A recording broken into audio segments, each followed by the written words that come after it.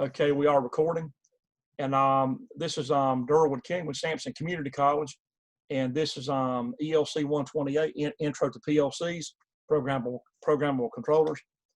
And we are continuing on tonight with students who are writing PLC logic programs for automated equipment and running their programs.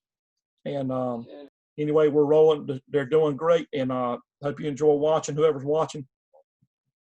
And if you want information about our program, then you can contact me at dking@sampsoncc.edu, and I'll be glad to answer any questions about our electrical classes or the industrial systems that includes mechanical and hydraulics, pneumatics, and other things, welding, machine shop, refrigeration. So we have a wide range of classes to offer.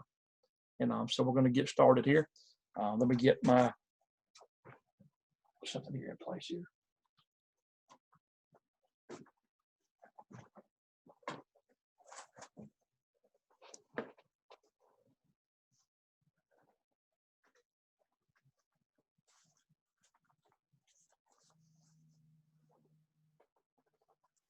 How's everybody doing tonight?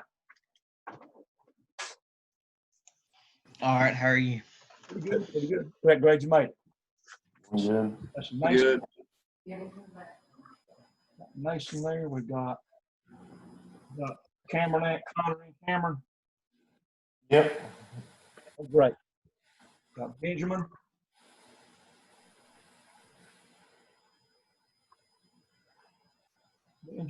We have Jamie Jones. Here it caps off. As you can see, this rifle scope dials in quarter MOA clicks. And okay, I've got everybody checked this in right now. Good. Good. Glad y'all made it.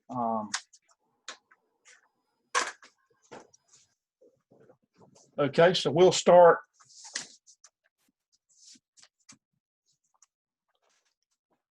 with whoever. If we back up to whoever has earlier things to check, why don't we do that? We got a new one to do tonight that I emailed everybody. Plus, I put it in Moodle on up and down counters. And but is there anybody that has anything older that needs to be checked? Durwood, I think I do. This is Jamie. Okay. I think you got some stuff that we ain't looked at yet. Right. Okay. I'm looking on my paper here. Forward and reversing for you. That's the only thing I see lab-wise that we hadn't seen running is your forward and reversing. Does that sound right to you? Yes, sir. Okay. Let me get my studio screen up.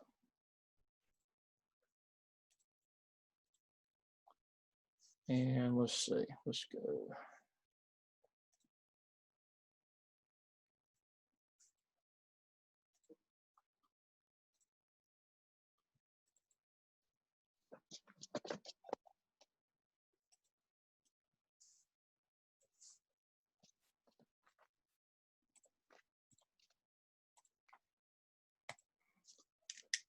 Okay, existing project. Gonna go to Jamie. And he's got his forward and reversing right there. You see it? Yep. Okay.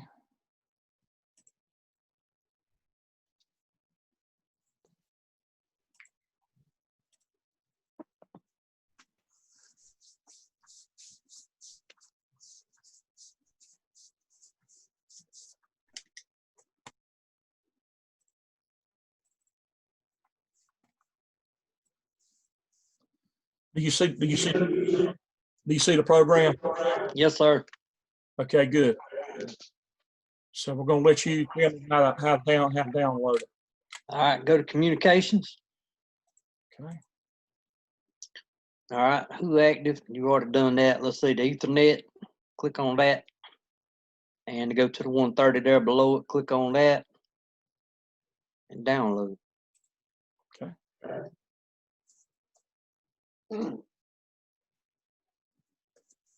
Okay, what it is, I've got a fault. PLC I got to clear first. I know why that is. All right. So let me, I've got to switch gears. I've got to go to another program to be able to clear that fault.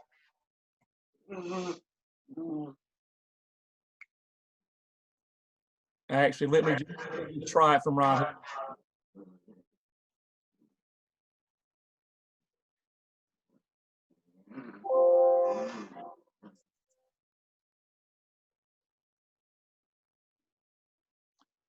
Let me just see if it let me go ahead and download that button, override. Okay, it's not going to let me do that. I know what I did. I've disconnected some modules on the PLC that I've been working with this afternoon, last night, and this morning, and I booted it up without those modules attached with a program that needs them. So let me clear that first. Let me back up and do something different here.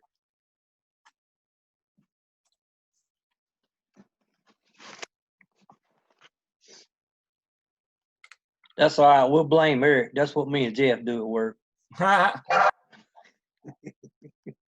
I'm about used to it by now. Go ahead. I've got a pressure sensor lab demonstration I was going to show you with an analog sensor, pressure sensor, controlling the VFD speed.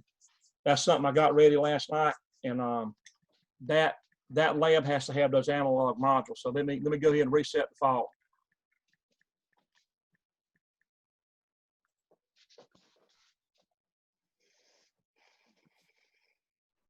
Okay, I'm online now. So now I can clear fault. Okay, I've cleared the fault, and I'm going to keep it offline that way. And now pull up your program.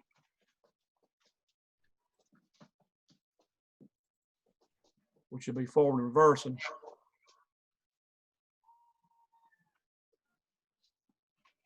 If I had tried, if I had tried to go to run mode, that fault condition would have came back. I had to clear it and leave it, leave it in program mode so that it would not trigger that fault again. And because I've got those analog modules disconnected so that your program will work quickly with this instead of us having to add those other modules in your expansion IO. Later tonight, we'll add those modules back in. I'll show you how you add more modules and set them up. So we'll try to do that later in the evening. Okay, so that's your program there. And now we're going to try to do the download, what you told me a while ago. And it should take it now. Yeah. Yeah, it won't download to a faulted controller. You've got to get online with it with whatever current program is in the processor. You got to get online with that program in there to reset it and to clear that fault. Okay, so that's good. So now let's get our camera, and so we're going to hit start or forward. Now, why do you think it's not engaging the starter?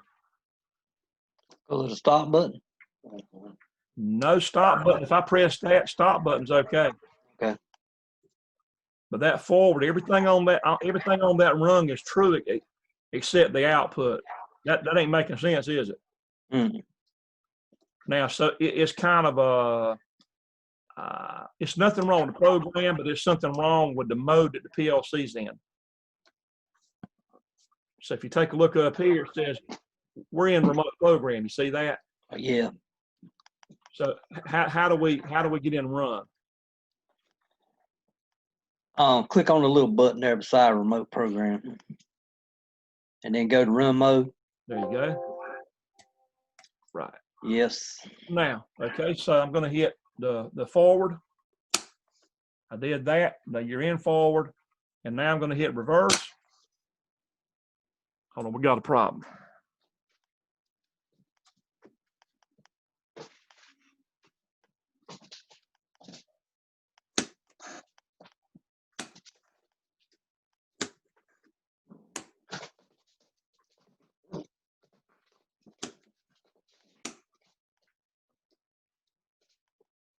Now, we had a little, we had a little, I didn't look closely at your program. You're missing something there. You see it?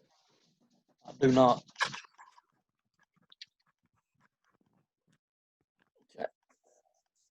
Yeah, I was a little too quick there. I was a little too quick there to hit the buttons. I need to examine the programs closely before we even download them. We've been on a roll. I've been going a little faster than I need to. So if you take a look into it, here you have an interlock here, Mm-hmm. right? Yes. That it allowed you to go forward because your reverse is not made. But look at here, I'm going to hit stop, and now I'm going to hit reverse. Well, actually, no. The problem is right here. Now we're in forward right now, running right. Mm-hmm. Now, what's going to stop it from going in reverse if I hit that button right there?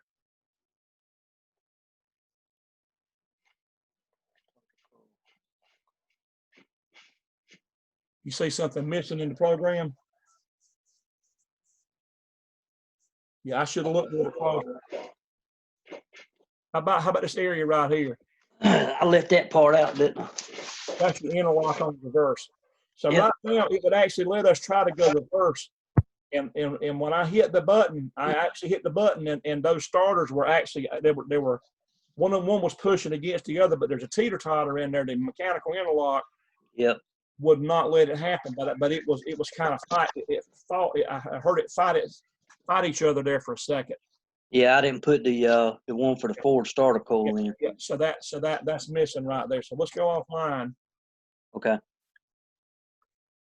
Now, can you tell me how to fix it?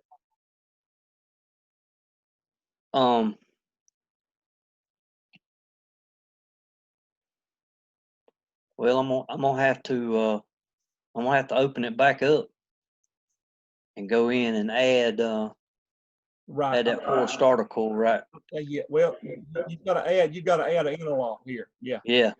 That's controlled by that forward. Right.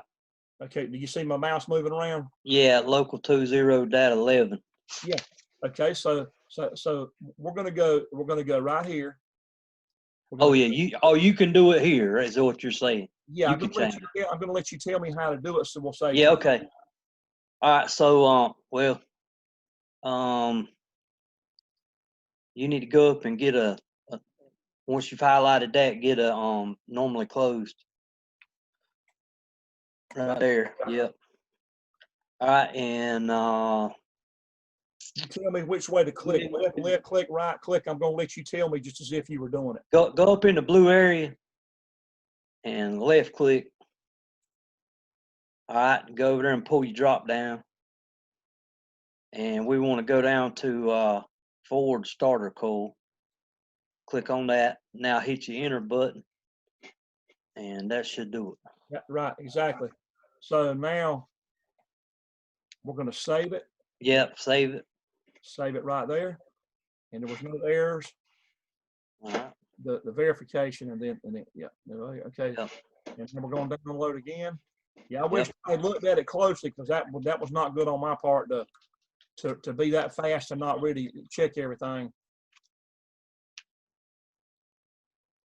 If it had been on a real machine, it would have made a louder noise than that. So Yeah, I can imagine. mm-hmm. Now it wouldn't have buck phases because mechanically it couldn't. Right. But it would have what you would have heard would have been you would have heard one coil fighting against another like on a seesaw on a seesaw like on a playground. You got two kids out there, and only one can be down and one up at a time, and that's what's happening inside that interlock module in the center of the forward and reverse. In the middle there, that little thin module in the center. Yep. Behind those contacts, there's a mechanical interlock inside there. And you remember seeing that the other night when I showed it? Yes, sir. Okay, good. So, all right, so we're going to go back to here. Now, that looks a lot better right there. Now, also, I'm going to look closely at all of your addresses. Yeah, I've been getting in such a hurry, I haven't been checking everything. 11, 4, 11, 7, 11, 12, 12. Okay. 11, 12, 6. Okay. That all looks fine right there. So let's go back to our screen here. And I'm going to hit forward. Hit forward. And while you're in forward, I'm going to try to go reverse. And now the interlock is doing its job. You see it? Right. But Yeah. did you hear that little chatter the first time I hit it? Yeah. Yeah. Now we hit reverse. Let me hit stop, and then we hit reverse. And now I'm going to try to go forward, and it won't, because your reverse interlock is actually preventing it. So that's good. And now we'll try the overload. So the overload would be here if I go here. And so that triggered your input. That's hold on. It didn't stay maintained. This little override here, if you don't go all the way far enough counterclockwise with the screwdriver, then you won't get the yellow indicator down in the window there. You won't get the. Let's see if I can get my. You won't get the indicator down in the window. Can y'all see that? Yeah, I see it in the little box. The little inside there's a yellow indicator in there. Yeah. And like right now, if you look on your logic, the data.12 was actually open on the top line. Now, look at what happens. I'm going to put my camera back on the blue button, and you watch when I hit the blue button, you'll see that contact. It'll reset itself. Now watch. You see my hand on the blue button? Yeah. Then you watch the screen. Here you go. 1, 2, 3, reset. You see that? Yeah, come back on. It came back on because it went back normally closed again out here on the overload relay. Well, I'm sorry, normally open. This portion here with the orange wire that we're using for a signal is a normally open right there. And so right now it's open, and you don't have voltage coming in on input 12. Therefore, that contact is made within the program. That's looking for an open input. It's looking for no voltage coming in on input 12. Right. So input 12 up here is not made. In the blue area, it's not made. So you can see.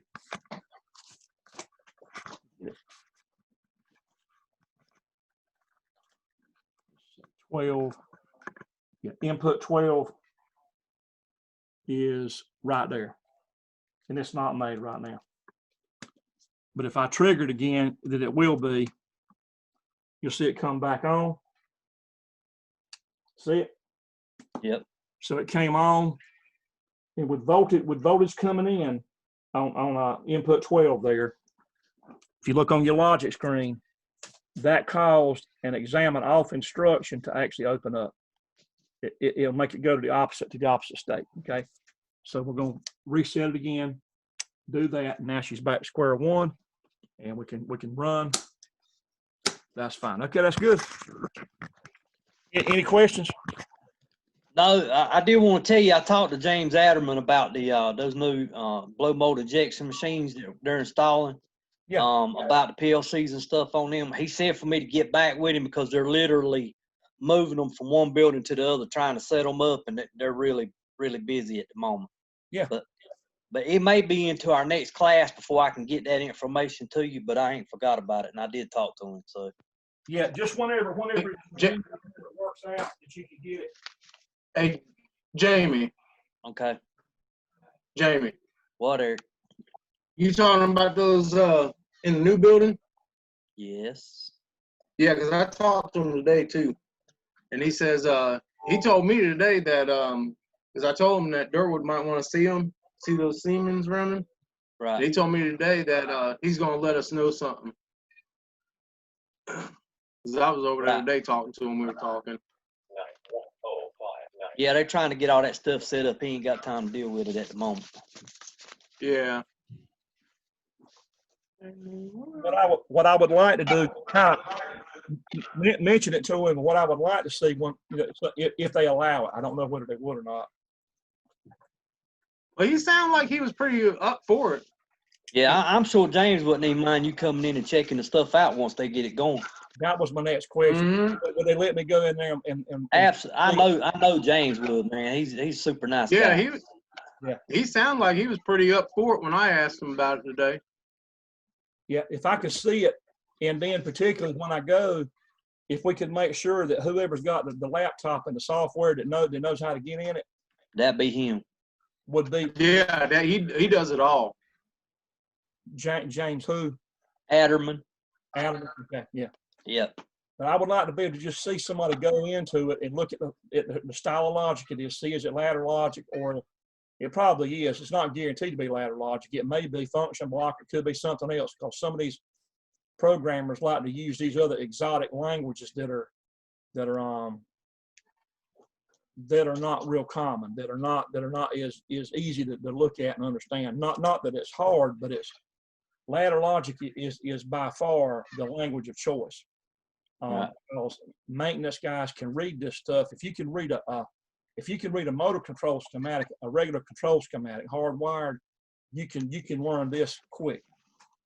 Because this language was designed to look like regular schematics, But I know at Schindler, that engineer there that writes their programming for the escalators, he's using structured text or function block. He's using something else. He doesn't use ladder, so which is going to make it harder for people to understand. Not that it's a lot harder, but it's just awkward looking. It's not as obvious to troubleshoot it, So Right. But anyway, and it's actually covered in our book. So any of you run into these other languages, then this textbook has got them in there. Like I just gave you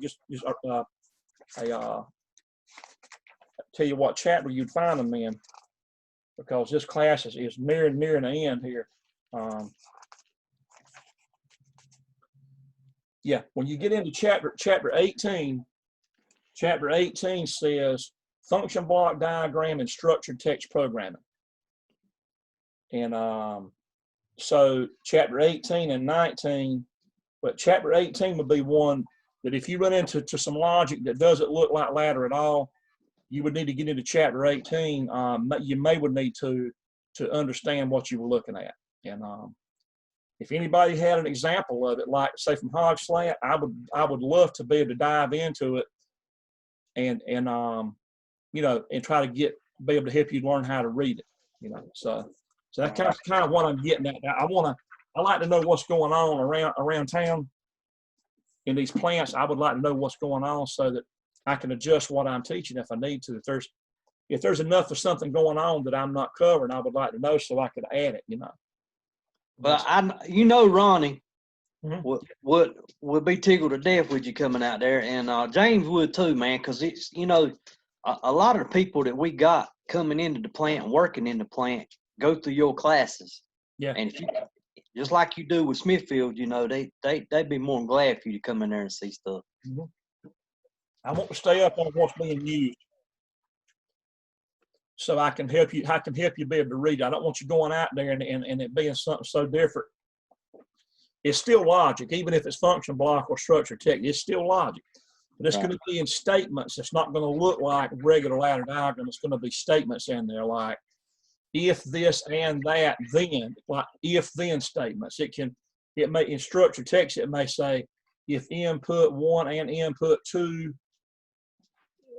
Then output. It'll be like in a word format in structured text. So it's still the logic functions that you learned in the very beginning, but it's in a word format, not in a graphic format, which I don't particularly like it. But I mean, it's still logic, But anyway, some of these engineers, they lean toward that stuff, but I don't know of anything you couldn't do in ladder. There's a ton of instructions that we hadn't touched on, a ton of them that you could do about anything that you could imagine with this stuff. So, but anyway, all right. So that's good, Jamie. Let me check you off. And thank you, Mr. Durwood. Yes, sir. Thank you. That was good, real good.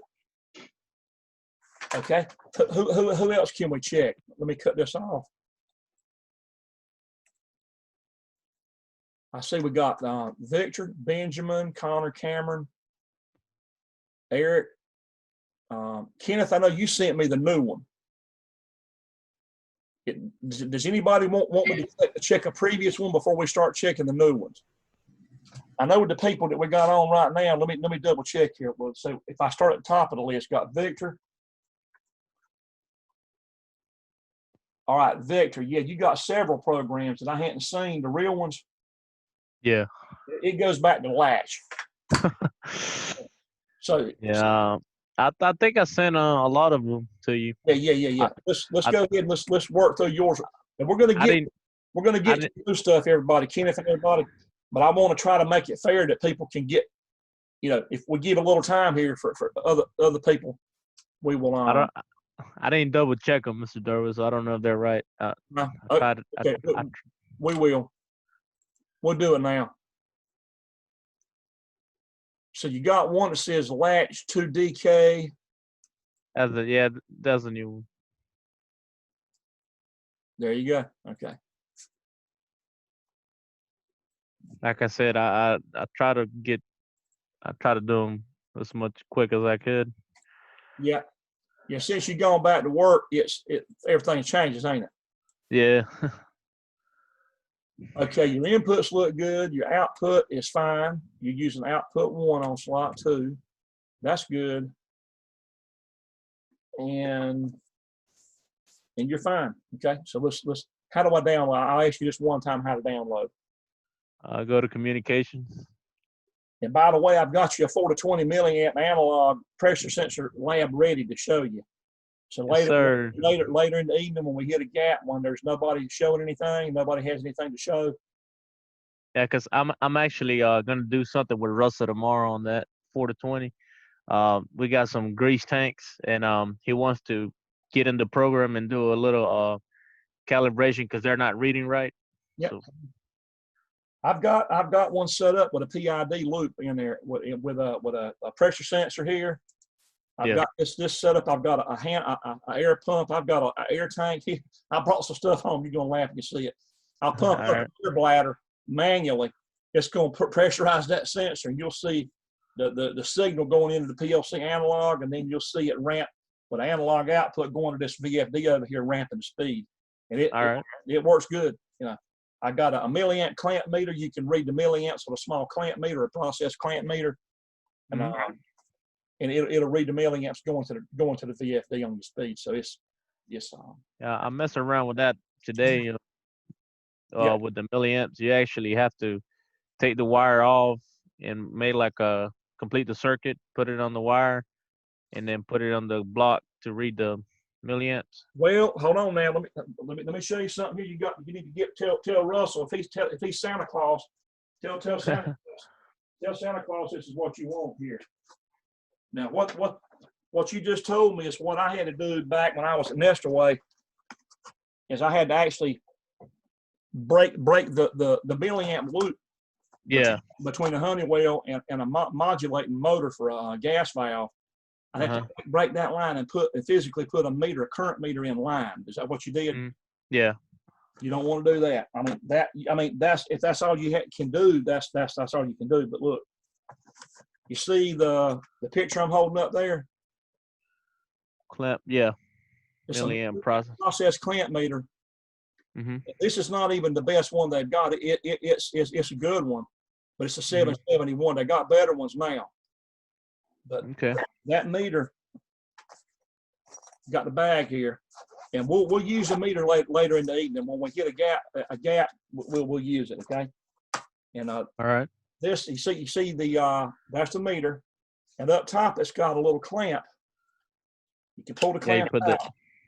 And look at that little hole there. You open that up and you put it around your 4 to 20 milliamp current signal, and it'll actually read DC milliamps. Okay. That's about a $500 meter right there. That's a high dollar meter because your average regular clamp is a lot bigger and it won't read DC. Most clamps won't read DC amps. This one reads DC milliamps, which is ultra sensitive. And that little clamp meter is, that clamp is super small. It's just for process milliamp signals for pressure sensors, flow meters, and temperature sensors and things like that. So mention it to Russell that to try to get you one. You don't break the circuit with this. You put it around the lead, and you don't interrupt the loop. You know. I sure will mention it to him, see what he says. Right. I mean, you need that. Yeah, he asked me yesterday because I had to go do some like where was I taking classes at? I told him before, but I told him with Mr. Durwood. Yeah. He told me to stick around and learn some stuff. Yeah. So you can also squeeze it with it actually snapped into the meter. See that? Yeah. But it's ultra small on purpose so that you won't put it around a big wire and overload that little lightweight magnetic field that's in here. Yeah. It probably wouldn't hurt anything, but they make it little on purpose that it's just for analog signals. It's not for checking motor lead current at all. No. So, okay. But it works great on the sensors, checking sensor, the milliamp level on the sensor, plus on your VFD speed signal going to the VFD. It works great on that. So, All right. I wished I had one back when I was at Nestle, man. We didn't have it. I had to break the circuit like you did and put and tie in here where I'm pointing at. I had to that milliamp. You had to tie into the milliamp jack here on a meter and actually break the circuit and run the milliamp signal into here and then out back to the place where you broke the circuit. And that's the same meter I use. He got one in his office. He told me to go get it. Yeah, the same one. Same one. 15. Yeah, you got. Yeah. Great. It's a real good meter, and and again, it does have the milliamp jack on there.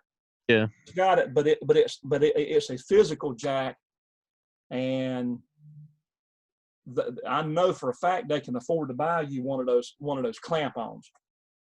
I'm surprised. I wonder, does anybody there have one? I mean, I'm surprised he didn't have one. Well, he got like his stuff in the office that we can get, but then he got some stuff that's locked up.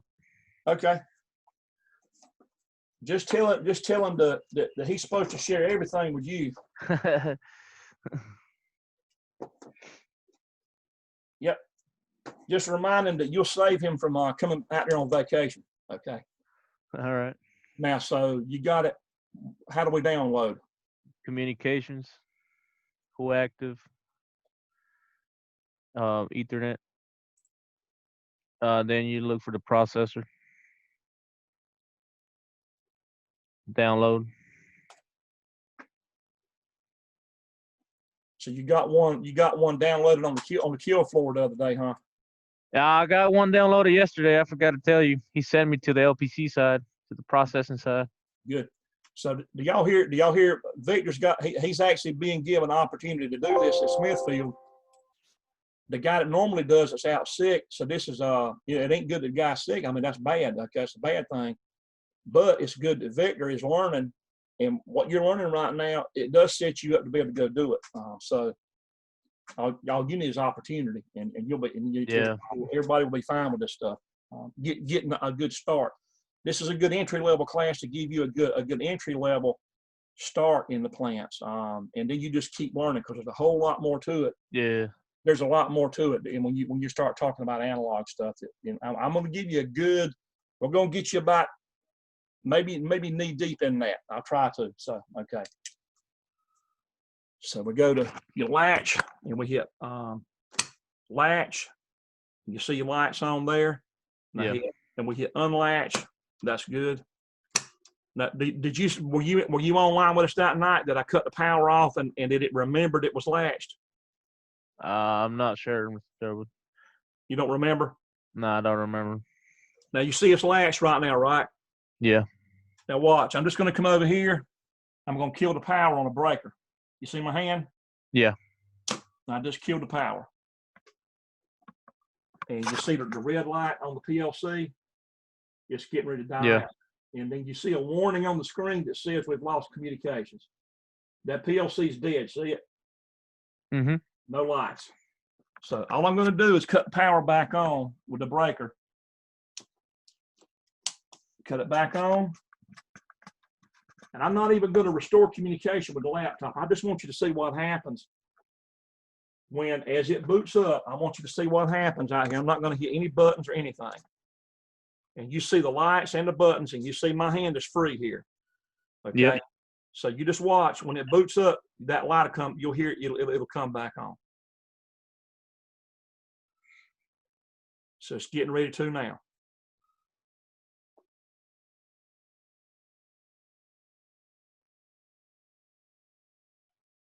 Right about now. You see it? Yeah, I see it. It came back on. I didn't touch anything. So that's the caution there, is that you don't want to use it on things that's motion type devices, presses and cutters and saw blades and all that you're using out there. Mm-hmm. You could use it on pumps. Waste treatment would be a good place to use this. Yeah. It will cut things back on automatically where it left off. Mm-hmm. You wouldn't have to go back there and restart things. It would actually do it for you. So pump systems and lighting is good for it. All right, so that's good. And I'm going to hit OK to establish communications again, so we can, because it lost it with the laptop. So there you go there. Wait a minute. We got to go back online again.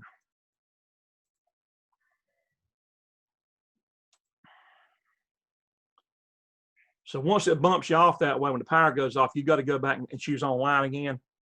Mm-hmm. There you go, off, and then latch, and then unlatch. So everything's good, okay? That's great. Let me check you off on that one. Let's check your next one. I know you sent me about 3 programs? There might have been 4. 3 or 4, I'm not sure. Right, okay.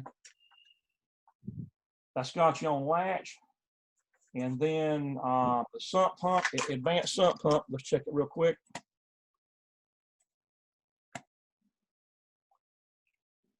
There.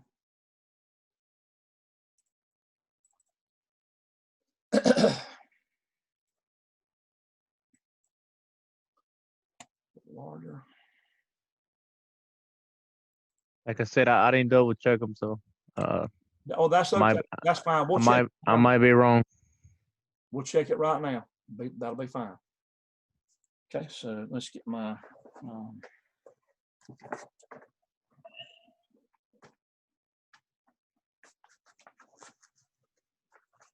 okay.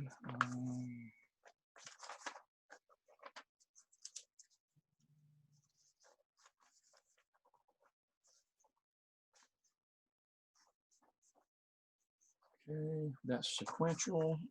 Let's see. Okay, I got it. Okay, input 2. Yeah, we got a problem. Yeah.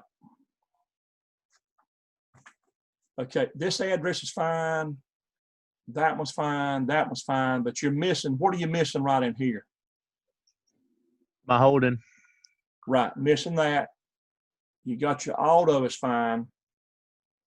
Your float's fine.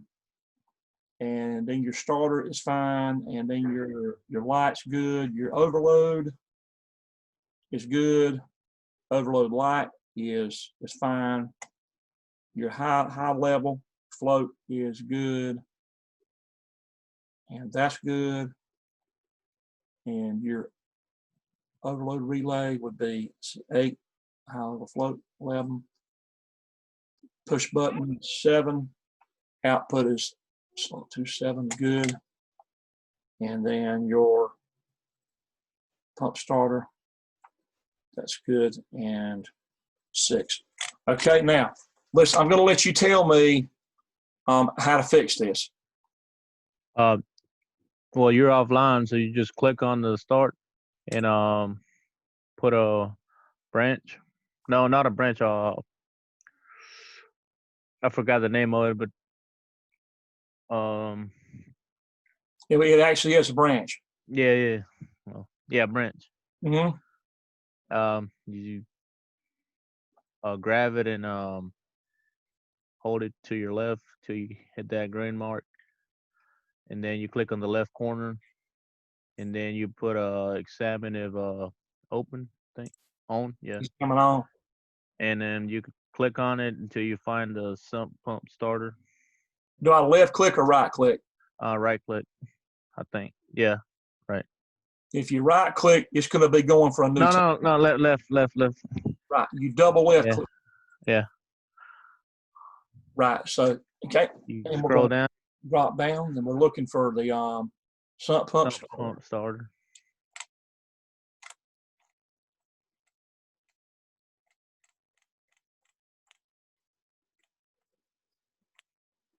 There it is.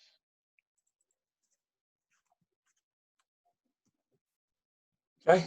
And we're going to Yep. save and download.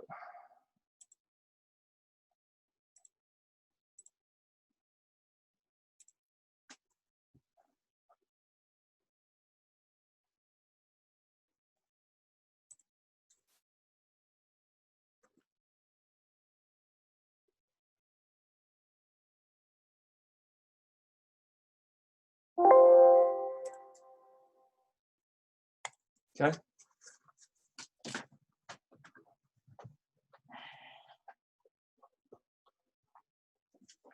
Okay, so let's get our camera in view. We're going to go hand. Hand is good, and let's go start. That's good. And now while it's in hand like that, we can still check this even though it's not being used right now in hand. There goes your float. Now your high level float, you trigger that, and you're getting that, your warning light plus the horn. Now, if I drop it, then I've got to go to reset it over here. That did that. And then we start it again, and we can check the overload. So go down to here and trigger the overload. You get the other yellow light, and then I have to hit the blue button to clear that. So the blue button will clear. It cleared the light, but it didn't silence the alarm. You got to silence the alarm manually. And now let's go to auto. Auto is there, and let's take our regular float. That's going to run the pump on its own in auto, and then we take the high level float and flip it up, and now it's kicked us out. But when I drop the high level float, it's going to kick right back on the starter wheel, pump wheel, but the alarm's not going to cut off until you go silent. So that's good, very good. You're floating the plant to where you're working waste treatment too, aren't you? Yeah. I used to kind of live in waste treatment. Not all the time, but man, I spent many a day and night back in there. I don't know why there's a lot of issues in there. I don't know why. I guess the chemicals. I don't know. Right. And that's one thing I was telling y'all about the meter. That meter I showed you, that I sent you a picture of. This meter right here is actually perfect for waste treatment. That meter's waterproof and chemical resistant. It's a Fluke 27. Now the newer one, if I was going to buy one nowadays, I'd buy a Fluke 28 Model 2. So it says Fluke 28 with two lines beside of it, two eyes, from like a Model 2, because the newer one's listed as true RMS. But this thing's made out of ABS bumper plastic, like on your car bumpers, and you can tell it's been through a lot of mess. But you can get them safety yellow color, or you can get them gray charcoal. But the yellow, it works good. But that plastic is the same stuff they make car bumper. It's ABS plastic. Okay. You can drop this thing 10 feet. It's rated for a 10-foot drop, but they say it won't mess it up. And it's good for 3 foot underwater. And I've never submerged it, but I've had a lot of splashes on it to where, open up washers and things at the plant and washer stages. You have water going everywhere. And this thing's got O-ring seals all the way around it like that. The battery compartment has got O-ring seals around it. The selector's got it's completely O-ring sealed. And it's waterproof, and it'll cost you, the newer ones around between $400 and $450 depending on where you buy them at. And the newer ones have frequency on them. This one doesn't read frequency, but the newer one reads frequency and capacitors. So it checks capacitors on single phase motors. and also diodes, rectifiers. I know you got some rectifiers at your plant, but I would recommend getting something like that for, you know, for your environment. It'd be worth it. Okay, so Durwood, I have a question. If yeah, you have, I was making that next up down conveyor, and with the GRT, yeah. I was trying to label some of it. And I got the conveyor count zone 1 in, but where it has 0 on the picture, I'm not able to get a 0 in that field, that area, because it won't allow me. Okay, go ahead and do a screen share. I cut mine off, and you can do a screen share. Will. Yeah. Yeah.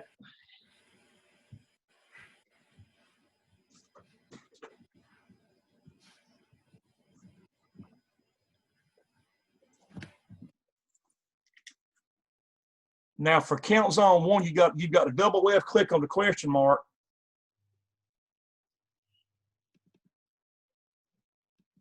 No. Now you're supposed to be able to do a drop down. Is it supposed to be source A or B or? No, look, it's supposed. If you look on the program, it's supposed to be the accumulated value of the counter. So if you go, I'm going to hold it up. I'm going to hold it up to the camera here. It's supposed to say conveyor count zone 1.ACC. You see that?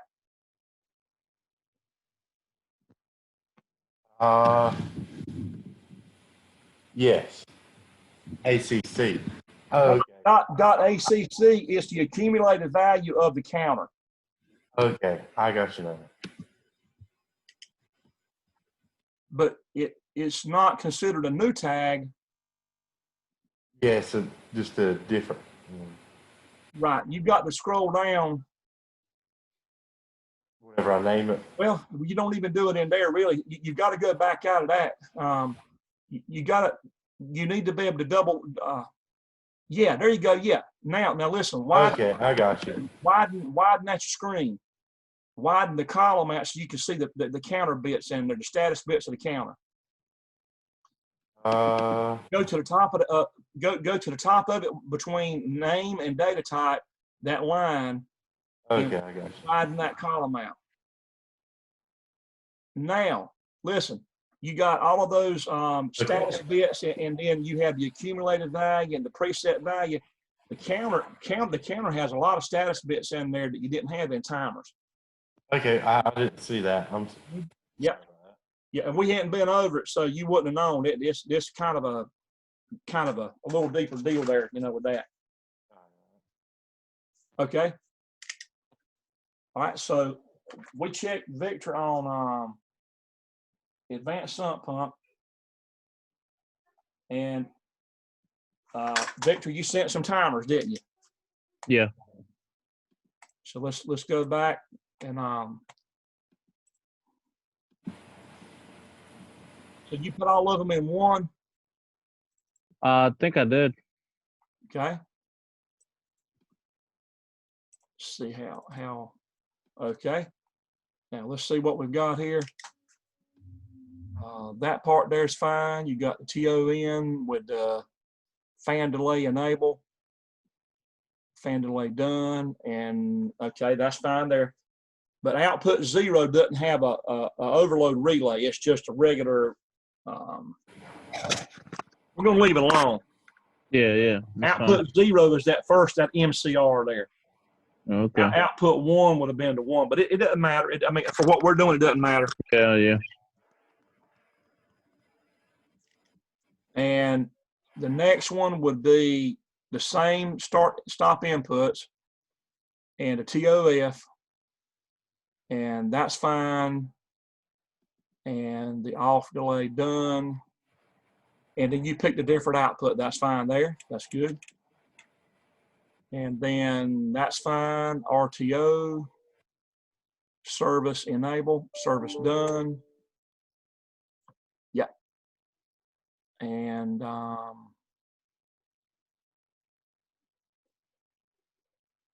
that one right there for the reset push button.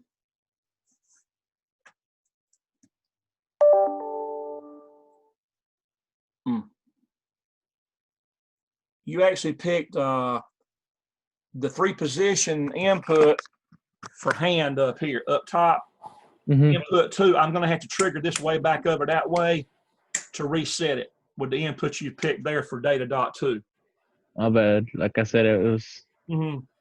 We can still use it, but just that input is actually part of that 3-position switch. It's that right there would be let's see if you go back to the, let's go back to wiring for the HOA. Yeah, you see input 2 and 3 on the HOA switch. Yeah. So I've got to flip it over to hand to get input 2, and I can do that, and we can just, you know, we can still check your program like that. Yeah. Or I can let you tell me how to fix it. It should be input 7. Do you? Okay. Just click on it and edit. Right. Edit. Then location alias for. One input. Look, yeah, data input, and you said it was 7, so click on 7, then okay. Now that'll work fine there, and that's good. So we'll save it and then download.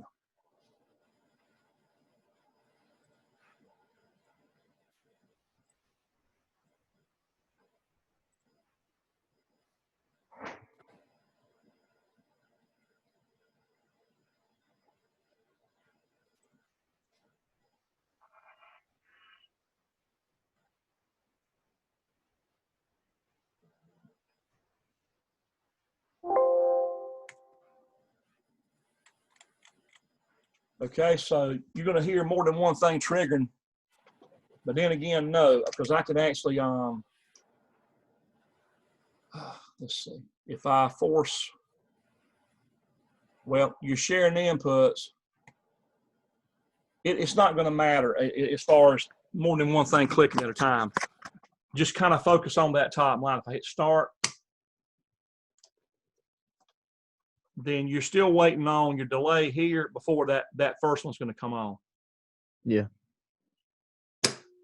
So that was for that one. Now for the off delay, when I hit the start button, it gave an automatic start there for your fan. That was the instant start, if you noticed that. Yeah. And it hasn't started counting yet. No, Now when I hit stop, it's going to start counting, and it'll give you a delay before it shuts off. So I'm going to hit stop right now. So I hit stop, and now it's counting, and then when it hits 10 seconds, then that'll shut off.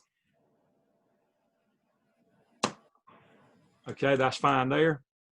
And the RTO, while we were doing all that, the RTO timed out. It finished up. It turned on that output, but it's not going to reset until I do what? Hit that reset push button. The input 7, I hit that, and then it's going to clear that one. That's fine. So they're all 3 good. That's good. Let me check you off there. I didn't ask everybody to put them all in one. I didn't want to I want everybody to focus on one thing at a time, and it not be you know, to be too much. But that was fine there. Okay, and then you have the sequential control for 3 starters. Sequence motors. You have one that was a little newer there, 151 AM. Try that one.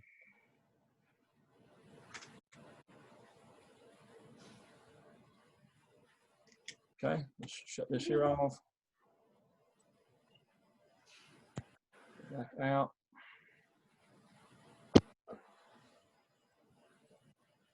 Okay,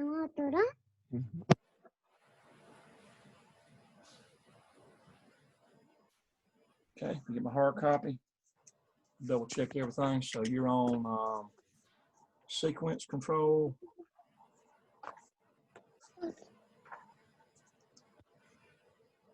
And you've got input 0, 1, and you have 7 there. Output 1, output 4. Holding contact of 1. Then your delay for motor starter 2. That matches your timer. That's good. And then that starter would be output 2. The light would be 5, and it starts another timer. That's good. And then you have that timer times out done, and you have this. Starter 3 is output 3. Your light is 6. Your overloads, your input 8, 9, and 10. And your output for the horn would be 7. And when it triggers it, okay, that's fine. That's all good. All right, download.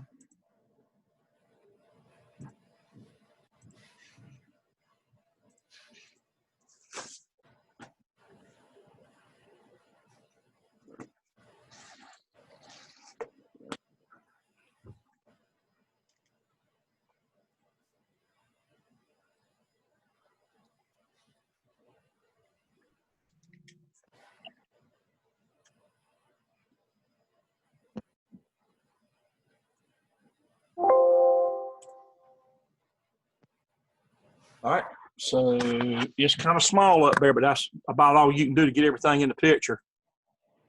So here we go. I'm going to have the camera out where you can see all the lights and hear everything clicking. So we're going to start that. The first one starts instant. You see your timer timing. Yep. Got your second one. All right, you see all the lights on, you hear all the clicks. Mm-hmm. So let's try your overloads. That's fine. Start them again. Trigger the next overload. That's good. Start them again. Trigger the third one. Good. And you're good. All right, that's it. That's good. Any questions? No, sir. Okay. Do you know of anything? Do y'all start any motors up like that in a sequence at your plant that you know of? Yeah. The processing side, there's several spots where everything is synchronized on the line.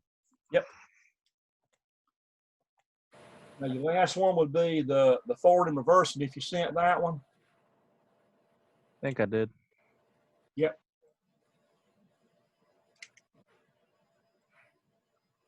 And whoever else wants to get checked, be ready to say the word, because we'll go right straight to somebody else.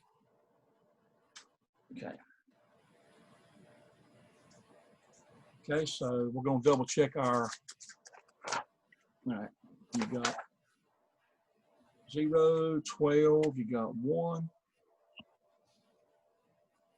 and you have output 11, output 4, 11, and then that's not that good. Reverse is 7, output 12, link to there, 12, 12 here, 11, which is cross-reference there, output 5 for yellow, and okay, that's fine there.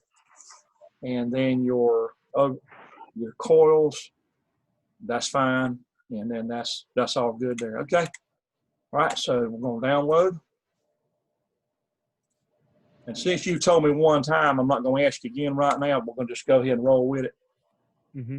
I don't want to. Everybody's time is valuable. We'll try to respect everybody's time and move forward.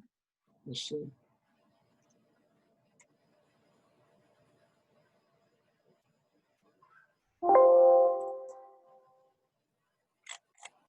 Okay, so let's get our camera in place. And so we hit forward.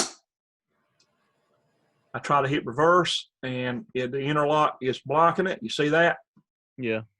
Okay. There, hit reverse. And now I'm going to try to hit forward, and your reverse interlock is doing its thing, blocking it. Good. And then if we check our overload,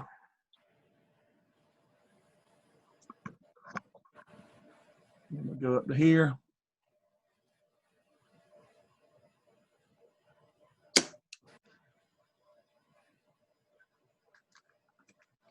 And you have your yellow indicator down in that hole, if you can see that. Yeah, I've seen them. That's on a Allen Bradley Yeah. E1 Plus that has a yellow indicator in there. You see your screen on. Yeah. We got some of them. Another thing on the side of these, I'm going to see if I can get the camera in there. It's going to be hard to.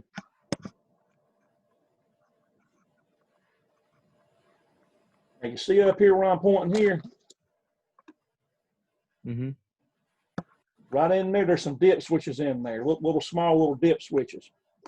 Let's see if I can manage to get down in there. I'm going to try to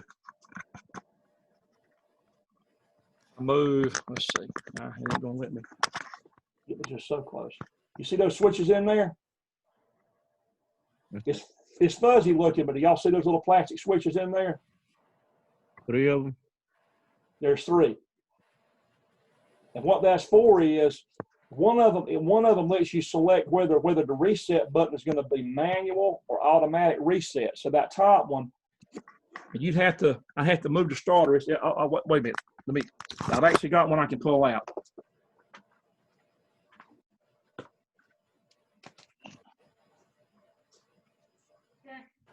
I don't think we went over this in this class.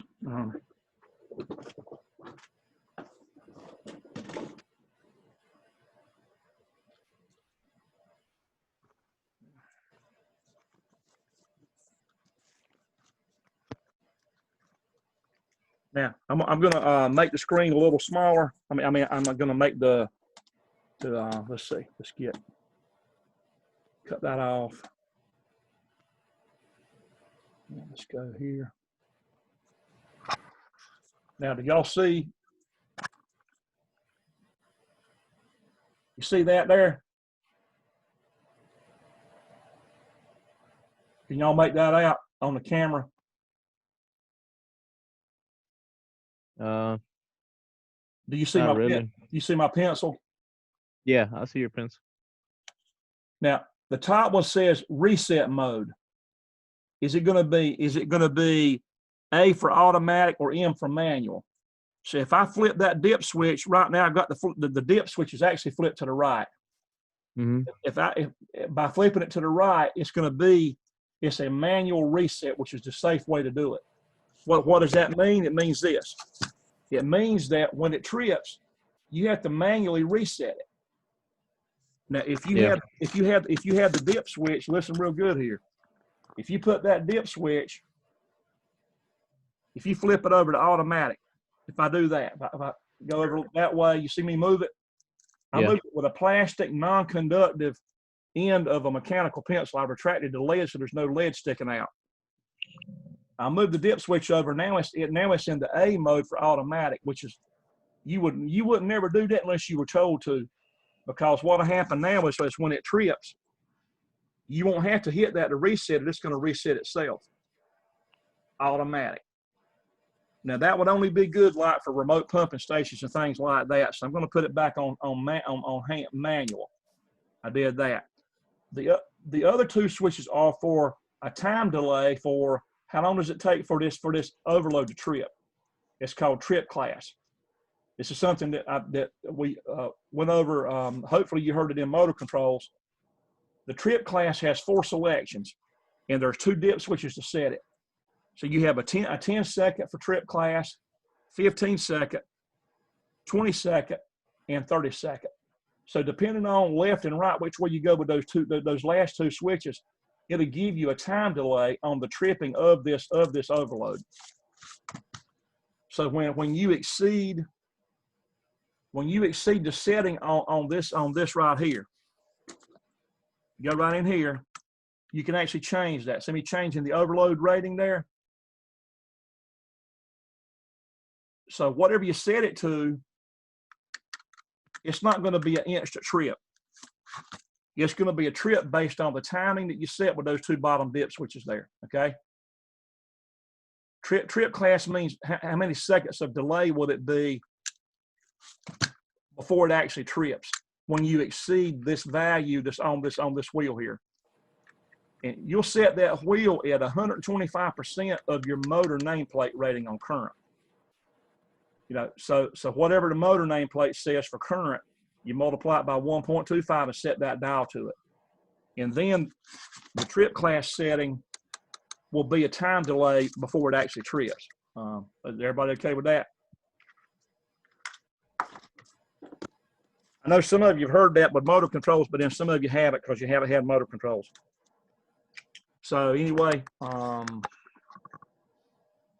let's go back to your logic.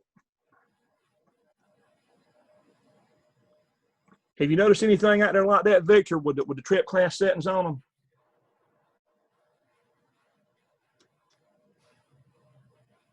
Now I'm going to reset. I haven't. Usually like when it trips out, we actually want to know why it tripped out. Right. Yeah, you do want to know. So I would leave it in manual. But as far as the delay settings, I mean, have you ever noticed that on any of them? No, I haven't. To be honest with you. The Allen Bradley's the only one I know that's got those dip switches in there. The Snyder doesn't have them, and I've never seen any other brand that had them. But the Allen Bradley has got it. You know, but you got to go to the side to see it. You would never know it from the front. See there, you don't have any delay settings there. It's actually on the side of it. Yeah. I'll check that out tomorrow. We got plenty of those. This would come in handy. Instead of you cranking the amps up higher, you could actually set the trip class longer to maybe 20 or 30 seconds. Mm-hmm. Instead of turning the amps up. I wouldn't turn the amps up. I'd just give it a little more delay time if you got those switches on there. Okay. Okay. All right. So that's good. I got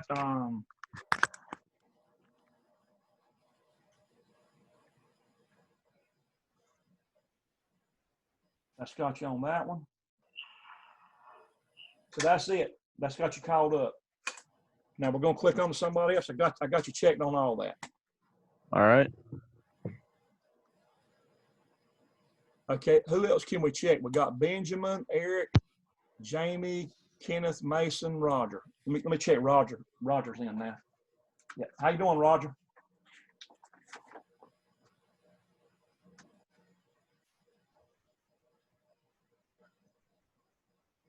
Let's see, Benjamin. Got him in there.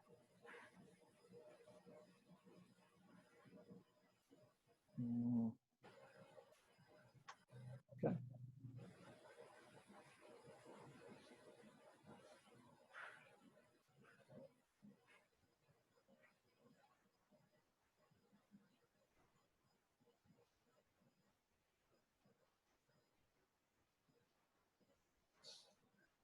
Okay, can I help anybody? Let me check here on the records and see what may be due by anybody that's in session now. Connor and Cameron are completely called up.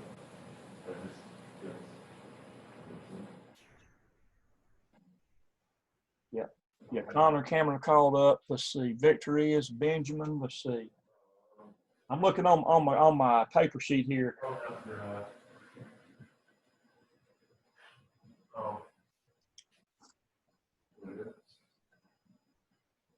I know Eric's called up. Jamie, I believe Jamie's called up too.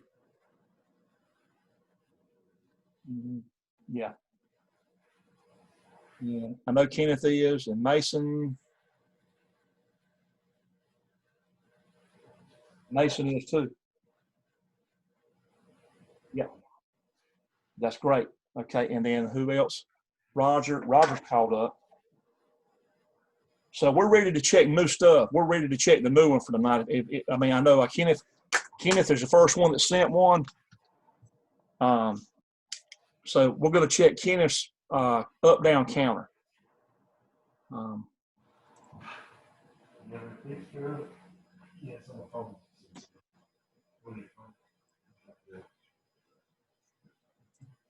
It's actually on.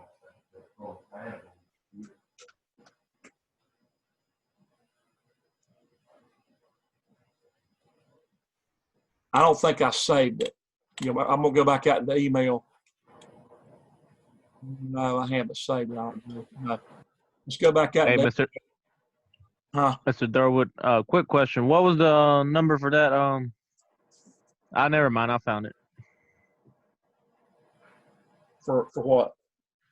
No, the milliamp process clamp meter. I found it. It's a 770. 771. Yeah, I found it. Yeah, I found it. Now, I mean, this one here runs around $450 for this one here right here. Yeah. But honestly, what I would do is, since they got deep pockets where you are, they got a lot of money, man. Go for the highest model you can get. One of them models actually has built into a milliamp generator that you can actually inject a milliamp signal into a system to do calibration, like on a valve or something like that, or on whatever. Yeah. You can actually put a milliamp signal and generate it and use the meter to actually inject it into the system instead of having to have a real input to go through the range. You can do it from the meter. Yeah.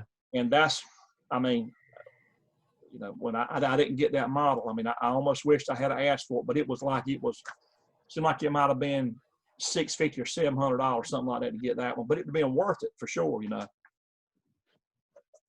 But there's not a lot of meters around that can read DC milliamps. You got to have an automotive type clamp meter to read DC amps in most cases, or if you work on forklifts, most of your clamp-ons in plants, most of them, you go to Lowe's and get one, there's probably not even one in there to read DC amps. Probably not. I mean, there may be, but there may not be. There probably not. So, but this is going to save you from breaking the loop and having downtime when you break that loop. So, okay. All right. So, Kenneth. Yes, sir. And at whatever point in the night that we get everybody checked, then I can show. We can go to add the analog modules, add them in, and then I've already got a lab ready to show you how PID works with a pressure sensor. So we're going to go to the email.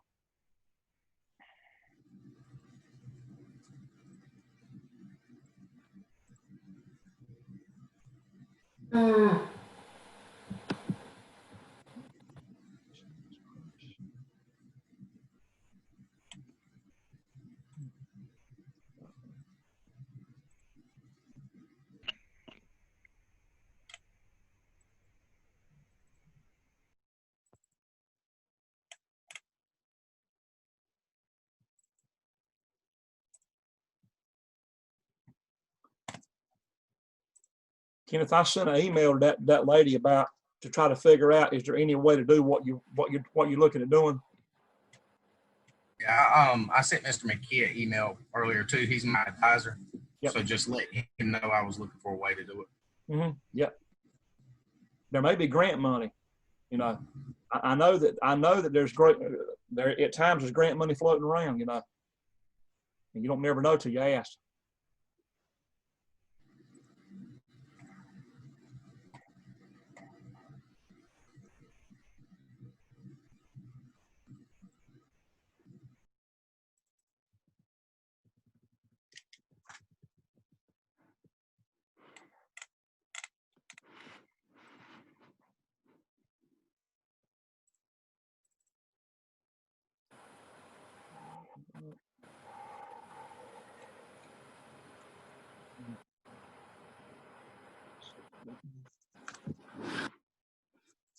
I'm gonna check it real careful here. So your entry limit switch, or it could be a photo eye, like where you're at Smithfield, Victor, it would be a photo eye, not a mechanical limit switch, but it would be a photoelectric sensor that sees the shackle that's got the hog hung on it, right? Yeah. So are you looking at shackles, not hogs, right? Or are you looking at hogs? We're looking at both. Okay, Nail hogs, keep a count on the shackles. you Like on the can't. gambles. Yeah. Okay, good. We used to count shackles because after so many rounds of a chain loop system, you would count. There were so many shackles in the chain loop. That was programmed in with dip switches on a lubricator. And after so many whole revolutions of the chain turning around, so many hundreds of thousands of revolutions, it would turn the lubricator on and it would spray the chain. It would spray the bearings in the chain automatically. And it would do that. It would do that for a whole revolution of that chain loop on the overhead, like what you have for your hogs. And but we were counting product as far as or carriers. We were counting carriers that went through that had dishwasher racks hung on them, where you would be hanging hogs on them. The carriers themselves are being counted. And yeah. Okay, so input 4. And that's count zone 1. And the CU is the count up bit that's within that. You have to open search for that count up bit. Just inside of this 5. And then the exit limit switch or photo I was there. And you have the same count there. When you do a count up and count down, you use the same exact tag. That way, whenever, when the one comes in, you see this accumulated go up, that accumulated also goes up too. Both of them are going to be identical as they go through. But this one is going to actually make it count down or decrement. This one makes it count up or increment. So they call, in chapter 12, I sent everybody the PowerPoint, which whoever has the book would have it. But to count up would be the increment, and the count down is called decrement. And so we got those two limit switches there, and then the picture I sent you shows a conveyor belt, and that's good. The CD bit is a countdown bit. So every time it counts down, that bit goes true, and it's going to turn on that red light there at output 6. And then also when it counts down, when it's done, the DN is for the done. When that counter reaches a preset of 7, then the done bit comes on, and then it's going to say that conveyor, that zone is full. Output 4 comes on, and also the same done bit when it hits 7. And when it's 7 or above, now it can go above 7 if something goes wrong. If the products are not prevented from coming into the belt, we got something in the program that's supposed to stop it right here. The conveyor entry stop gate solenoid is supposed to imagine having a gate that would stop the product from coming into that zone.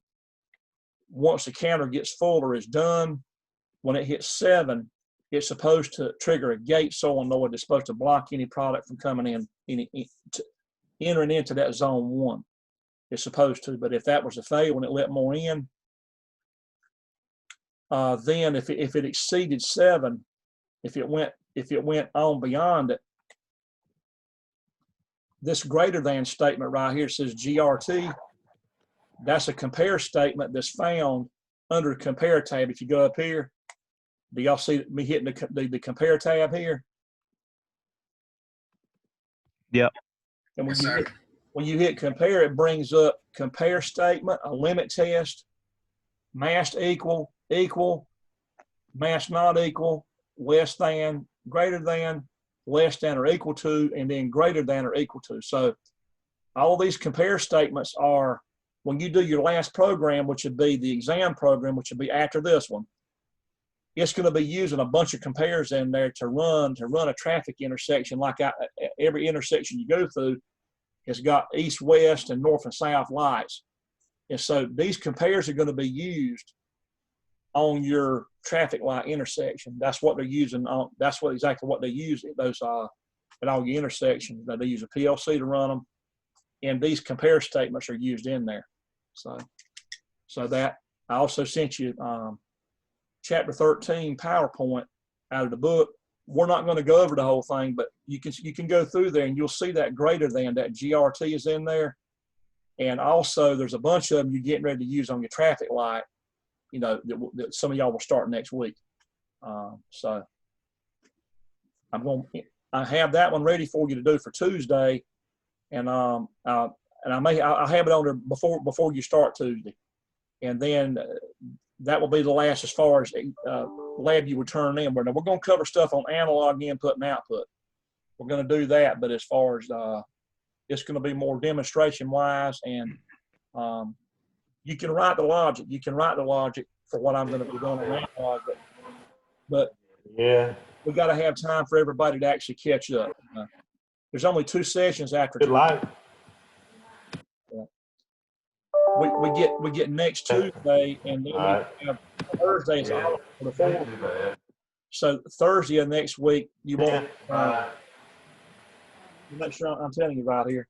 So the CTU and the CD, are they different? Like they're not related, right? Yeah, they're the same.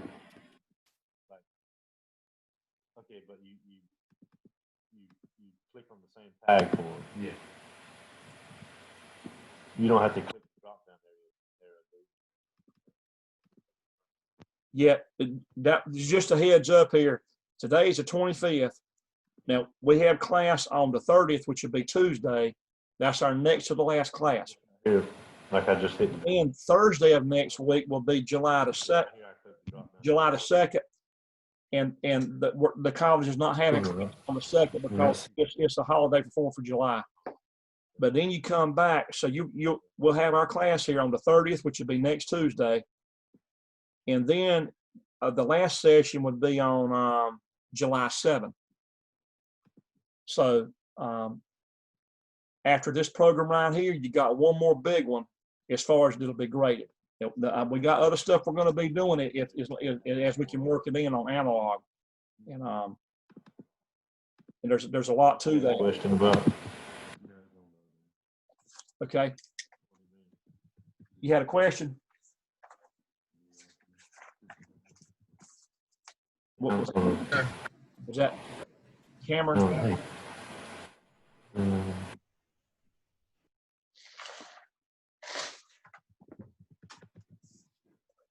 Did you have a question, Cameron?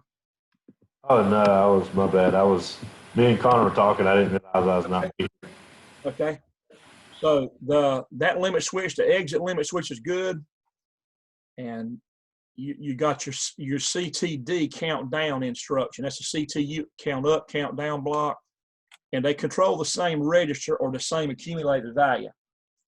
So that accumulator right there, you're going to see it actually track each other, no matter whether you trigger an entry or exit product. And let's see, I've already been over that part. I'm repeating myself too much.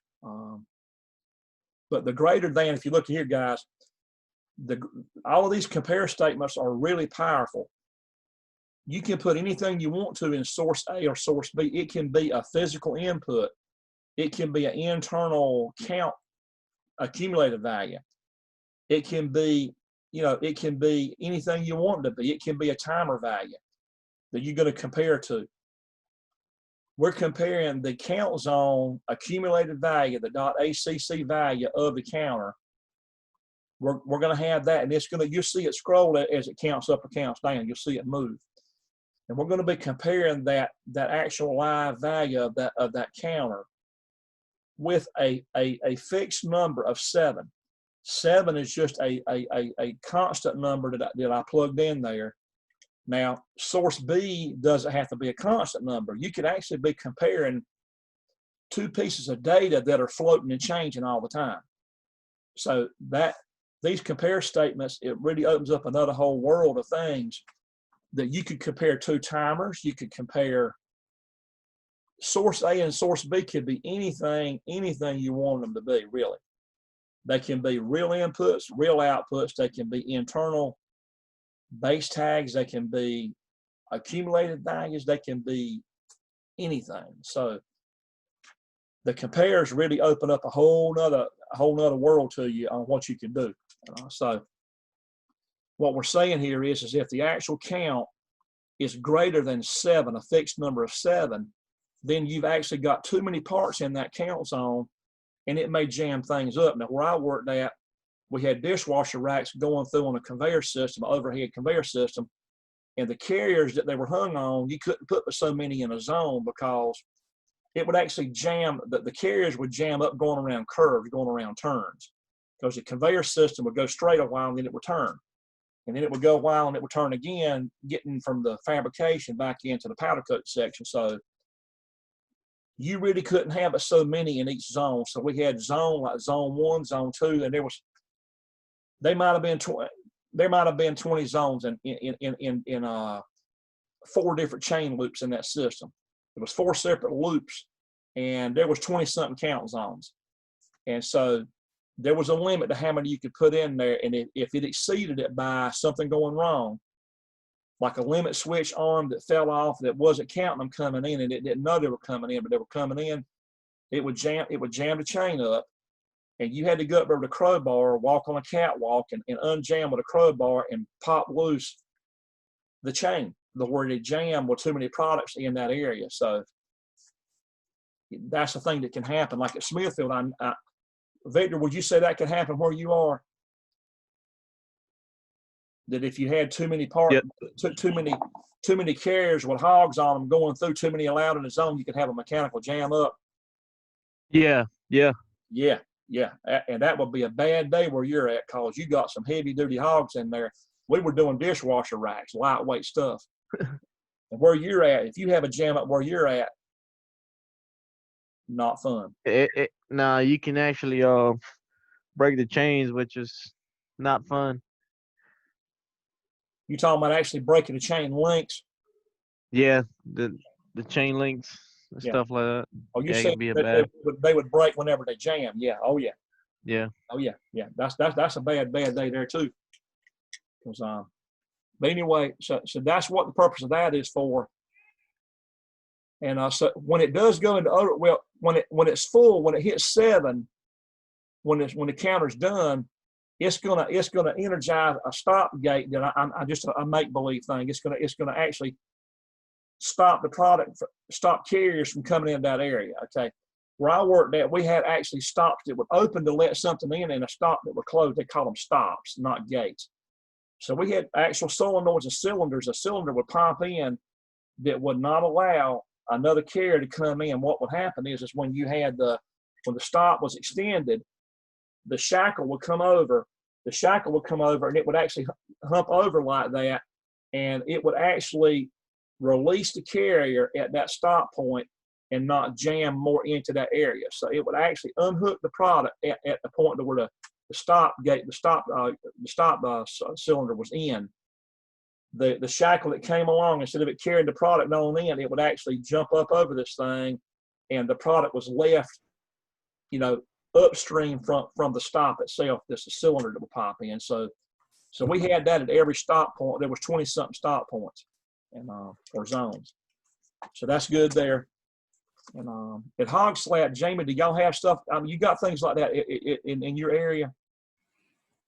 You might say, Yes, oh, sir. we didn't shoot a group at 50 yards. Well, we did shoot a group at 50 yards. Like I said, you do want to confirm. So you got stops and stuff on your paint line, Jamie? Yeah.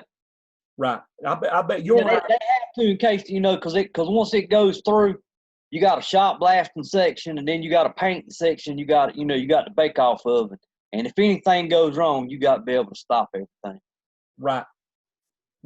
So you got count zones. You're just like what we're talking about, don't you? Where you're having that, you only allow so many in.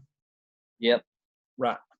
So this is a very real thing. Those of you that hadn't been in the plant and seen it, it's used everywhere that has conveyor systems, whether they're belts or whether they're overhead chain systems with hooks on them, where products are being carried through on hooks with an overhead track system. So it's used a lot. And your output for your overfull would be that output 9 yellow, and then the horn's going to be output 7. Your reset is input 7, and it's going to clear the conveyor counter. Now, you may wonder why would you want to manually clear that? Well, for this reason here. Let's say, for instance, that you've got a entry limit switch and an exit limit switch. And let's say, for instance, that the entry limit switch is an actual limit switch with an arm on it. And let's say the arm gets loose on that limit switch and the arm actually flops, comes loose for its trigger so many times, and the arm actually gets loose and just flops down. Products are coming in and they're not being counted by the limit switch. So you get a bunch of them in there and your count zone is way off. It's jammed and full. And the PLC doesn't have a clue how many's in there because the limit switch arm actually got loose and fell, or maybe if it's a photo eye, maybe the photo eye got clouded with dust or gunk and could not count and see. Because if a photo eye, it's just like if our glasses get dirty. Photo eyes on lines, if they get clouded with grime and things, then they're not gonna be able to go on and off and trigger the counter in the program. They may stay blocked to where the photo eye says, hey, I've got a part, but it never does release. And if the counter doesn't see a trigger and off, it's not gonna advance until it sees a trigger on, trigger off, and then another trigger on for it to go to the next count. So counters have to be triggered and off and triggered and off. And photo eyes, if they get gunk on them again, that's just something that can throw the count off. And you could go in there manually and reset that and then go in there. You could let the zone empty out, let all the parts leave that zone, and then hit the reset button, and it would correct the count zone. It would put you back at 0 if you just let everything go and let that area empty out. We had to do it a couple times a month where I was at. Something would go wrong with a limit switch arm or a photo eye, or the photo eye bracket may work loose and drop. You know, all kind of stuff can happen. Okay. So that looks good, and let's go smaller. And I'm not going to explain all this again because I've already said it one time. Okay, you see everything now. How do we download it? Communications. Okay. Who active? Ethernet. 130, 130, 130. Download. Okay. Yep. Yep. Again, on explaining these new labs, I'm going to do my best to say it at one time, and if anybody misses it, they can go back and watch the recordings.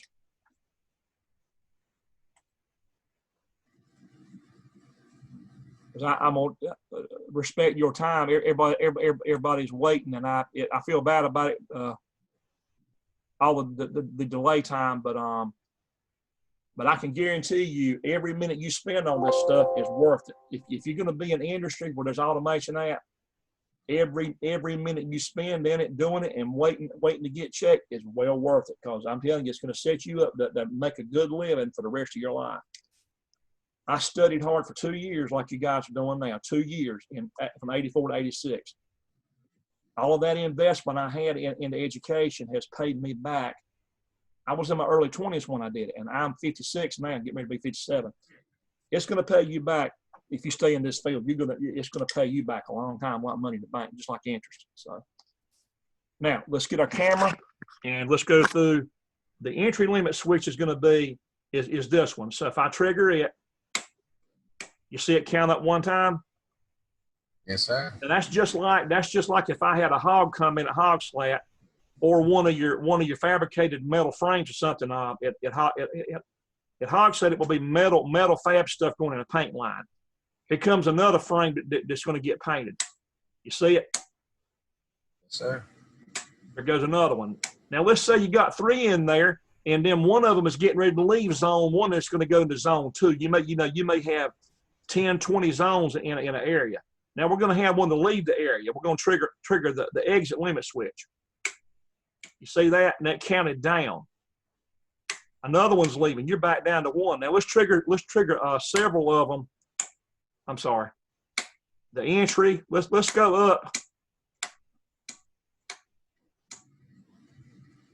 And let's say right now we hit 6, and then we have one leave. Now we're back down to 5. See that? So it'll manage that count between 2 points. You see the lights coming off and on? Now let's max it out. Let's let it hit 7. Now, when it hits 7, your full light came on. Your green light says it's full. And also, I've got a relay kick that you heard it kick on. I'm going to go down with it one time. Now we're going to increase one time, and you're going to see this is going to be. I'm pretending this is your gate that's going to stop them coming in. You see it? Yes, sir. I had to have something for a load, so I just used that, and you could have some sound here. So it's actually full. Now look at what happens here when I decrement the count by having one to leave the area. You will hear the stop gate release, and the green light goes off. You see that? Yes, sir. So it went back down to 6. Now what happens if I go up to 7 and go to 8? Get your alarm and it'll stop. Now, so what has happened is you've got the alarm now that says you actually overflowed that zone. You've overflowed it, and if you look, you've got the extra light on, and look at the count. The count's at 8 right now. See that? Yes, sir. And you say, well, how could that happen? Now, I'm going to get rid of the noise. I'm going to go down and say one's leaving. Now we're at 7. We're still full, aren't we? We still got the green light. We're full. And if another one leaves the area, then you're back down to you're within the limits of that zone. But again, the way in reality, and I've seen it happen. I mean, and it will happen. You can tell me, Jamie or Victor, whether you've seen it happen or not. But you can definitely get too many products in an area because you see that right up there I'm waving at, the entry limit switch. That entry limit switch, if it mechanically slips, if that limit switch, if the arm on it, if it's the arm on a limit switch and it works loose and it actually flops and just hangs down because it's been tripped so many times that the screw that holds the arm in place has got loose. That arm's going to just going to glide down, and the product's going to go right by it and come into this zone and not be counted.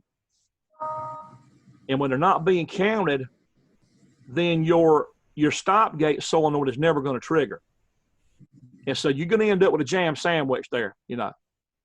And it happens. Have you ever seen that happen where you're at, Jamie or Victor? No, sir, I have.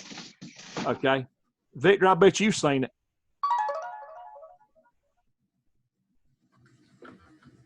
Or anyway, the program is fine. Does anybody have any questions about that program? No, sir. Yeah, and that's just the basics. Now, counters don't have to be used just for particular zone counts. They can be used to keep up with the products leaving a belt that's going to be put on a truck to ship out. So counters are used on a lot of things, a whole bunch of things. You know, total product count on a line for a day, how many pieces did it produce?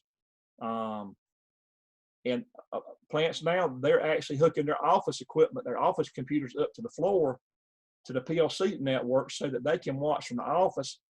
And they know how many parts the machine's putting out, and they can project when they can load a truck. They can tell the customer, I can have this truckload of product ready safely by such and such a time, because they're sitting there watching in the office. A lady in the office is watching parts being kicked off of a machine, and she can project, you know, and give reasonable, you know, commitments on shipping products out. Counters can be used on preventive maintenance too. You can say, I want to count every time a cylinder goes out, every time a ram goes down and comes up. You can count strokes on a ram and say after so many thousands of strokes on a ram, a cylinder or a cutter or a brake. Okay, Victor, you said that you've got a brake on a saw, an automatic saw that cuts out there, and when they hit the E-stop, it actually slams the brake on and it stops the saw instantly. Or when the sensor thinks that somebody's hand is getting near the saw, that sensor actually triggers a brake, and it breaks on the saw blade. You're counting how many times that brake triggers, and after so many times it triggers, you're actually changing the brake pads on the brake unit for that saw. I mean, I remember you telling me that, Victor. So counters are used, they are used like crazy in programs for anything you want to manage counts on. You know, that just give you some ideas. So, so let's check off Kenneth here. Let's see.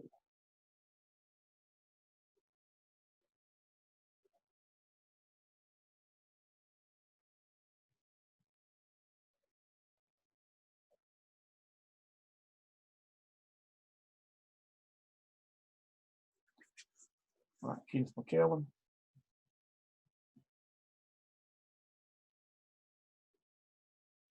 Okay, that's good. Did a nice job on it. Let's see. Let's go. Who else can we check now? I see Darren. Darren is in. Is you and Justin together there, Darren? Yeah, we're here together. We ain't got one ready yet. We're working on it, but as soon as we get it ready, we're gonna let you check it. Right. Yeah. Let's check it. I hope you guys can get a bunch of them done tonight, like a lot of them, catch up. These 2 sessions left. 2 sessions left, man. A lot of stuff. Done. All right.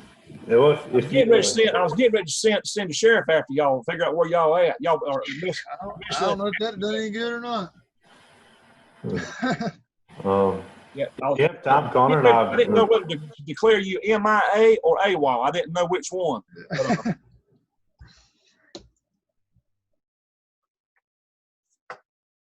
But seriously, I mean, there's only 2 sections left, and after that, that's going to be it. So, you know. Yeah. And whatever ain't done is going to get a goose egg. Seriously, I can't waive anything because Yeah, I know. I'm actually making time between classes if people need it. If somebody speak up, I'll actually use time between classes to help you get caught up. If you just say something. So if we get up to the deadline and you got 4 labs ain't done, there's going to be zeros in every one of them. There's nothing I can do about that. So I'm giving you fair warning up front now. You know. Yeah, but there's a way to make it happen. If you just stay connected with me, there's a way to make it happen. So I emailed you my conveyor belt program if you'd like to check it. Okay. Okay. Let me get these guys marked here. Okay. All right. Let's do that. Let's get to your let's get to the email.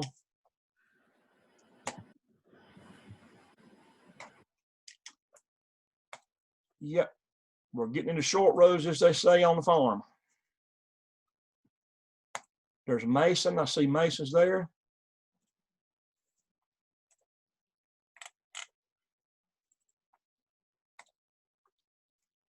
Connor.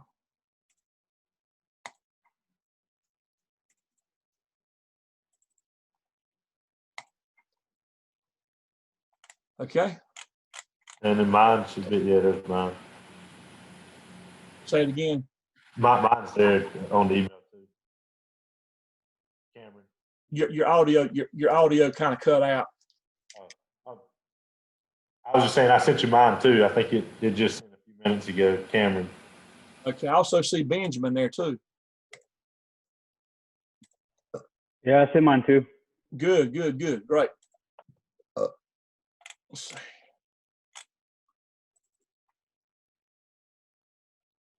Benjamin, have you noticed any Francisco talking about count zones out there where your lumber's going through? I'm sure y'all counting pieces too. Yeah, we for sure use this type of setup. Yeah, you'd have to. You've got to. Yeah, it goes by every hour. It counts how many boards pass through every hour. Mm-hmm. Yep. For those of you that don't know Benjamin works at Turlington Lumber Mill. It's beside Smithfield Packing.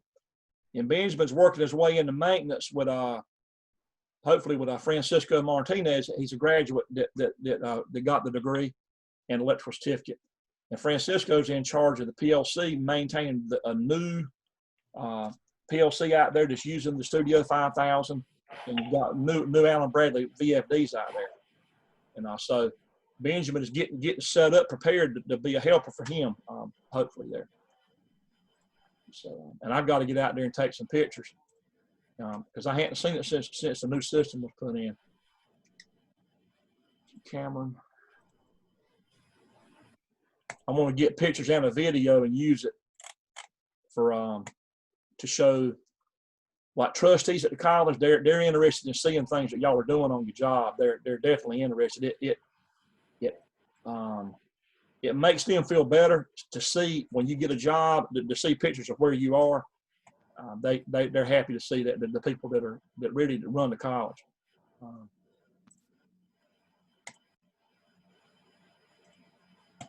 Okay, so Connor.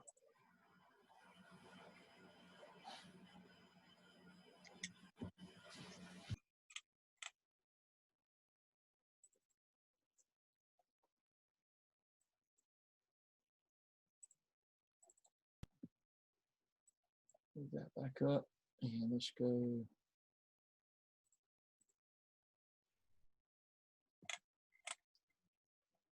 Okay, that's it. And how do we download it? Go to communications and hit active and hit the AP Ethernet and hit that module there and download. Okay. And download again.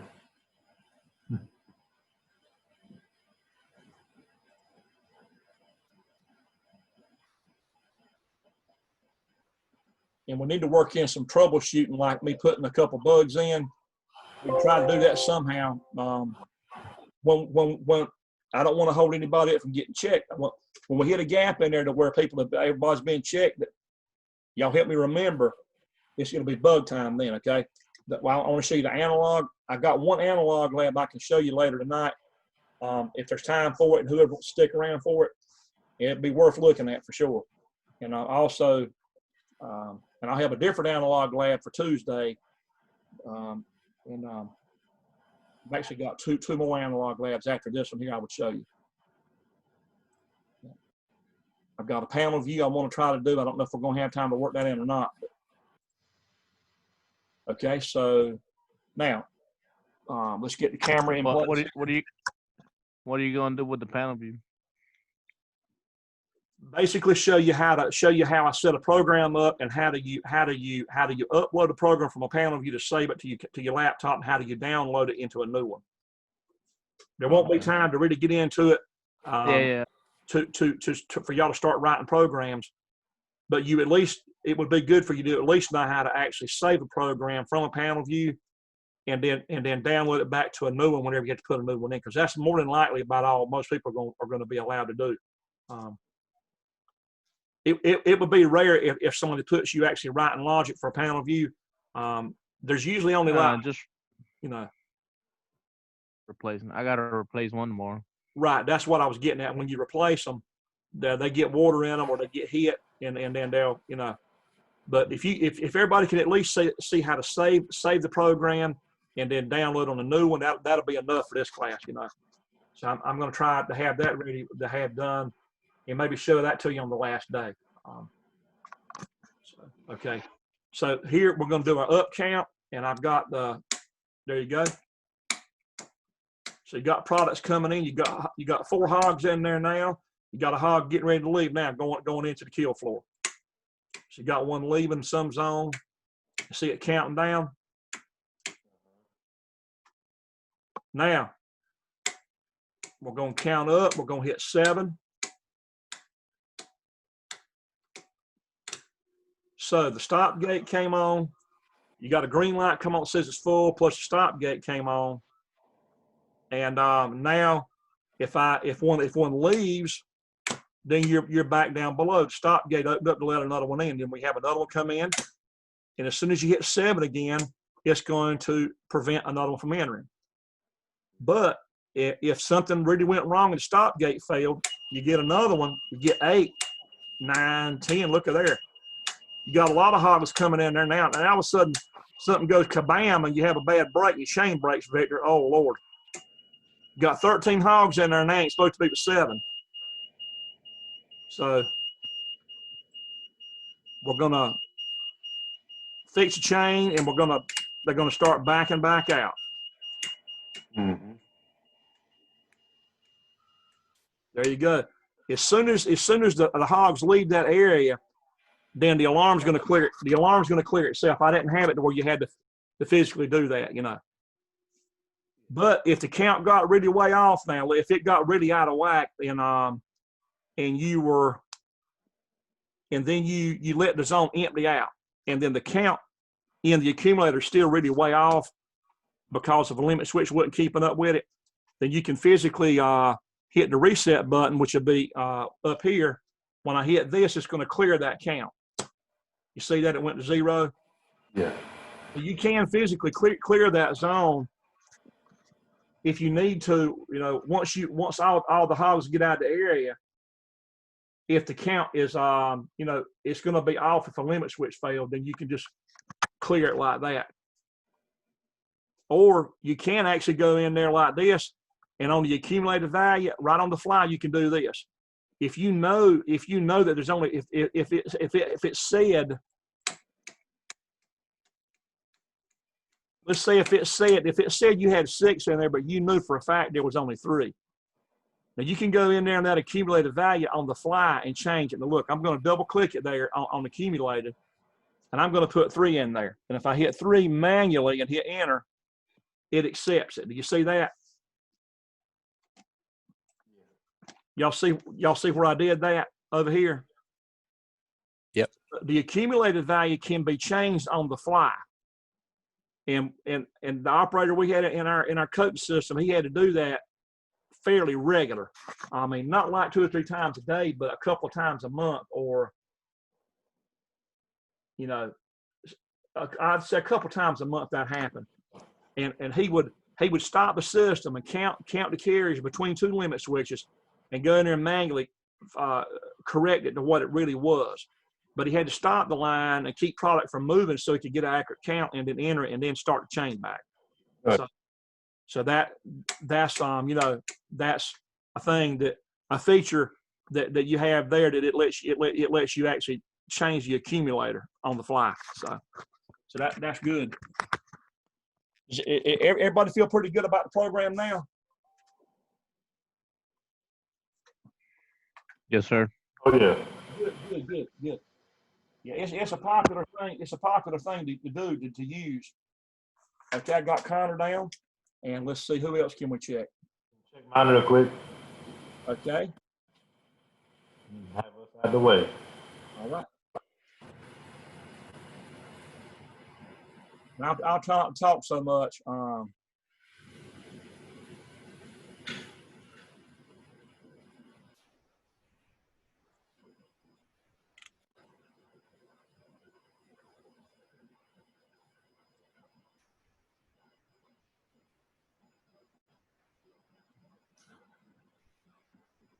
Okay.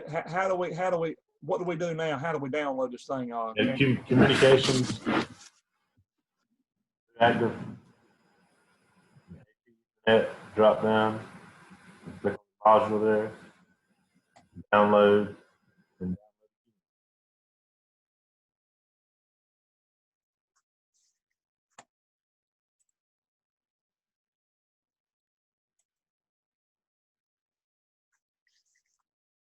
Now, one thing about counting hogs, now you wouldn't be able to count them when you unload them off the truck. That wouldn't work. I mean, it wouldn't do it automatically, would it? Well, not when they're all running every which way. They got to be dead. They got to be like hanging on a shackle to count them. They can't be all running around acting crazy, you know. So where you're at, this kind of thing wouldn't. It's not a controlled count where you are. Okay. So I'll just do a quick deal here. We got up, got down. Everybody see that operating on the lights triggering that I'm doing there? Now look, Yeah. the counter actually went below 0. You see that? It went into a negative number. So the counter can go outside of the normal range. But when it does, there'll be a status bit that'll trigger in there, like an underflow or an overflow that'll trigger in the counter. If you get something like that, you can go in the let's see if it'll let me see.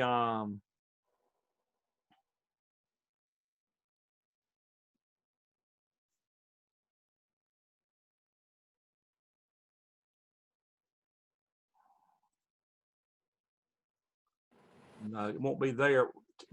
We have to go in the tags, go under controller tags, actually, let's go under program tags. Under program tags, you see where I'm at now? Program tags, and you go under count zone.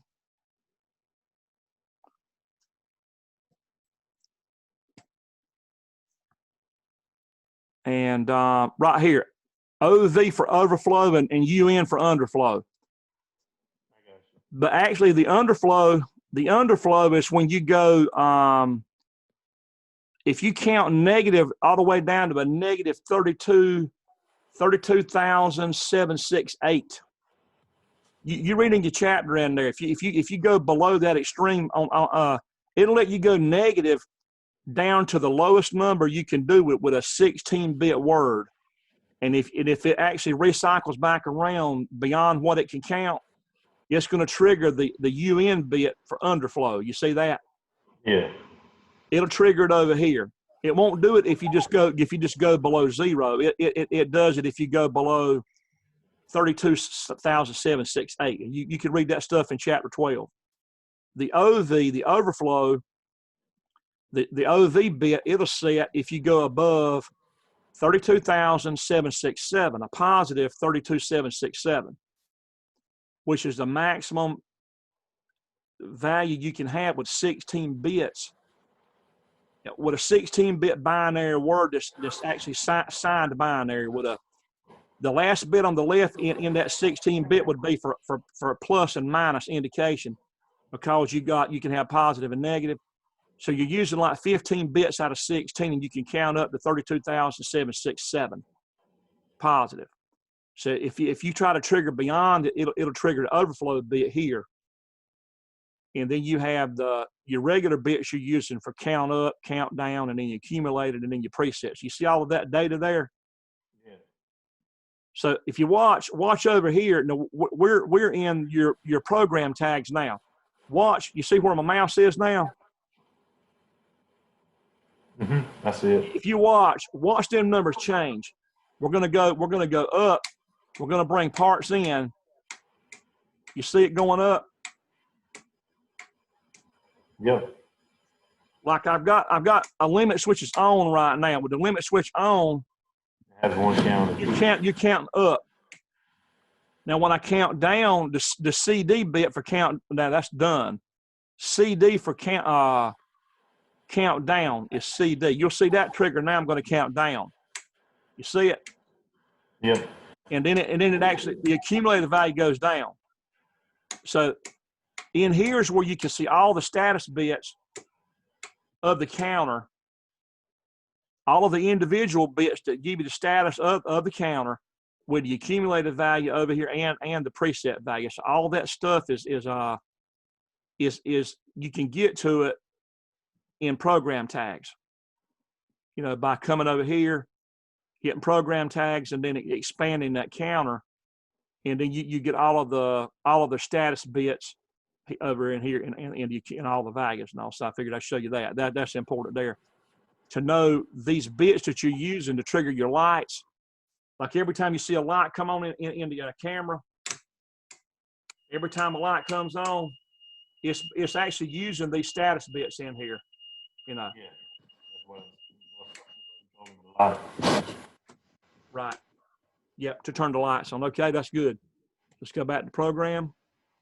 All right, that's good. All right, so that was Cameron. Yep. Good. Let's see, Cameron.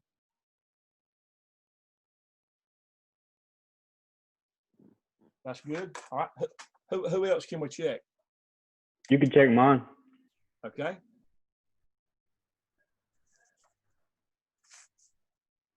Okay, let's go to Benjamin.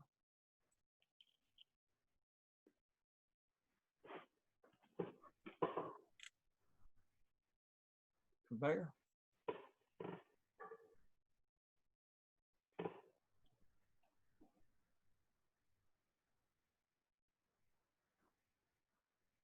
Okay, let's double check. We got 4, input 4, input 5, count zone up and down, CU bit and output 5, the CD bit, and output 6. Conveyor done, green light, and stop gate, and greater than 7. Yeah. Oh yeah. Yeah. Y'all doing really good. Okay. How do I download? Communications, coactive, AV Internet, 130, and download.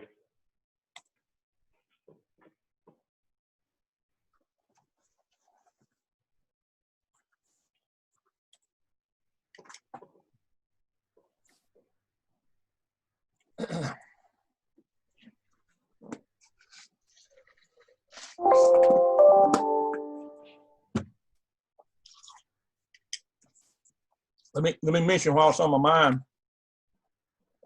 Registration is open right now for fall. Did y'all see that email I sent yesterday that gives you that shows all of the classes that you could take as far as industrial maintenance or electrical or heating and air? I glanced at it. I didn't sit down and look at it. What I can do, What? if you tell me at any time tonight that you want me to register you for a particular class, I'll make a note of it and I'll do that tomorrow. Or you can go in yourself in Web Advisor and you can actually do it yourself. So it's actually open that you can get to it, or if you want me to do it, I can do it. Like I registered Justin and Darren yesterday, and Jamie. I registered about 5 people yesterday for residential wiring. So, did that list include the classes that Cashwell was going to teach, or anybody else? Yes, sir. It includes mine, Ruben's, Jake, the guy's going to be teaching heating and air and some electric code. There's a guy that's that's been doing facilities maintenance on campus. He is going to be doing a heating and air degree program, a two-year program in heating and air. And Dylan Shook is going to be getting involved in that. That's what he wants to do, is heating and air. So anyway, that's something that's new, and that list I sent you includes all of that. It includes, industrial systems, the new electrical program, which what I'm teaching you, this stuff here, it goes into that degree program. So, and plus, it has everything in our particular area that's on those 2 sheets I sent you yesterday. And okay, so this is who's this? Benjamin's? Yes, sir. Okay, so let's do our entry.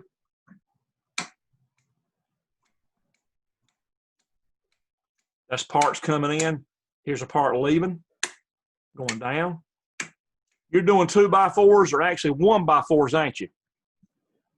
We do a mix. We do 1x4s, 1x6s, 4x6, different sizes. But all of them are like 1 inch thick. Yeah, for the most part. Right. Yeah. Bill told me that he didn't get into 2x4s, that it was the competition was like pretty serious on that. Yeah, we rarely run them, but we kind of do, but not too much. Yeah, he says he's sort of got a specialty there on 1x on boards. Okay, let's do us a over. Well, we're full. That's good. And now let's hit it over by 1. Got too many boards in there. Got us a jam sandwich. And you get the line going. Here goes 1 leaving. Bam, there you go. You're still full. Now you're not full. Good. Very good. And now if we wanted to zero the count for some reason, we do that. And that would actually zero it there. Okay, good. Does everything about it make sense, Benjamin? So far, yeah. Good. You're gonna be a great maintenance guy, man. You're gonna be awesome at this stuff, man. Yeah. I'll be. I got to get over there and see what your new system looks like. I like getting around and seeing what's happening around, especially when it's the same equipment that I'm teaching. That's what I love. So This software really is, it is a top of the line software that's out for PLC programming for any plants that's got Allen Bradley. It is. I mean, it's the newest and it is the best thing out for doing what we're doing. I mean, it's Smithfield Package using it. Hogset's probably got it. Jamie, have you heard anybody say about? Do y'all have anything running with Studio 5000? No, sir, I haven't. Right, but you think there may be? Yeah, they may be some of that newer stuff that they just got in. It's from overseas. So there's probably some of it in that. There may be some of it in there. It may be. I do know we got some ABB, a lot of ABB stuff in our plant, in the old plant. The Clinton plant. I worked on the lasers and stuff quite a bit, but other than that, the other equipment, I hadn't been into none of it. Yeah. But you can learn other brands and stuff. It won't be nowhere near the learning curve by going into Siemens or something from this. Right. It's not going to be like going into it from scratch. You know what I mean? I do know that some of the machines we got are Siemens and some of them are ABB. Some of them Allen Bradley. Because at Newton Grove, we got a lot of older equipment that we've done upgrades to. Yep. And that's just a matter of wherever they got the best prices. Yep. How that. Yeah. Schindler goes with the cheaper type controls. They're getting by cheaper using ABB than Allen Bradley. But then some people, they won't use anything but Allen Bradley because they've been around since the early 1900s. I mean, probably, I don't know if it was in the 20s or the teens, but it's early 1900s. Allen Bradley, I think there were two brothers that started that company, and they got a solid reputation. So, okay, so here we go. Hold on, I've actually just checked Benjamin. I got him down here. Let's see. Right. So, who is next? I just sent you mine, Durwood. This is Nathan. Okay. All right. Let's go. Let's go back to email. You can do mine after his if you want to. Okay. I didn't mean to jump in, but it's okay. I got in late because I couldn't log into my Moodle or anything. Mm-hmm. I don't know what was wrong. Yeah, that kind of happens. It's boy. And I couldn't grade today. The Moodle was messed up where they had to do an escalation, some kind of escalation on the system. Uh-huh.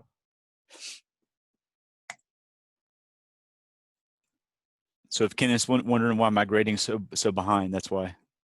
That's what I'm gonna blame it on. I had to reset my Moodle last night, or not. Yeah, last night. Yeah. Okay, so that's got everybody, and let's go back. And let's go here. And let's go.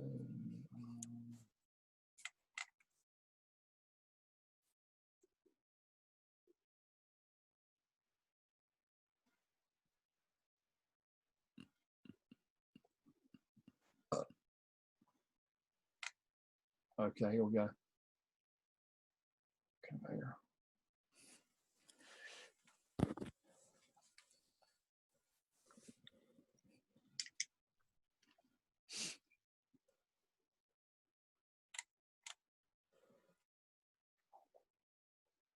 Okay, you're missing a set of logic.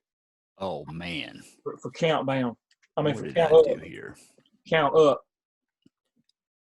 The up count, you got your exit, but rung number one is missing. Run, yeah, the one above that's missing. Okay. All right, I'll fix it. I'm gonna let you fix that and send me another one instead of me doing it. Okay. Okay. And Mason, you spoke up next, didn't you? Yes, sir. Okay.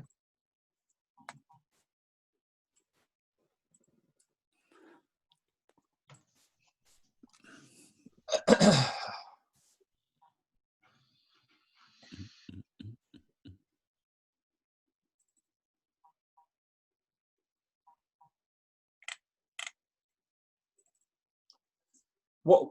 I know you're counting bottles where you're at, Mason, aren't you? Yes, sir. And I know there's going to be a limit on. There's going to be a limit on them for sure. You're going to have a bunch of busted glass around. Yeah. Yes, sir. We have accumulation tables that they'll build up so many, and it's got a laser that shoots diagonally across the table with it's got a laser on one side, and then it's got a photo eye type thing on the other side. And so you got something called through beam. Through beams are where you got a laser shooting out and a sensor up here picking it up. That's called through beam when you got a two-piece photo eye. Yeah. If you got one called reflective, it's a one piece that's got like two eyes in it. And one eye shoots a beam out, it bounces off the product and comes back to the other eyeball. So it's like it's called reflective, to where you got one sensor and one of them it shoots out of one eye and comes back into the other one, Yes, but it's got to be a product that it can actually bounce off of and come back, and it ain't. It works on some things, but it wouldn't be a good thing for where you're at. You got a round surface on bottle, so you pretty much got to have a through beam with a two-piece for that, Yes, sir. Yeah. And I've seen bottling lines count in Rayford counting 300, actually counting 500 pieces a minute off of one machine. They had 9 lines that run 300 bottles a minute of shampoo or stick deodorants, 300 a minute. And then they have one line, number 10 line, could run 500 stick deodorants a minute. That's crazy. Blow your mind watching that thing run, man. But that photo eye, the way they got it counts, and it's blistering fast. You can't count that fast. But that the PLC is counting. They got special input modules on PLCs called high-speed count modules. And we got one at school on our automation system on Station 5. That's a high-speed count that works with an encoder on that measuring cylinder. If some of y'all remember that, it's a high-speed count module that's just for super fast pulses coming off of a photo eye or an encoder. Yes, sir. So there's a lot of specialty stuff that can be used. Let's see how your stuff looks here. You got input 4 and 5. That's your count zone. That looks good. 5, and then you got 6, and you got done, green light, and the output 4, output 0, greater than, output 9 and output 7. Okay, and then your reset is 7. That's good. How do we download? I got a communications. Okay. Who active? Ethernet. 130. And hit download. Okay. I would love to see some of the Siemens software that people that y'all are using, and then I could look into getting some for the school. Yes, I want some specifics on what's being used, so I can be on point with what I get. Yeah, that would be nice. I've been seeing a lot of Siemens stuff. Yeah. I could teach any of it. If I can just get my hands on it, I can teach. I can learn any of it and teach any of it. If I can just get my hands on it. So, and I would like to. I would like to. I want to be able to provide training on whatever's in the area. I would like to. Okay. So we got. I worked with some older Siemens stuff back up to 2009. Siemens PLCs, but again, it was older software. It was Italian software. Okay, so count up, count down. Got one leaving, got another one leaving.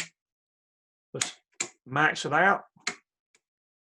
Y'all see in the webcam the lights flashing every time it counts up and counts down? Yes, sir. Yep. So you see it, okay? Let's go ahead and hit. There you go, bam. So you hit your full, you got the green light on for full, your stop gate came on, and let's just do it over. Well, let's just go down one time, then it clears again. Let's go over. Got a problem, you got too many in there, and now we'll let one leave, and now you're back full, and now you're not full. That's good. And then if you had to reset, it reset it perfectly. That's good. Great. Very good. Awesome. Okay, that's Mason. Very good. Okay. And who else can we check?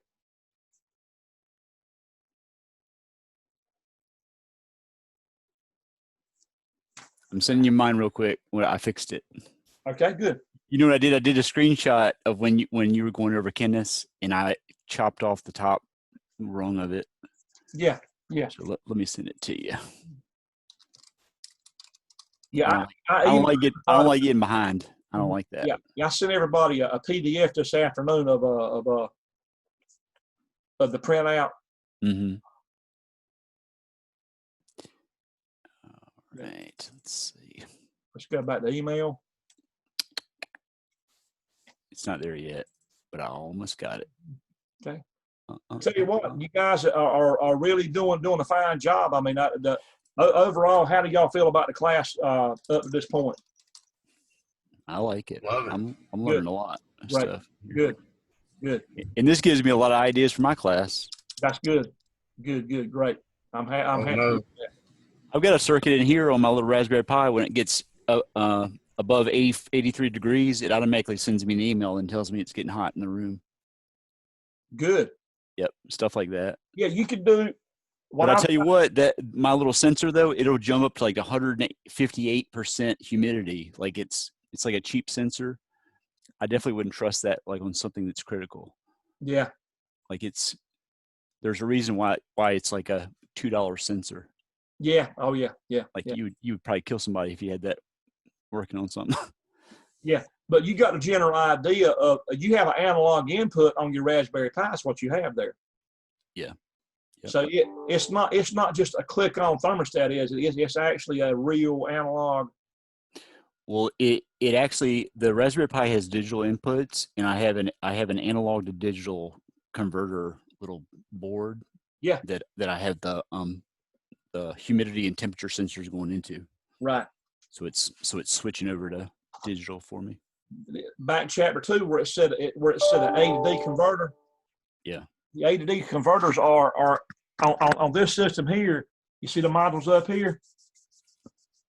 This and here goes A to D going in, and then this and here goes D to A coming back out. It goes from the processor digitally, and then when it goes out this way, going to the VFD, it actually goes from a digital inside with the CPU back out, so it goes D to A, digital to analog, out to the VFD over here for analog speed control. So if it's an analog input, it's going analog to digital, and the digital goes to the processor. Then it processes the information, and then it sends digital codes back out to the module, and the module itself has a D to A converter, digital to analog. It shoots out that analog card and sends a variable analog to this drive, and I've got a lab ready to show you on that, and where it actually runs that speed knob automatically. You know, it doesn't run the knob, but it replaces the knob. You know, so it modulates the motor speed automatically. So okay, so Nathan here, and that's I do want to get some time somehow. When we hit a gap, that's when we're going to jump on that, okay?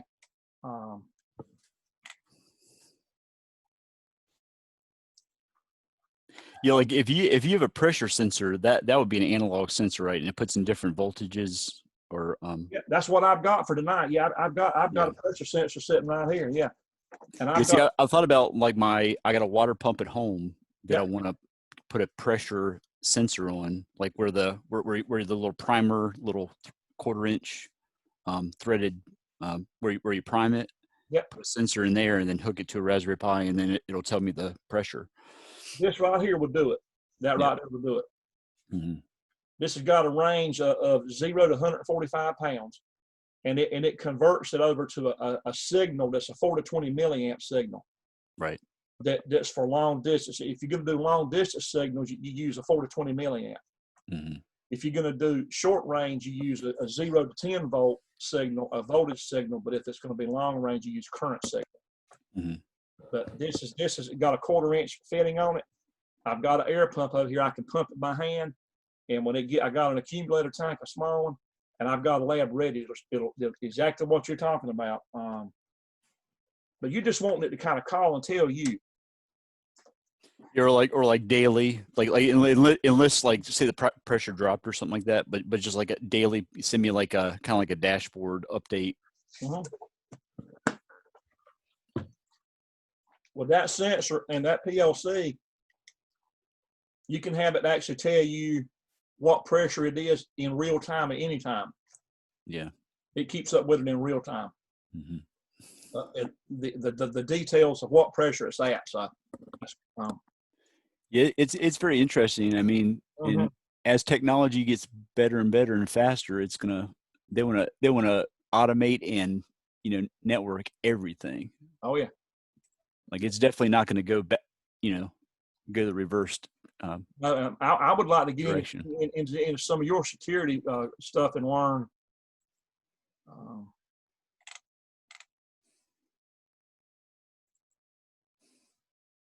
If I could ever, I don't know when I'm ever going to get. I've got a level 2 PLC class, and I started developing the ELC 228 PLC applications. It will be getting into doing advanced stuff on VFDs. I've got to get some servos ordered, and panel view to touch screens called the HMI, human machine interface touch screens. That's kind of where I want to go with this stuff. Well, I'd take that course. Yeah, I'm signed up for the intro to refrigeration course for next semester. Matter of fact, I just signed up for it today. My son's probably going to be in that class too if he gets in it before it fills up. It's about halfway full.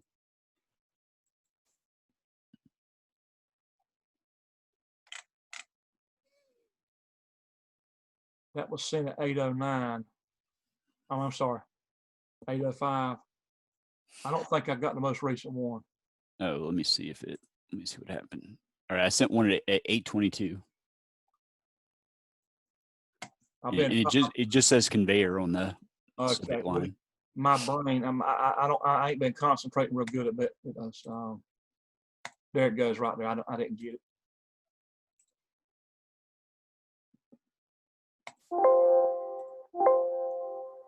Can't be saved because I've got it open. I got to close it.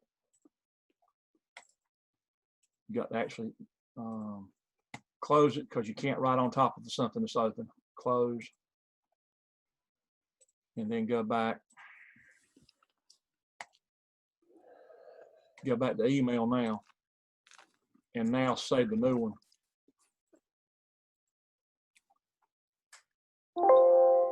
There it went. Okay, it went there. And let's see.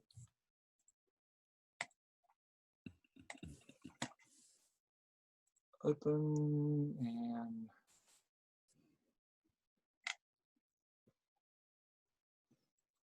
yep, that's it.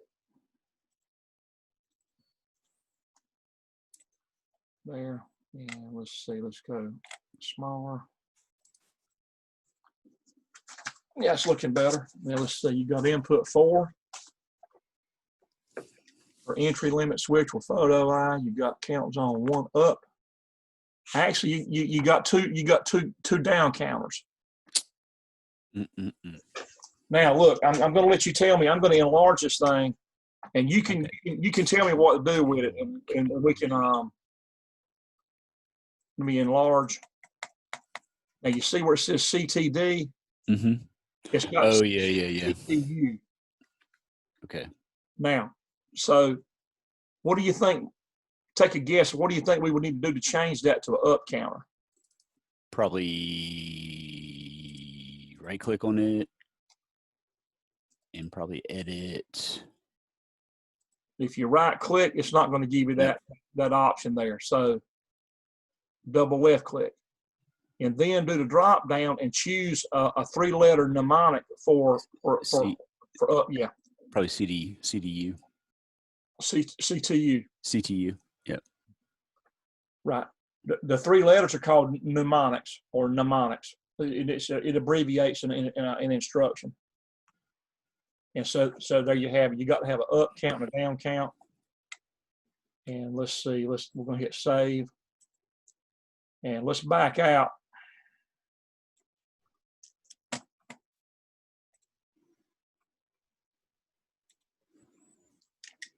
And let's examine everything else here you've got. That's fine. And let's see.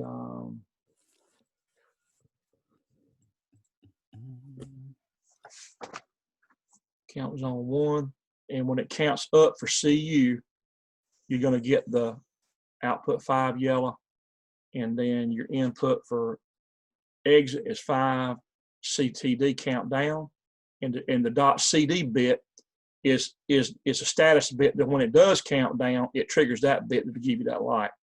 Mm-hmm. And you have output 6 for that one. Both of these are done bits, and it'll give you a green light and a solenoid. And then you have a greater than statement. Output 9, output 7, yellow light horn, reset button. Yes, sir. That looks good. Now let's back out some. Okay, now how do we download? Go to communications, who active, click on Ethernet IP, then the 130.130, and then download.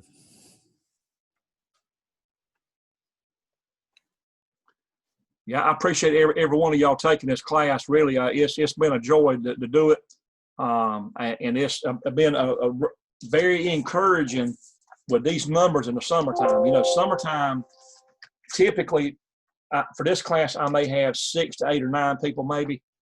I've never had real low numbers on any of it, but I don't think I've ever had even over 10 people in the summertime, not even 10.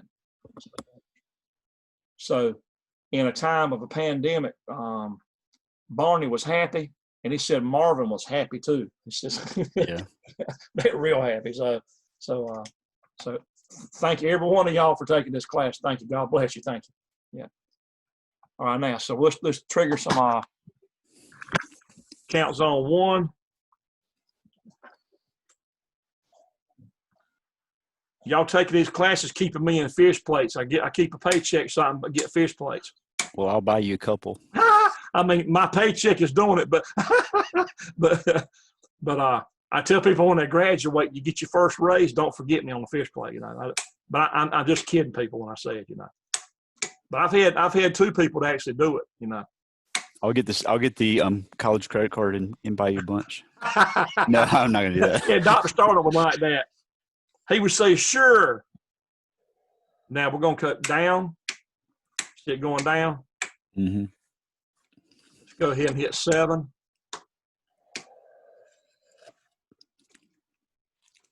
Now you've hit your max. Get one to leave. It goes below it. So man, now we go above, and bam, there we go. Oop, got a problem. Then we drop down. That's good. And then if we had to reset, the only time you would ever reset a counter like that would be if you had a problem with a limit switch not counting properly, you know, or if your stop gate failed and it didn't block them and they kept coming in. And well, even then, if they did, the count will be correct. The only time the count's not going to be correct is if you have a limit switch that's not seeing it coming in, or a limit switch that doesn't see it leaving. So that if either one of them, an entry or exit limit switch, if either one of them limit switches was to get moved or arm get loose, it's going to throw your counts off, you know. So that's good. That's Nathan. Very good. All right. Who else can we check?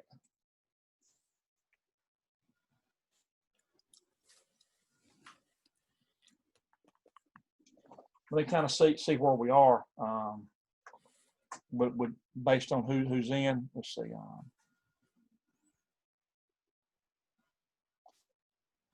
Darren and Justin, how are you guys doing?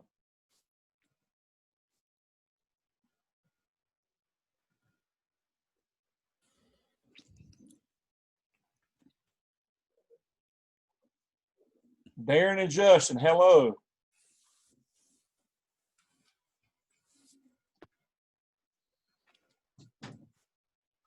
How about Roger? Present.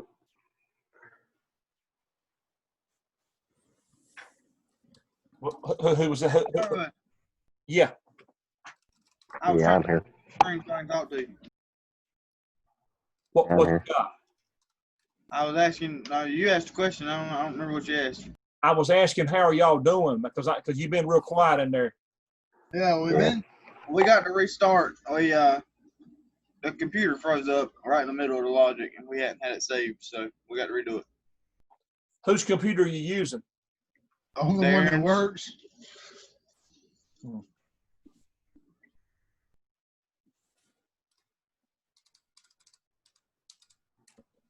Yeah, what you should do is you ought to hit your save button about every line. Every line of logic that you do, go ahead and hit a save button since your computer is the way it is, Yeah, it ain't, this one ain't been doing that, but it did this time, and we lost the whole thing, so. Right. I was getting ready to say I thought your computer was fine, Darren. Yeah. Yeah. Yeah. Okay, so Roger, did you say you had one ready, or actually, did you say you did or you didn't? No, I don't. No, I was sitting here working on some other coursework. Uh-huh. Okay. Okay, I'm going to take me a second step away from the camera just for a second. I will be right back in just uno momento. Let me be right back just real quick. Hey Kenneth, I'm looking for that course. It should be in there. I couldn't find it. I looked all over for it. Well, I'm glad you figured that out. They probably left it out because they went through and messed with all the courses to make a lot of them online, and I was locked out, so I couldn't check it. I checked the 2020 C3 and the FA, and it wasn't under either one. All right. 110 showed up, but 115 didn't.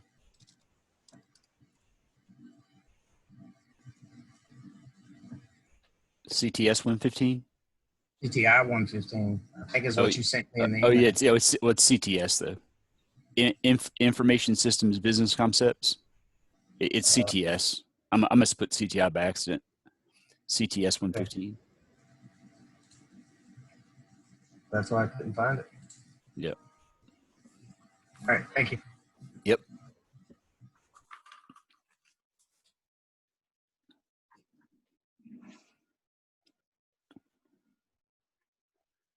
You said you needed that class and what other class?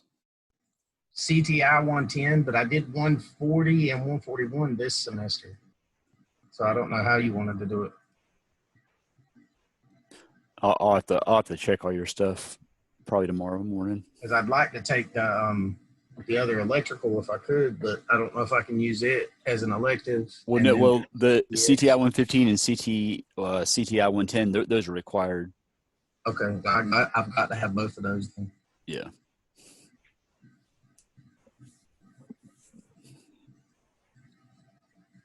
And that's it. I'm done. Yep.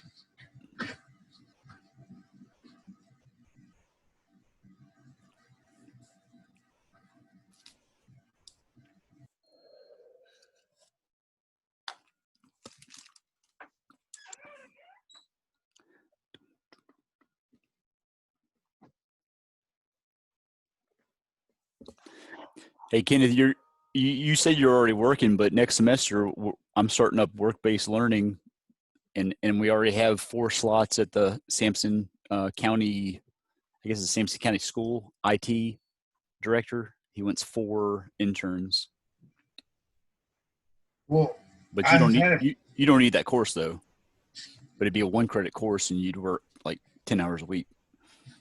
Well, just to get experience, you know. I've been talking to Miss Burlington about that job they're offering on campus, so I don't know what I'm. Well, man, gonna do. jump on that then. If you need a recommendation, I'll give you a recommendation. That's what I need to do because it's close to home. It's ideal for entry level. It's exactly what I need. And Yep. they eliminated, the excuse I got was they eliminated the position due to financial hardship created by COVID-19. I finally got an email response like 2 days ago. Are you serious? Are you talking about the one on base? Yep. Dang. They eliminated 7 positions from what the guy was telling me. Well, yeah, man, I would try that position here then. So, I mean, I've been doing a little bit of freelance stuff on the JPEG socket, and it's not paying much. It's kind of crap work. Well, I mean, get in with the state, and then you got your foot in the door. That'd be the way to go. And like they have a network administrator job at Fayetteville Tech right now, $85,000. I see. I'm not qualified for all that. All I've got. I'm just saying, do it a couple of years, and you would be. Oh yeah. You know what I'm saying, if they need somebody, they're gonna put somebody in that position. But usually they'll want a bachelor's, though. That's the only thing for state jobs. Well, see, I'm going to ECU. I'm gonna finish my bachelor's. It's just gonna be a slow process. I'm not gonna try to do it as fast as I did this. Yeah. But yeah, man, just keep with it.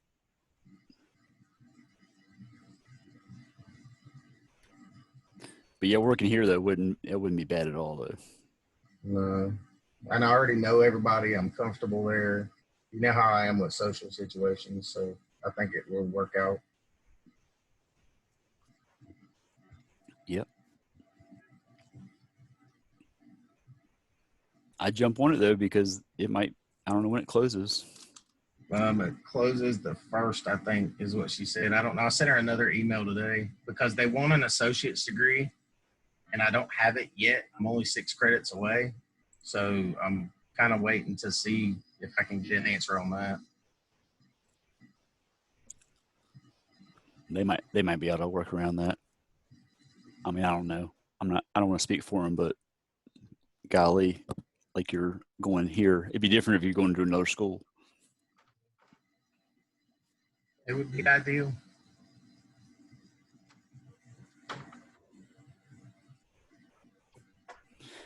And then if you go here, they pay for 1 class a semester. So if you want to take any other classes. Oh, yeah. I'm taking a class every single semester. Man, I love classes. Until I run out of classes. Now, I'm not taking any kind of like English class or math class, but other than that. Yeah, I don't like the high-end maths, but I'm gonna take welding, the HVAC, and then welding, and then I don't know what after that.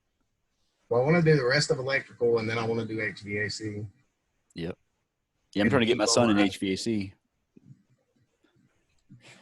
Now. Yep. While we're in a gap and there's nobody really wanting to get checked, is that still true? There's 2, Roger and Darren and Justin are working on the program. If that's the case and nobody has nothing to check, I'm going to move my camera up here to where you can see. We're going to add a couple of analog modules in. I'm going to show you how to add those in to this PLC rack. And I can get prepared to show you an analog lab. I can at least be showing you how the modules go in place and use that time now while there's nobody really getting checked, so that we can make good use of that time. And it's being recorded, so if you happen to be working on something and you're not looking right at it, you can come back and watch it if you need to. Or does that sound okay to y'all? Yes, sir. Yep. Okay, that's good. So there's enough of you watching this actually called up that you're ready to watch this. Mm-hmm. Okay. Okay. Now, so I'm going to move the camera.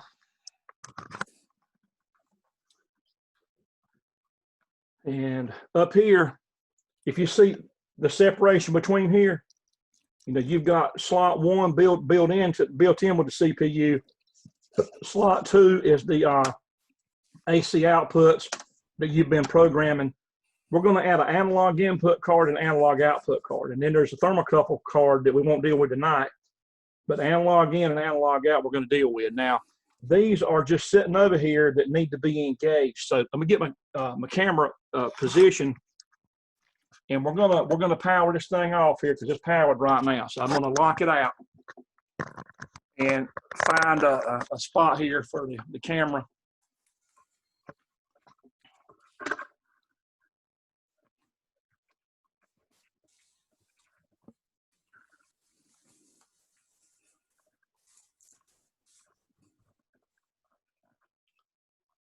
Now, one thing I will say about let me find let's see.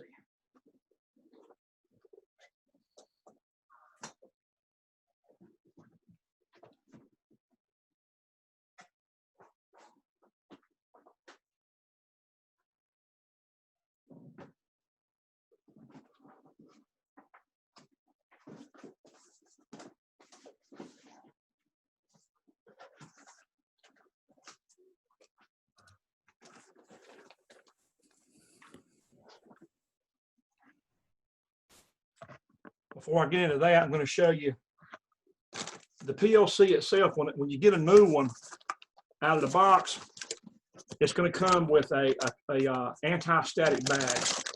It's going to be in. So we get the PLC out. I didn't show you how the PLC is installed. It comes out of an anti-static bag like this. And this is the PLC itself. Okay. So let me get the camera where I can get myself together here. So if we flip it around, the back side, you see those clips there, those locks, they have to be released to be able to install it onto a DIN rail. And what I mean by a DIN rail is one of these rails.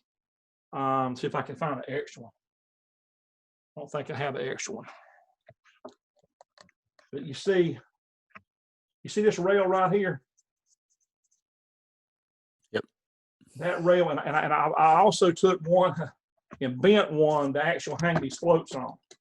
But this is a standard. It's a worldwide standard on rails that called a DIN. It's a DIN standard. I think it's like Denmark or something or other, but it's a European standard on the width.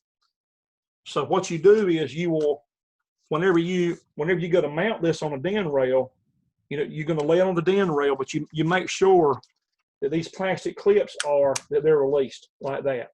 And so the way you do it from the front is if they're engaged, you can do it with a screwdriver like this. Pop them like that from the front. So you can get to them from the front like that. You would lay it on the DIN rail, and then you would pop these like that to lock it, and then it's going to be secured on the DIN rail itself. And if you're going to run this one, with no extra modules, then the end cap terminator here stays on with the main PLC unit here with the embedded I/O. This end cap terminator is a separate unit that it ends the PLC rack. So if there's no other modules involved, the terminator has to be on the main unit. I'm going to show you how to take that off. So here you have a release lever. You take it and you push it over to the right like that. See it unlock like that. So when you do that, it unlocks the terminator from the PLC itself, and then you can slide it out. Slides out like that. You see that? So the circuitry in here, it connects there, and this circuitry says this is the end of the PLC rack itself, and it's called an end cap terminator. Can y'all read the writing there? Yeah, I can see it. Okay, so I'm going to slide this here back on there because, of course, this is just a spare PLC. And once it gets in place there, you want to make sure it's all the way to the back. And if it doesn't want to cooperate, you need to kind of move that thing around until it does cooperate, until it clicks completely.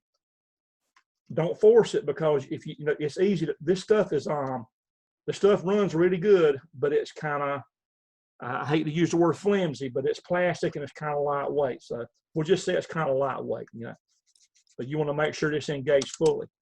Whichever the last module is in your rack has to have the terminator on it. It's a good idea when you're handling these outside the unit to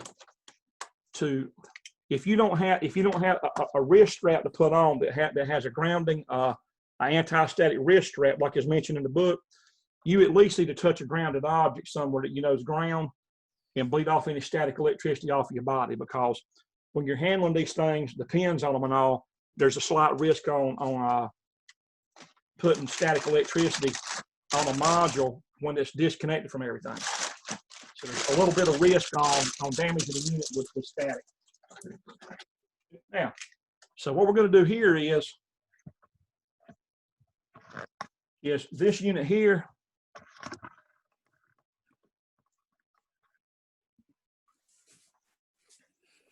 I'm going to move the camera, the stand for the camera, because I can move it now.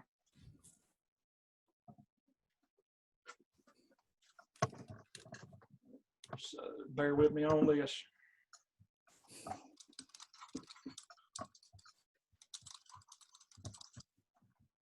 Hey, Durwood.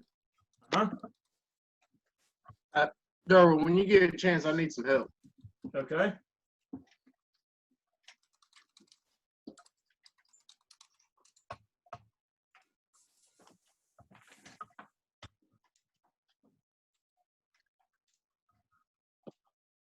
Who was that talking? Is that Justin? No, Eric. Who? Eric. Eric. Okay. Yeah. I'm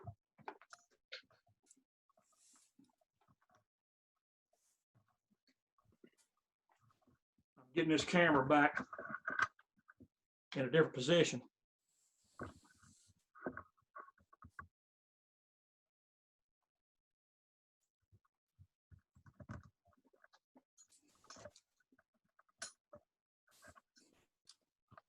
Now, that's a good position right there, I think. I'll go back a little bit.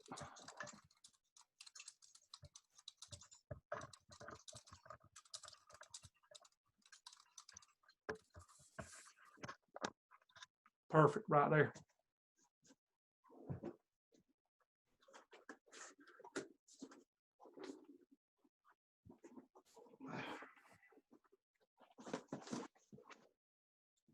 Okay, what you got there? You can do a screen share.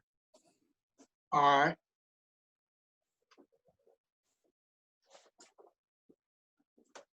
All right, this is the problem I'm having. This is the second time I done went through this. Every time I put in my conveyor zone 1, the rung 5 for the reset button, for some reason it changes everything up here on like my CTU and my CTD. Mm-hmm. But what am I doing wrong? You're not gonna. Okay, let me watch it. You're not gonna reuse a tag. It's gonna be a new tag. Well, that's what I'm doing, and that's what's confusing me. Let me watch it. All right.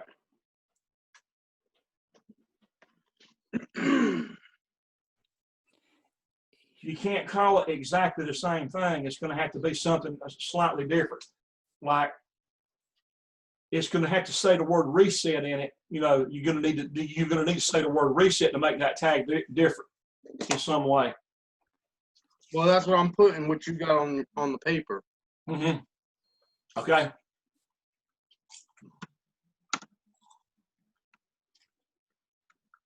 That's why I'm trying to figure out what am I doing wrong. Oh wait. We'll spot it.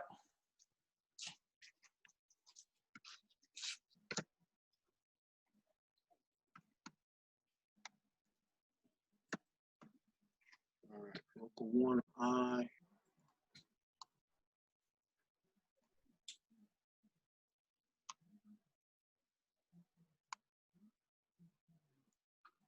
Yes.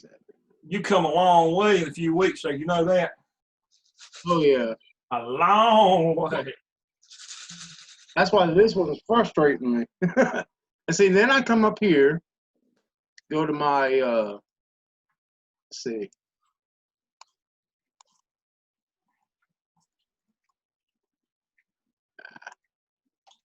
You can lengthen that box.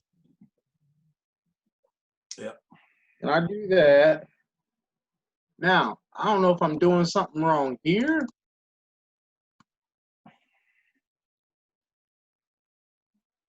You need to widen everything out so you can see what you're doing. Your columns are way too small. You really don't know what you're selecting there. Well, I'm selecting the conveyor count zone 1. Right. Click it one time, hit enter. That was it.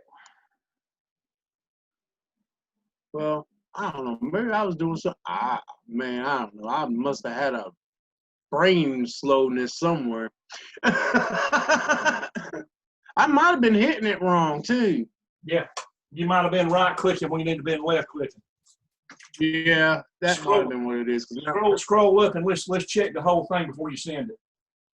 Okay, no problem. There you go. Input 4, input 5, count zone. Now we do have a problem that I can't see. I'm not able to see what bit you were using on right there. I can't. Okay, that's CU. I see that. And then how about down on your other one? Your other on the down count. What are you using to turn the light on? Hover your mouse over right there. There you go. That's fine. For some reason, it's chopping that off. I'm not able to see. I don't know why it's doing that neither. It's probably the size of your screen. If you zoom out some, do a minus. No, see, it's still doing it. That didn't help that none. I don't know why that is, but I don't know neither. But anyway, see, it's still showing right there. If I run my mouse over it, it still shows it. Yeah. That's what. That's enough. That's all. It's fine. So you got the output 5, output 6. Okay, and then so hover it over there to the left on count zone what? Done, and then the other one below it. That's a DN also. That's fine. And then you got output 4, output 0, greater than. Now I can't see once hover it over the greater than statement, the ACC. I don't know why yours is not showing the whole thing. I don't know neither. That's what's confusing me. That's what was throwing me off. Well, look, lengthen the width of the window. Go over to the left and kind of lengthen the whole window out some. Okay. See, it still don't do it. That didn't help it one bit. So you go back to where you had it with that, but you need to see it. You need to see your organizer. Yeah, I don't know what's up with that, but let's don't worry about it right now. We just know you got the right thing in there. Yeah. Yeah. Output 4, 0. Then you've got output 9, 7. And yeah, it's fine. You can send it to me. You hit the save button for me. Yeah, save. That's good. All right. I'm gonna stop sharing and send it to you. Okay.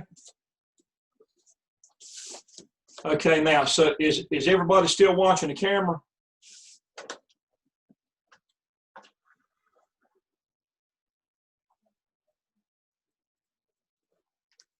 Yes. Yeah, I'm watching. I don't mute. So I've got to lock it out because I still got power on here. So let's do that. I'll cut a breaker off over here. I'm going to physically lock it out.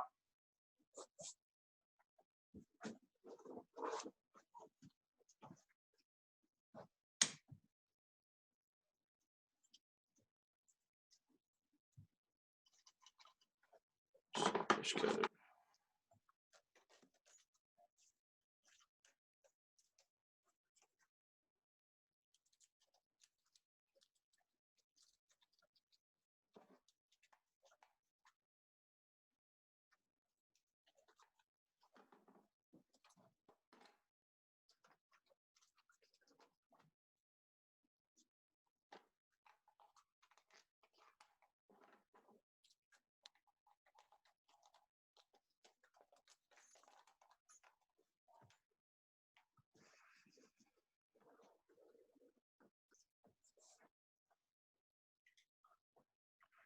All right, so I've got the power off, and I'm going to verify that there's no voltage.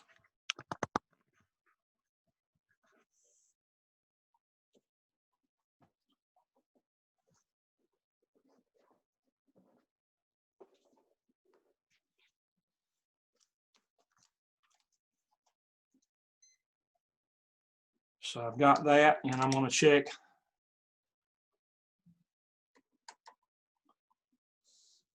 That's the 120 volts is dead, and then the 24 volts. The 24 volts is also dead, so there's no power in the system. You want to do that after you lock it out and make sure that any there are capacitors in some of this stuff that can store up for a while. And so what we're going to do now is we're going to connect these modules in here with this. So the first thing is the end cap terminator in here that's on slot 2 has got to come off. So can y'all see my hand there pretty good?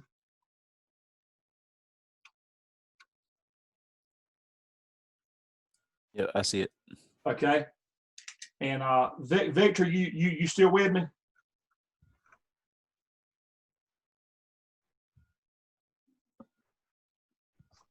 Anyway, so we open that up like that, and we're going to slide the module out now. Everything's kind of tight because I've actually kind of running out of some space here with and jammed up between some things here. But I've got that out, and we're going to slide it out like this, real careful.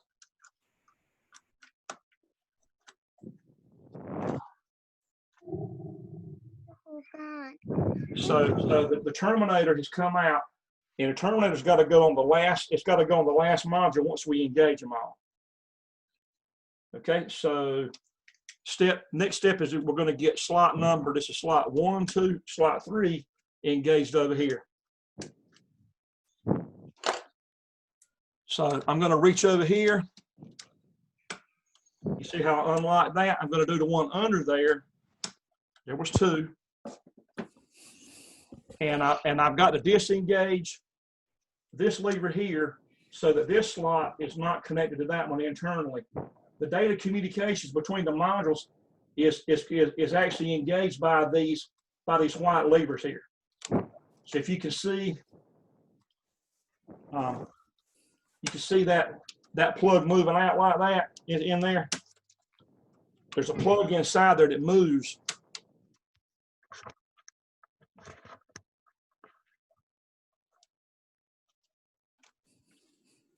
Do y'all see inside there that plug moving?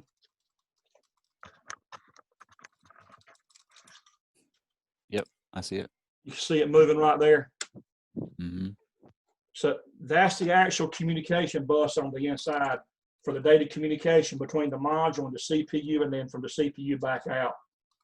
So that's your two-way.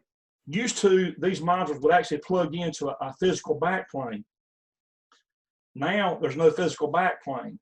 It's everything's mounted on a DIN rail like this, and then they have these little swing arms, these little levers that actually replace they replace what used to be a backplane. So it's like an internal, movable, disconnectable, quick connect as far as the communications. It's not as heavy duty as things used to be, but it works. So anyhow, we've got this module needs to be disconnected from that one. So I got that one. This one should be able to come out and engage with this one. Okay, so we very carefully slide it out like that. And I've got some wiring under here I've got to be real careful with.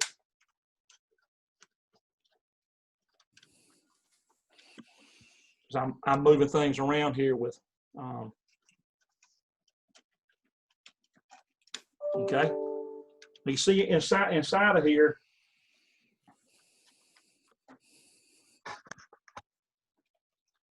you've got what will be called an A to D converter. One of those chips in there, it converts your analog signal on that yellow cable from analog to digital, and then it sends it through that little data plug there over to the CPU in a digital format.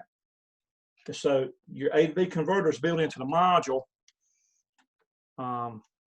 It's its own translator. So it translates analog to digital so that the CPU, it gets it ready for the CPU. And so now there are some, like a tongue and groove There's a tongue and groove connector there. If y'all can see that, you see the little groove there? Mm-hmm. That Yep. little lip there. Yep. So it's like tongue and groove fitting, and it just slides in there like that right there.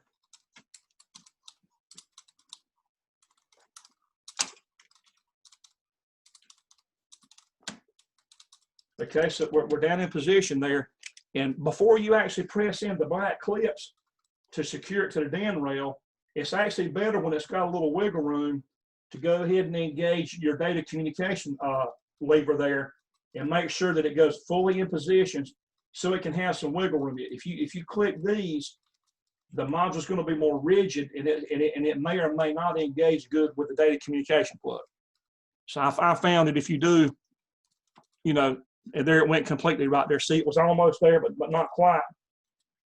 If it's not quite, it's not really in all the way. It has to be all the way in. And then you press these in, and I'll get the one from the bottom side. And that's got this one engaged. Now we got to put this one in there and do them. Everything has to be done in steps that way to engage it. I've had them disconnected on purpose so that you could see how it's done and how the modules are added into the program. So this one, now this one can come out. This is an analog output module. And this is the one that's going to control the variable frequency drive. So this one inside has a D to A converter that takes the CPU digital format of data, brings it back up to this module. It converts digital words over to an analog output, goes on this cable right here, and it goes to the variable frequency drive to change the speed. So that converter is built into the module. Each module basically is a translator of its own that translate from some outside type signal, like it, here, you've got relay output that it's going from a digital in here to relay out this AC output for all of your motor starters. So it's translating to turn relays on that are built in. That's a translator for analog input. That's a translator for analog output. So we go in all the way down, and then we do the white plug here, the lever, all the way over. That engaged good. Click that in place. Click that in place. And that's the cable there that's going to have a 4 to 20 milliamp signal. That's going to ramp the speed up and down on that drive. This last one here is a thermocouple module. We're not going to use it tonight. I'll try to have it ready for, say, Tuesday. It can take a temperature probe going in and translate millivolts of a thermocouple. The thermocouple probe, it produces millivolts itself. So when you put heat on it, it actually generates a small millivolt signal. And this module here actually interprets the millivolts and converts millivolts over to the digital format for the CPU. And so we engage here, all the way in place there. And see, that one's not clicking all the way, so I've got to do some wiggling here. You do a little bit of wiggle here.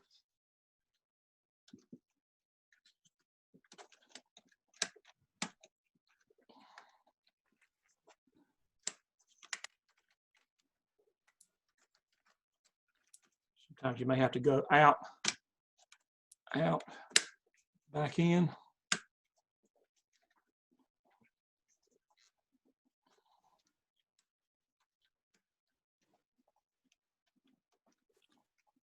There it went. I had to actually pull the module toward me a little bit for that lever to actually engage that data plug in there. So sometimes you may have to move it this way or that way. That's why it's good not to pop those locks in yet, because if you do, it's not going to have any wiggle room at all. And then to clip on the bottom, pop it in place. So everything's in place now. And I had it all pre-wired already. So I just wanted you to see how they actually plug in. So everything's popped into position. All the data communications is locked in like they're supposed to be. We're going to power it back up now. And I think Eric will have a lab we can check here in a minute.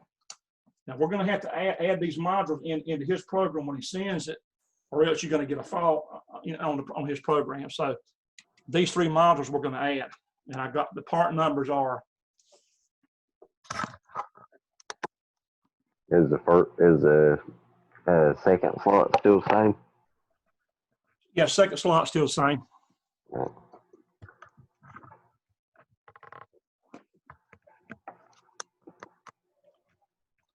Like you can see right here, this is a 1769 IF4.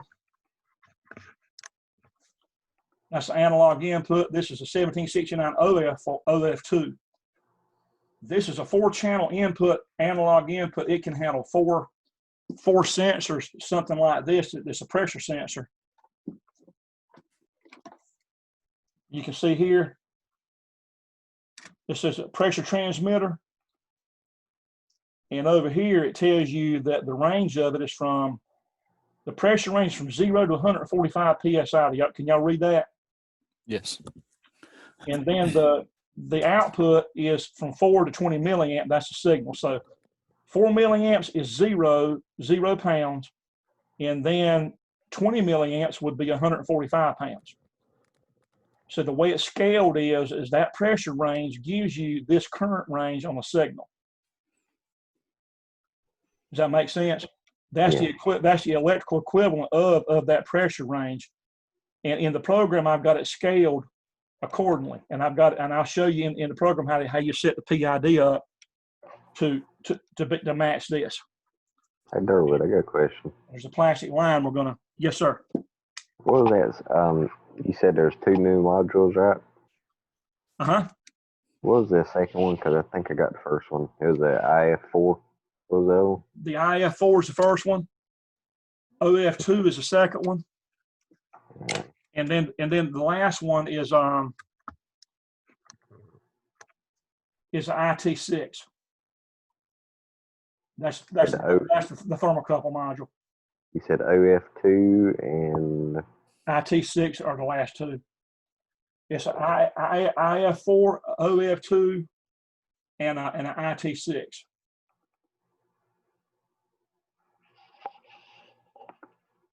Yeah. Y'all can take a snapshot of that if you want to, because you'll need to add these in your next program. Because I'm not gonna undo these again. So if you want to, I mean, I'll post something in Moodle with these module numbers too. But if you want to take a snapshot of the screen while I've got them like that, that'd be a good idea. Said 026. IT6. Oh, IT6. IT6. The last one's IT6. So it's a IF4. Mm-hmm. OF2. Mm-hmm. Yeah. And then an IT6. Yep. Right. And the first one is the OW16 like more, right? OW16, yeah. Yeah. This has got 16 relay outputs, 4 analog inputs, 2 analog outputs, and I guess 6 thermocouple inputs. For my next question, for the up down conveyor, I was working on the CTU and the CTD. Do they share the same tag? They do. Okay, I was just checking. Yes, sir. They do. They sure do.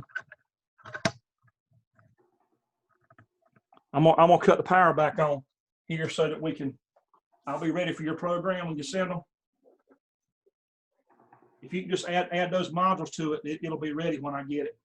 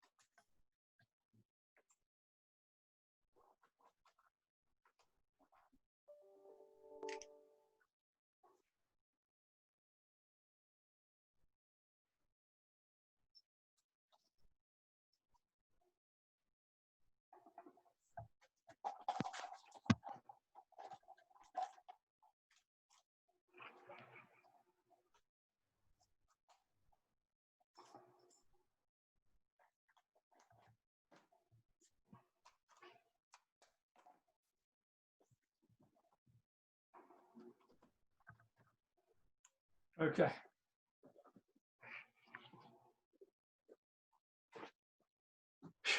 Cut power back on.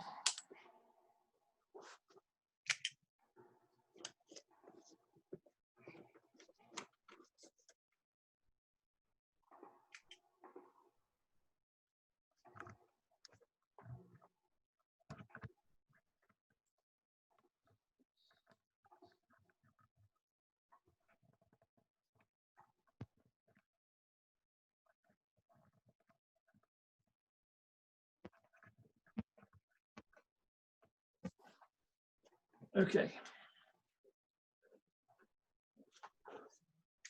Now we forgot something. The end cap. The end cap. Yes, sir.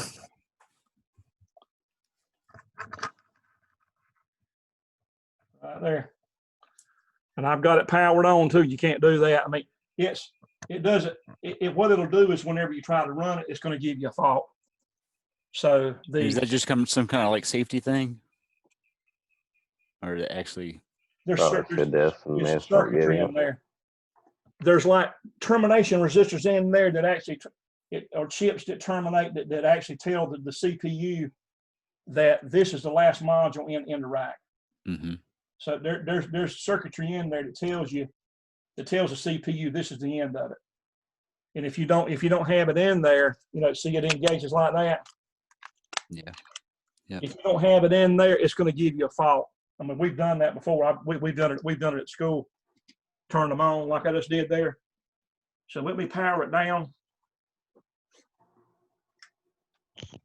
You need to tirar eso allá, la basura. Mm-hmm. So it doesn't matter how long you've been in this stuff. You can, we all forget, don't we? I've heard more accidents happen around machinery the longer you've been working with them because you get more comfortable with it. That's true. Yeah, I got my finger broke one time on a machine by being overly tired. I'll say that, exhausted. That happens. Yep.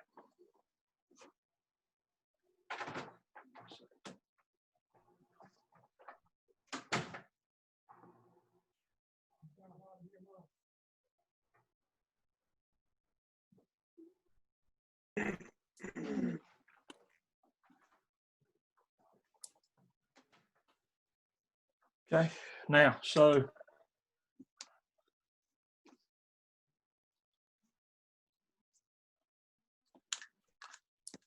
going to verify that there's no DC voltage because the DC is what's feeding this PLC. The power supply for it is 24 DC, and there's no voltage on there, so it's completely powered down.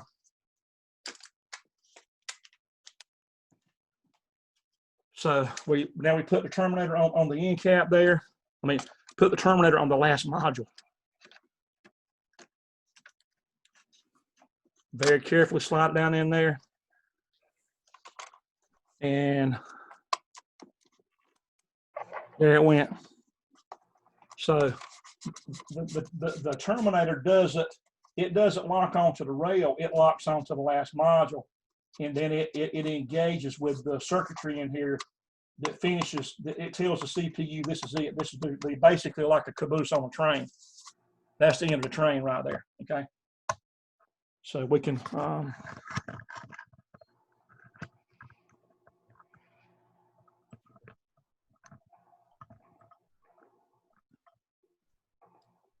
it back on.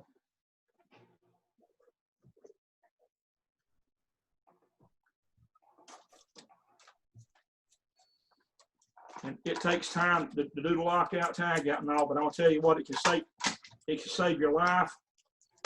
It will save your life if you stay in this field long enough. Because you're all the time around hazardous things, that could injure you or worse.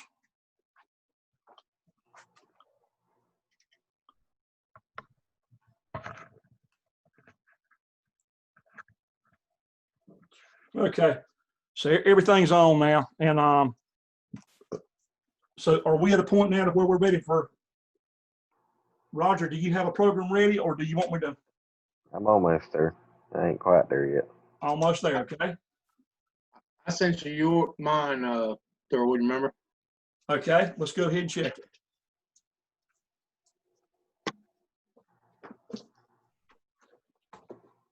Right, we've got that there ready to actually show you something when we hit another gap again. And so it's, we're stepping in the right direction. So let's go back to our email.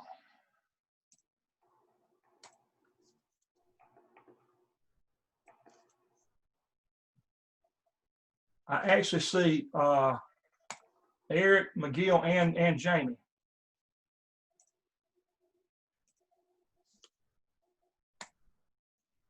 Hey, Mr. Durwood, Yes, quick sir. question. Are you gonna show some of this Tuesday, or are you just gonna show this tonight? There'll be more of it Tuesday. I mean, I can actually show you the same thing Tuesday. I don't even know for sure if there's going to be even time tonight because if you, we got 3 other programs that I'm going to look at. Yeah, that's what I was thinking. Mhm. Maybe we won't have enough time. There may not be, but we got the modules engaged to where they're ready, and everything else is wired, and I've got a program ready to download it and show you. So I mean, if you need to go ahead and go, that's fine, and then we'll just you know, we'll just do it Tuesday.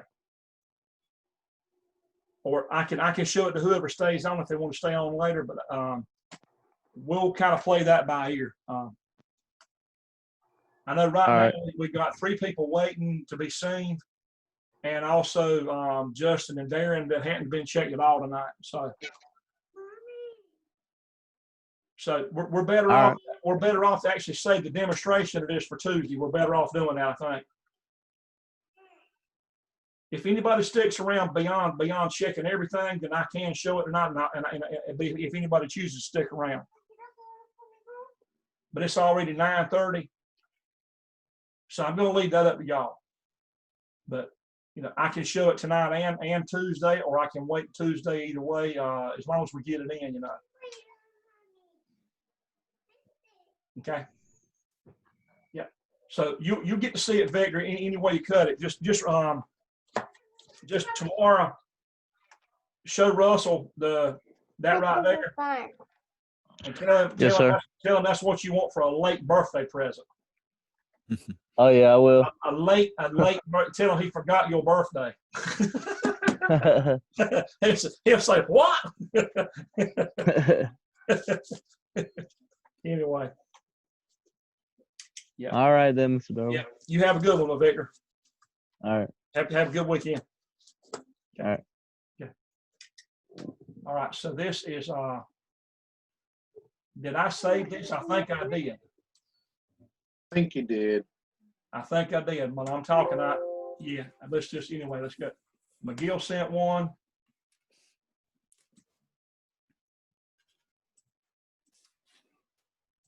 Forward and reverse.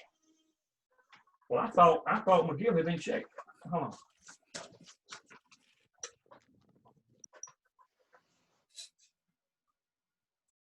No, he hadn't.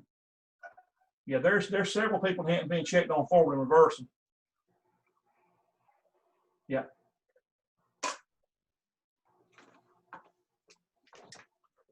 Okay, that's McGill.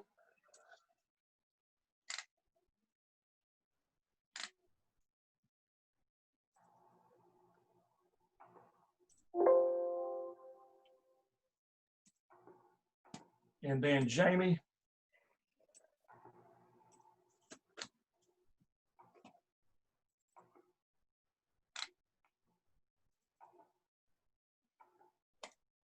Okay, I think that's got us caught up on emails.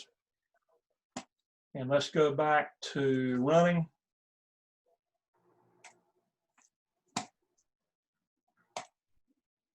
Go back to here. Right, that's okay there. And we are checking Eric's, right?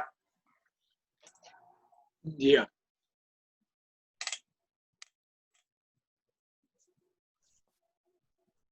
Down counter.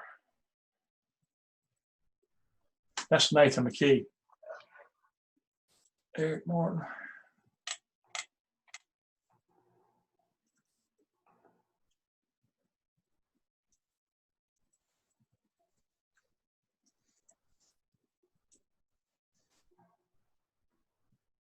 And let's see.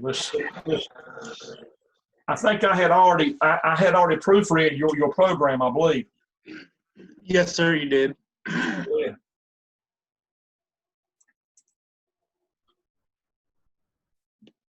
So we'll go ahead and download. Now, did you happen to add the modules in? We've got to add the modules in right here, or it won't run. So if you no, look, I didn't. Right, I'm going to do them. Look, you got expansion IO. Do you see what I'm doing here? Just do it the same way we do our relay out. I mean, our output, right? Right. So the next one is going to be a IF4. Yeah. Create.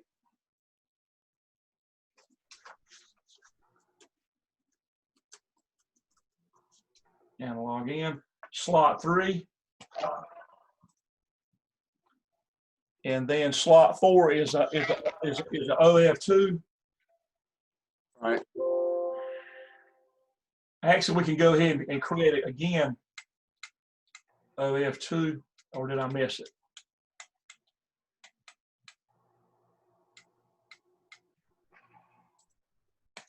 Right there. A 2-channel current voltage analog output. Create. And then the next one's the IT6. Right.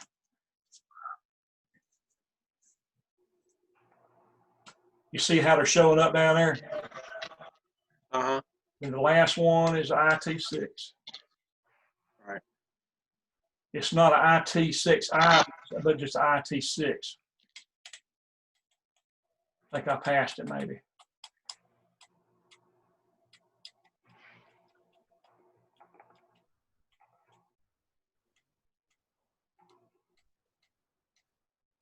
Right there, you just put, there it is. Go back up.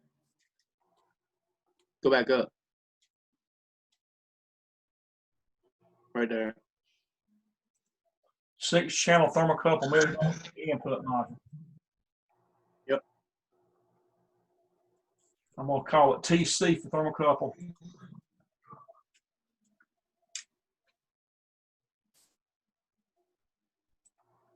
So it's got all those in there. We're going to save it and then download.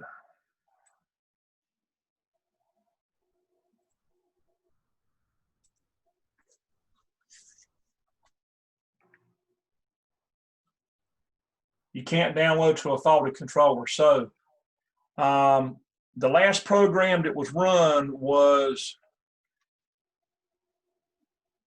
whose program was that? I can't remember. Let's see. Let me see if it'll let me just simply go online. Yeah, it was Nathan's. It was Nathan's. So what I'm going to do in this case here is, it's actually giving me a chance to download yours. Maybe it's going to let me do that. Well, let's just try that. It won't. Okay. So I can either go back. A cleaner way of doing it would be just to go back to Nathan's and pull his up and then go online and then reset the fault.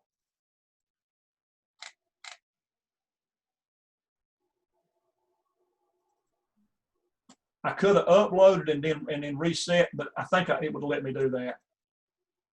So now I'm going to try to go online with a matching program, and it let me go online. You notice that? Yep. And now, but no, faulted. Yeah, it's faulted because we got modules in there that he didn't ask for in here. You see that? Right. So the way you do it is you go in here and you want to go offline. And hold on, I actually need. I should have cleared the fault. Go online. we've got to clear the fault. So it cleared the fault, but it kicked me back into program mode. You notice that? Yeah. Now it's not going to generate the fault again because we're in program mode. Now I can put your program in there since it's not faulted. But you can clear faults in program mode, but you won't know if they're really fixed until you go back to run. And in this case, it's not fixed. So we've got to get your program now, and it'll be fine.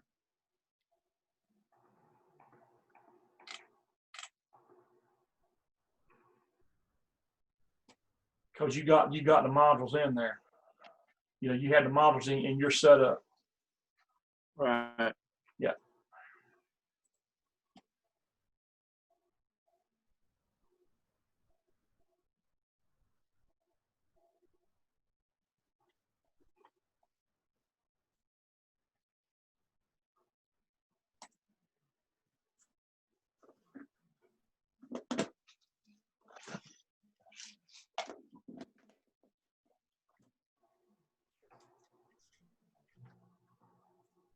And now we've got to go back to run mode. Okay.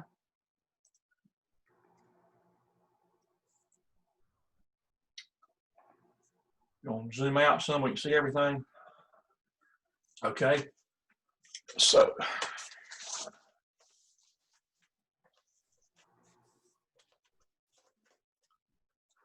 the camera repositioned here.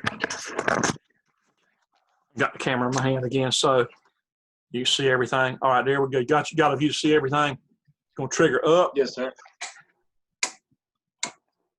See it going up. Mm-hmm. And now down. So the down's fine. We'll go ahead and max it out. It's going to be full now. It is full with a green light, and then the stop gate closed. And if you go down, then you're under. Now let's go over. Went over. And if the products exit on, if they exit on their own, you go down. As it goes down, as they leave the area, it's just going to clear itself. It's going to clear those faults. Right. So everything is self-resetting. Everything is self-resetting the way we got it written. And but if you needed to manually reset that count, if for some reason if it got really way off, which it will sometimes, then we hit the reset button over there, and it cleared it. Right.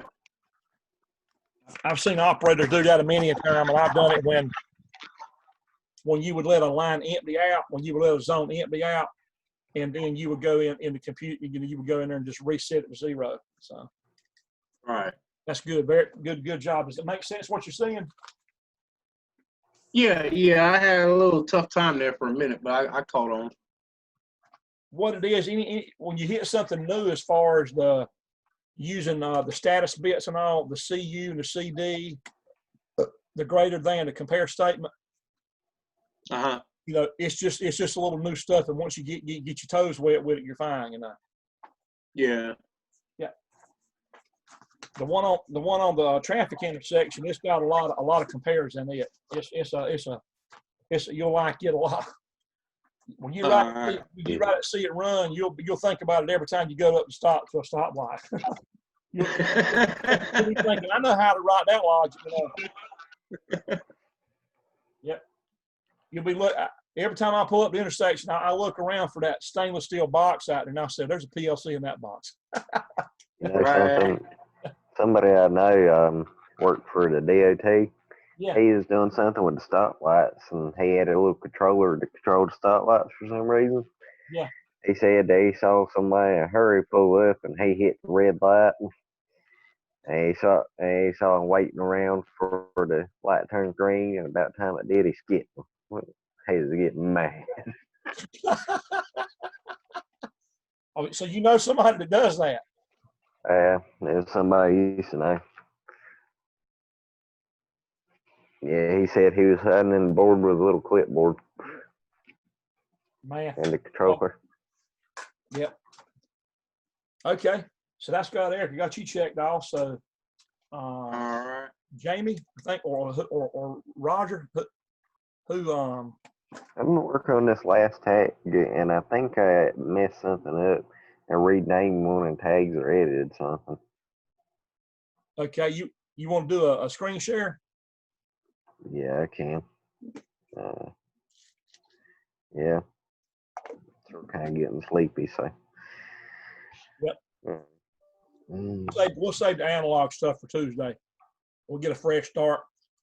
That's a big subject. There's a lot to it, and I want to take my time talking about it.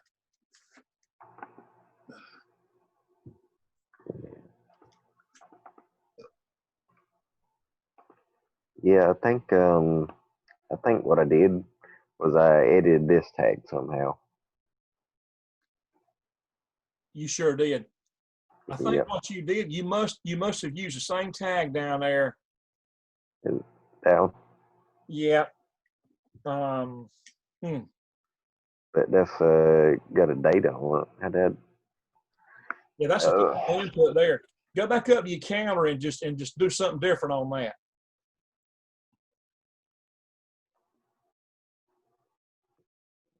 Had the PDF. Wait a minute. Let me ask you a question. So Let me ask you a question before you do anything else. Hey, Durwood. Uh-huh. That was the same thing I was doing wrong. That same thing was happening. He needs to go back and do what I had to do. I had to redo the whole program because it wouldn't let you come out of all this unless, well, I guess you can go in there and just clear all this out, can't you? Look, I should be able to edit and tag. Here's what's wrong. It's a simple fix. Look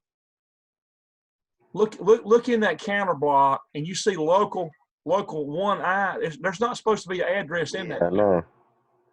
I don't know why there is. I didn't put one in there. Hey, go to rung 5 for a minute, Roger. You know what I might have done?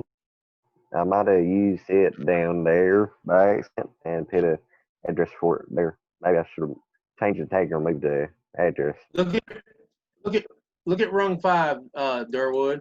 Right. Right there at his reset button. Well, that's supposed to be input 7.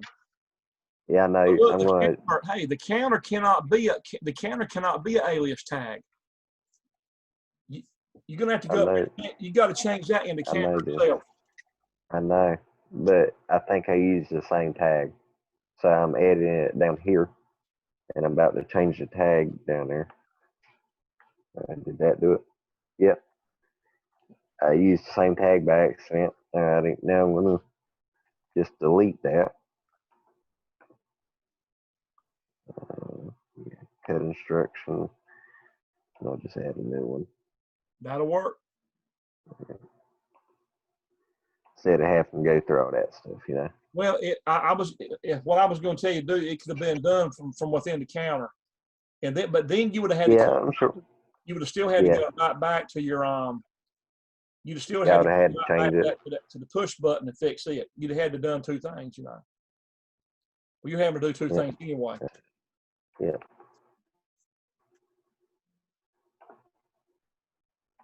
System tag. Yeah. Well, I'll say one thing: you guys are getting good on troubleshooting your own stuff. That's good. That's real good news. When you get to a point where you can debug your own programs, you have come. Let me tell you, you come a long way, man. A long way. You know what? You know that, don't you? You come a long way since that Saturday we were talking on the phone and you were having trouble installing the software, hadn't you? You come a long way, man. I'm happy, man. I'm proud. We're really proud of you. Yeah.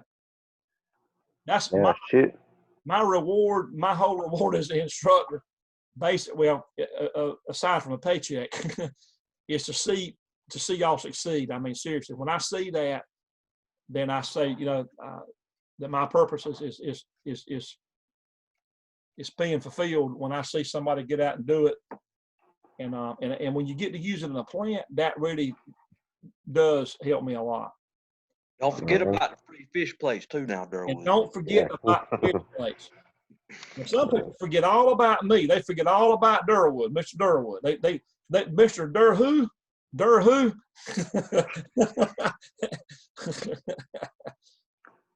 Yeah. Some people, when they get that diploma or that degree, adios, gone, no more. What did I do wrong? It says 0 to 8. That's what I did. Yeah, well, evidently I did it right. Well, I kind of missed what you did there. Did I you was for errors. verify the project? I was checking for errors. It popped up 0 errors, but I heard the noise. So. But you, Yeah, but yeah. let's look over the whole thing here, Roger.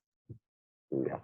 Input 4, count zone 1, count up bit, output 5, exit limit switch input 5, count down, CD bit, and then output 6 for the red light, good. And then you got a countdown bit or done, the DN is done. And then you got a green light output 4, scroll on down.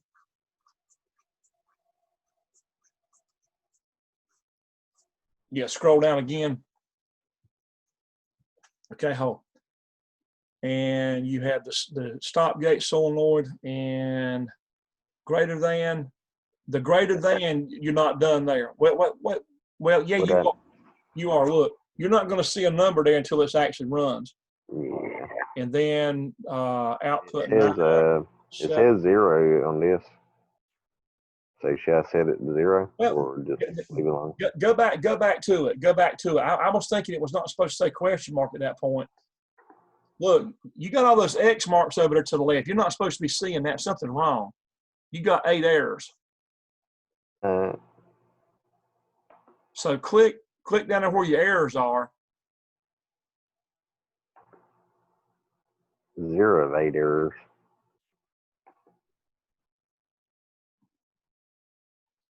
You're not supposed to have all them X marks. Your lines are not supposed to be red. What am I doing wrong? Right click on your errors down there and see if it's going to tell you anything.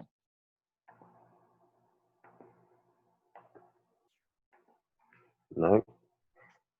It says 0 of 8, so doesn't that mean I don't have any?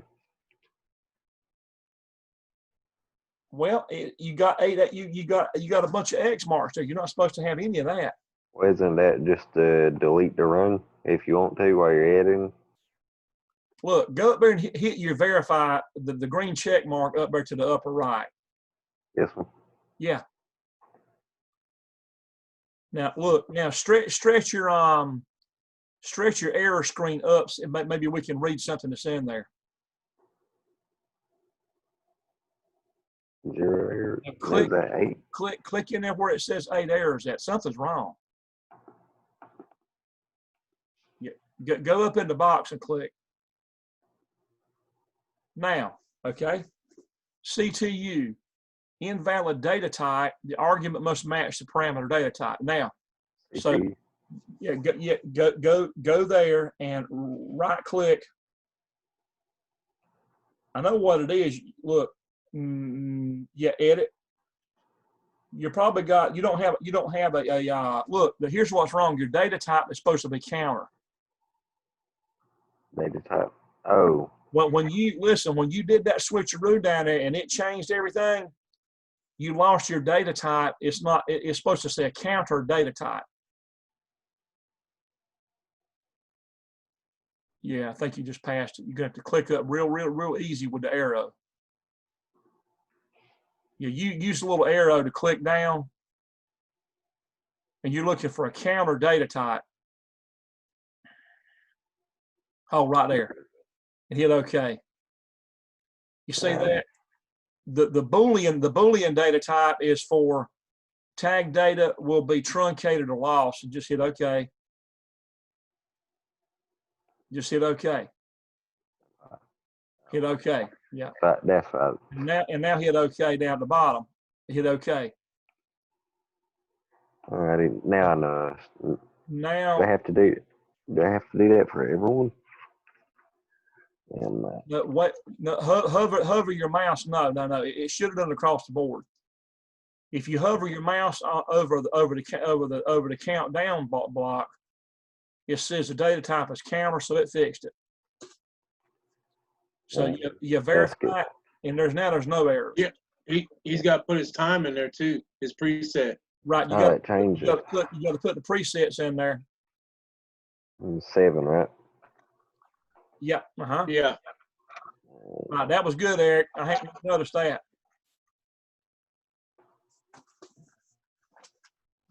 You're gonna impress Ronnie there.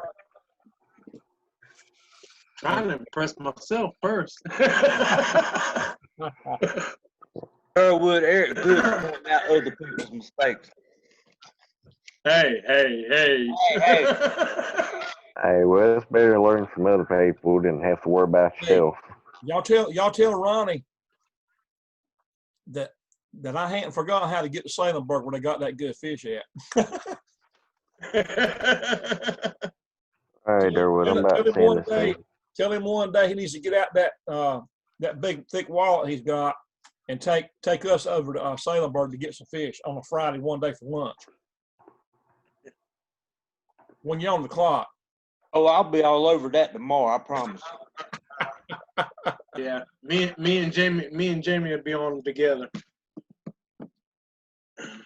Tell him that you know where Salemburg is, and that's one of his spots. I've seen him in there, boy. He'll be grinning ear to ear when he's in there, man. He loves it. It's just good. He likes it as good as you do. Yes, sir. Yeah. Me and my wife love it too. We go there a lot, which I don't live but about 5 miles from there. Really? Yeah. Well, tell Ronnie that's what I'm closer than you. Yeah. I'm closer than he is. They got good fish. They got good service. Them gals in there, they look out for you, man. They keep your teacup filled up. They got a cup. It ain't quite as big as that. Yeah, mug. they do. It ain't big as that mug there, but it's a big teacup, though. Yeah. Yeah. And it don't get empty either. No. It'll get down a little bit, and here they come. Yep. Yep. Okay. So you're going to send me that program there, Roger? Yeah, I'm uploading it to the email right now. Good. I'm gonna go out and get check my email. You gonna have one on there for me, Durwood. I updated mine with the modules on it. Good. Thank you. That'll save me from having to do that. Good. Excuse me. Well, now who's trying to get brownie points? Son, you just have no Taking idea. it doing stuff. Well, tomorrow I'm only gonna be working half a day, so I'm gonna try to go ahead and get all that work for you done, Durwood. Okay. That was Jamie and Durwood, I'm gonna get out of here. Okay. Did you just send that, or are you gonna wait on it? No, wait. We just checked yours. Yeah, you checked Eric's. Yeah, I checked yours, so now we're checking Jamie. Yeah, you're checking Jamie's. Right. And I said Eric, if you come in like way after I have to, I feel like you should have to stay on here and watch this. all right. I'll do that for you. Hey, moral support. Yeah, I got him. Moral support. Even though he's trading. Even though he's a trader. Okay. He's gonna left y'all, huh? Or getting Not ready. yet. Work at again? Hog slat. Hog slat. Yeah. Yep. Good company. I've been thinking about getting a job in a plant or something, but the only thing I was worried about was scheduling. What's got you worried about scheduling? Like whenever I'd be to work and go in the classes, mess like that. Oh, you mean now? Yeah. Oh yeah. That's a real good point. Yeah. You're better off Work for Andy because work for Andy. He's real flexible on the schedule. He's one of the few that's going to let you do that. Now. Yeah, I know. Mm-hmm. Yep. Not many places are going to be real flexible, unless you got a lot of years in there. That is the nice thing about working for him. Mm-hmm. Yeah, I like him. He's a good guy. He's a go-getter, man. And he's give a couple of y'all opportunity to work and get some darn good experience. You know, I appreciate that. I tell him I appreciate that a lot. And I may buy a generator from him because he's an authorized Generac supplier now. Yeah, Generac. Yep. Yep. Yeah, I'm saving up now to get a whole house generator, and I had talked to him about it. You know, he can service it. So if you buy through him, he's an authorized repairman. So he's while it's under warranty, he's right here in town, and he can come do authorized factory warranty work if you get. Yeah, he went down to. I think he said he went down to Florida and took the classes and that. Yes, sir.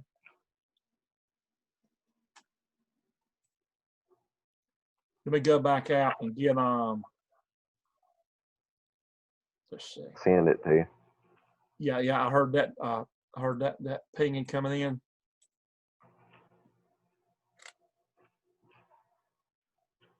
Oh, okay. That's Jamie's with the new modules. Okay. Yeah, I went ahead and updated the modules when you said something. Good. Yeah, that'll save time. So, Roger, I see 3 of these you sent me. What 3? And it might have. One of them's got more kilobytes than the other one. You know what I think those are? I think those are where it tried to upload it, but it failed, and so I had to re-upload it again to go with the 2 megabytes. Just always go with the 2 megabytes because that's usually what the size they were. I'm sorry. Yeah, you're exactly right. The megabytes. Yeah, you're right. Yeah. The files ain't too big, so at least they don't take too long to load. Mm-hmm. Right. So I got Jamie and Roger. That's great. Okay. So let's go back to here. Yeah. It's, I think once we check y'all's. Called Matt. Yep. I think some other people have checked out on me that anyway.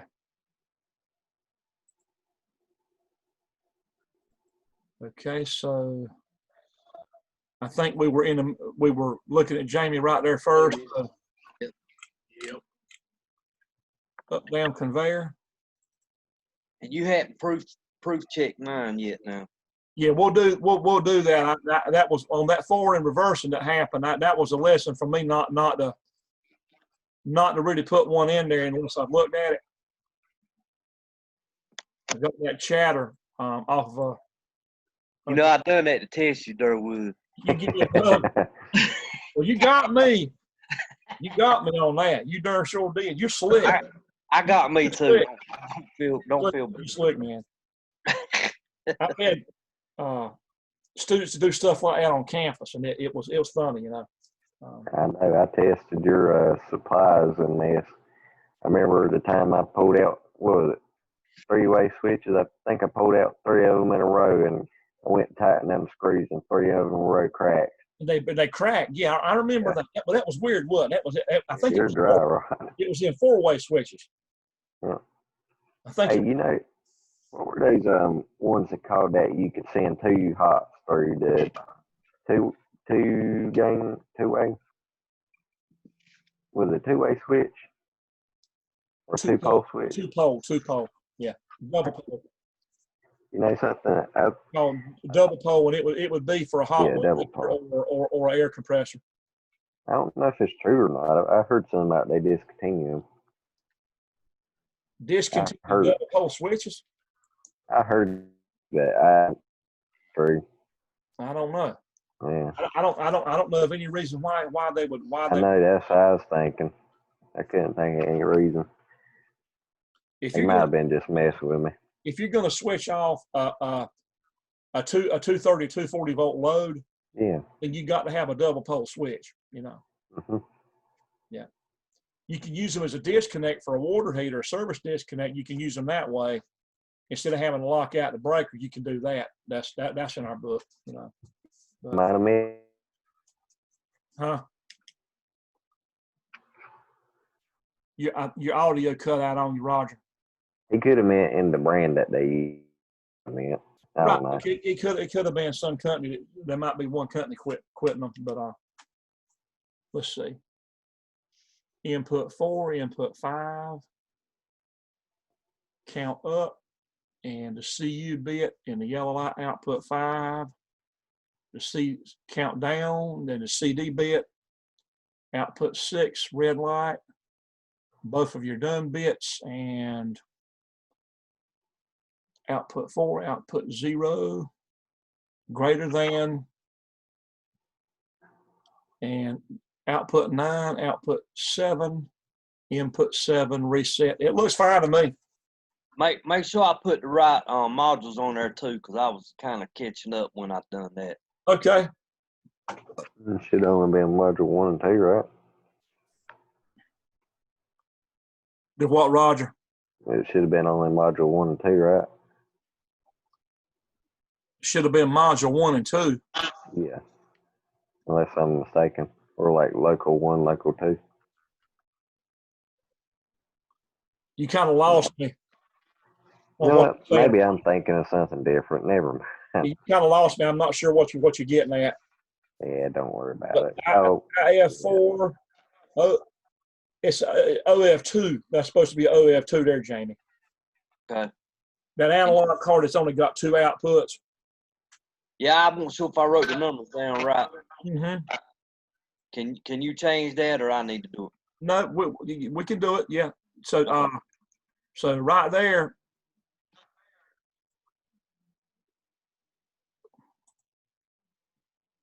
Properties. Change. That's the module definition there. That's on the revision level. I don't think it's. You go in there, it's not going to let you change the name of it. I think we're going to have Configuration. That's where you choose what kind of an output it is. Maybe could you delete the module and then replace it? I think we're going to have to do something, larger than that, because maybe if we just double click it. No, it's not giving us the option to actually change that module type. So let's just delete it. Delete it and add another. Yeah. Okay.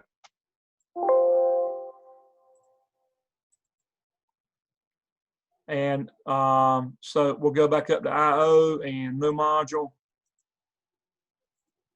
And it's OF2.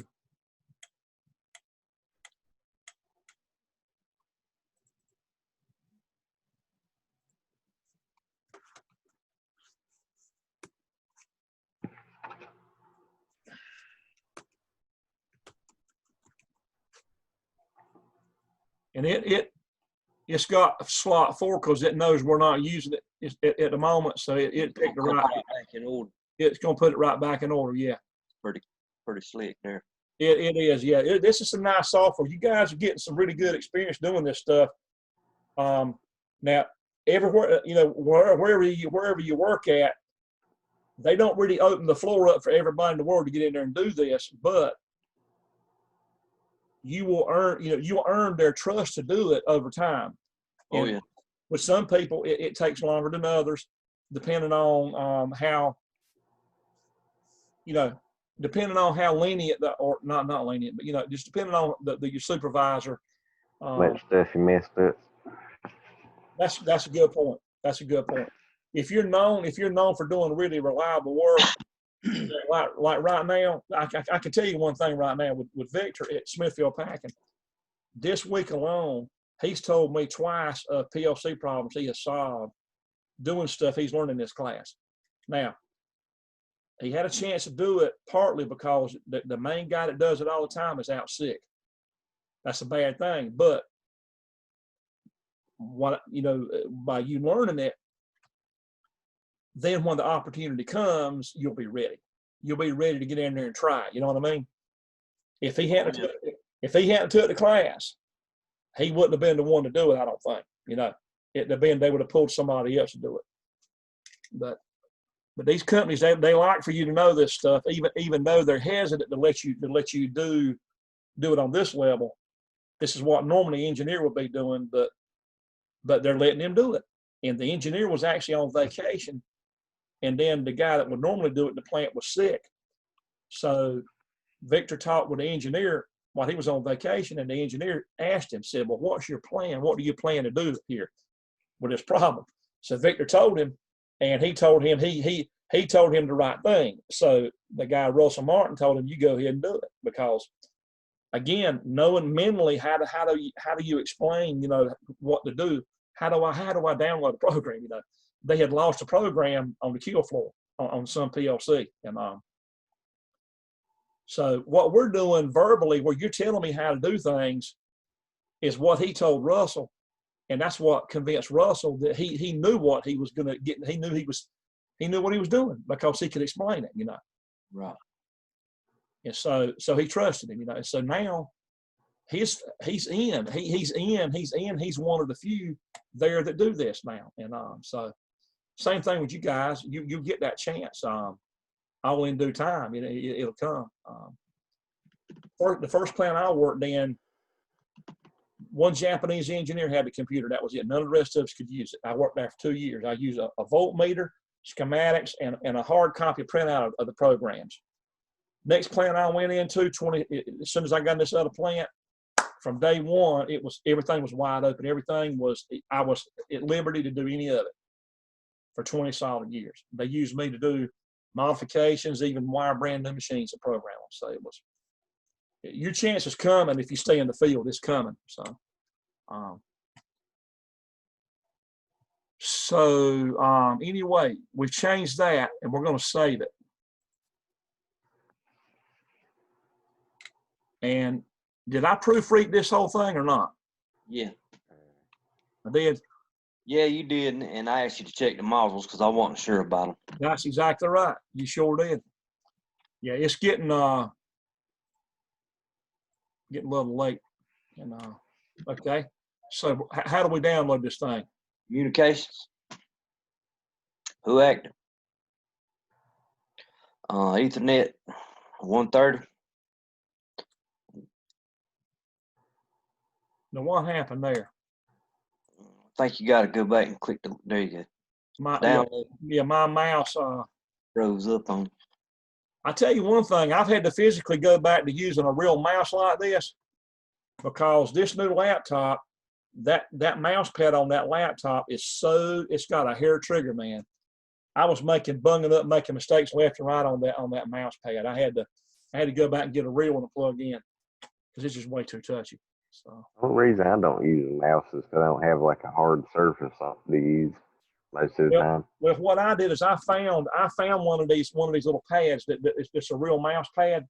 I found one of them that's made for it, and I put that in my laptop bag. So wherever I'm at, I've got a real mouse pad no matter where I'm at, and it's got the right surface on it. So with most time go ahead. With this computer, it's a nice computer, but it's different in that it's way too sensitive on the mouse. It's just it's crazy how sensitive it is, man. Most of the time when people are dealing with computers, they're sort of kind of being light and just barely touching it. Right. And the thing is, and the funny thing, I'll show you on this mouse pad. I want you to look at it. All right. You see that mouse pad area right there? Yeah. There's no physical buttons. It's all a solid surface. That's weird. That reminds me of the ones they had it in like middle school and high school, where they have a little button in the middle that was the mouse or whatever. That was weird. But if this thing had some actual buttons on it, I'd be fine. Yeah. But when you go to do a right and left click, if you ain't careful, you will have done something else, Or you can't tell. Where the right and left does. It's just you can even rub it with your hand and end up deleting something if you ain't careful. I think you can like hold it down for a second, and that might be a right click, but I'm not really sure. Yeah. All right. So one warning. What's the warning? I don't know. Reading change log. You didn't implement that change. Did you? Yeah, I saved it. Edit it online. It was online. Was it? No, I edited it offline. Hmm.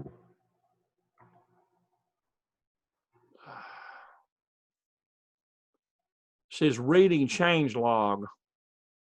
I don't know. Let's just roll on with this thing and see if it'll just let us go ahead and run. 34 messages. Yeah, we're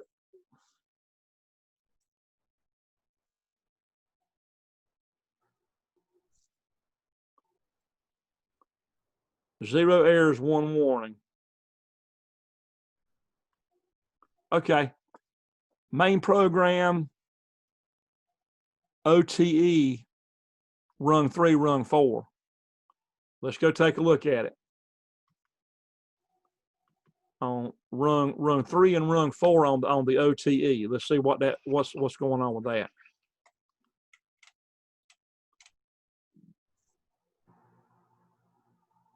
There's rung 3, your output energized instruction.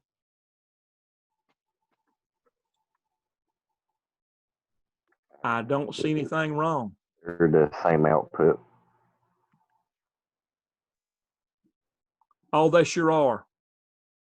Yeah, I hadn't even noticed that one yet, but they are the same output. We don't want to do that. Yeah. You're gonna. Yeah, that's a good point. And I'm surprised it let us download that. So let's go off. Let's go offline, and then you tell me what to do to fix that.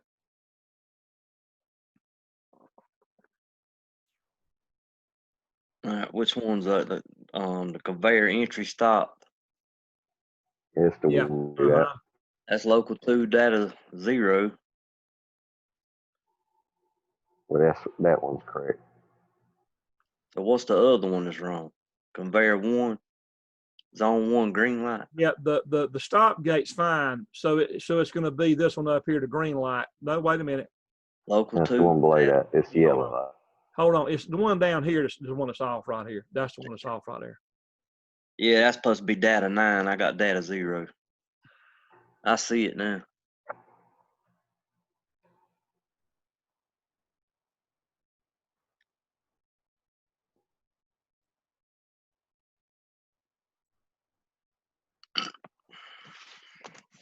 Okay, let me double check. Data 9 and data 7, that's fine. Yep, there you go, that's fine. Okay, all right. So let's do a verify. 0 errors, 0 warnings. So I had to stretch that screen on up a ways and then keep clicking before it could tell us, which was kind of funny, but not funny, but just unusual.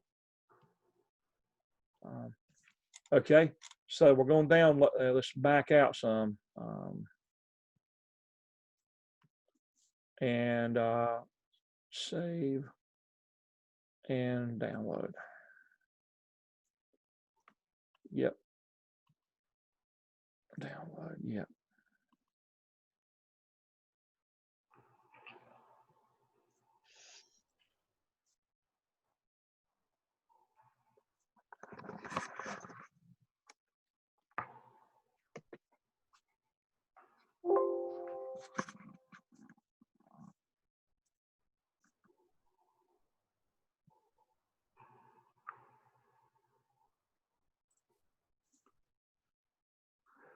Okay, let's go. All righty now. So we're going to see.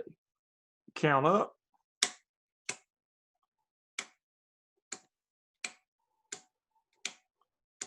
Count down. Good. Let's go up to 7. Can you see the program and the webcam good? Mm-hmm. Right. So your count zone is full. You got your green light and your stop gate closed. Then we go down, go back up, and then we'll go into over. There it went. It got over. Now see, it'll let it go on, but you just got a warning, And the only way that could have happened would have been if your stop gate failed. your stop gate could fail mechanically, or maybe the solenoid failed or whatever, and it could let more in. And then if we reset it manually, then it zeroes out. That's good. Very good. Yeah. Is there a physical stop for it? Yeah, the physical stop in this case, what I was saying was the stop gate solenoid. Okay, gotcha. And what it would do, like where I worked at, the solenoid would actually control a cylinder that would go forward. It was a cylinder that had a flat plate. When that plate would go forward like that, when it would go forward, then the dogs that were on the chain track, it was an overhead chain system with these dogs or shackles kind of things. They would come along like that, and when that stop plate was in, they would come along and sort of jump up over it, and when they jumped over the stop, it would release the product ahead of it. It would let go of the product, and then it would basically unhook itself, and then the chain would kind of go over the hump over that stop plate. And so the products it was pulling through, they would all just sit there at that stop zone, at that stop position, until the PLC was to retract the stop plate, and then the chain could actually bring a carrier through that had products that were hooked to it. Yeah, Jamie, you're using carriers over there, aren't you, to hang your products on? Yeah. Yeah. So yeah, it's overhead chain system. Right. You got your stop devices. They kind of go in and out, don't they? Yeah. They go in, and then your hooks, they kind of jump over. They'll unhook the carrier as they go over. Yeah. Yeah.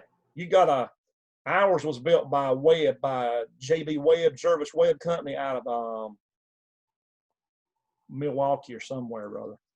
But I was in that plant in '89 when the welders from up north were welding that track in for that chain system, man. And I was in there 20 solid years. Yeah. And after I left, a demolition crew come in and cut every bit of that stuff out. They gutted out, got rid of the ovens, got rid of the washers, everything gone. They just gutted the whole plant out, man. So I was there. I saw everything come in, but after I was laid off, then it was, then I heard about everything. I got some of the old PLC stuff out of there that the engineer let me get. Some of the old PLC 5 stuff, the real big, robust PLCs. I got some of that stuff. But anyway, so let me put you down before I forget. Well, I'm gonna say good night. Yes, sir. Jamie appreciates the moral support. Yeah. Don't you remember it too? Don't think I'm gonna treat you no better. Oh no, I'm gonna remember. No, I don't want you to. Hey, you got to know your place, son. Oh yeah, totally agree. I'll see you in the morning, Jamie. I'll see you in the morning, Rick. All right, Durwood. Y'all have a great weekend. Have a blessed weekend. Thank you. All right, Durwood. Thank you. You too. I'll be enjoying it. Thank y'all for joining. And I'll remind him about his fish plate he owed. Yeah, tell him that you know all about his favorite fish place. I will. And tell him that I do too. I know. I'm gonna tell him it ain't right.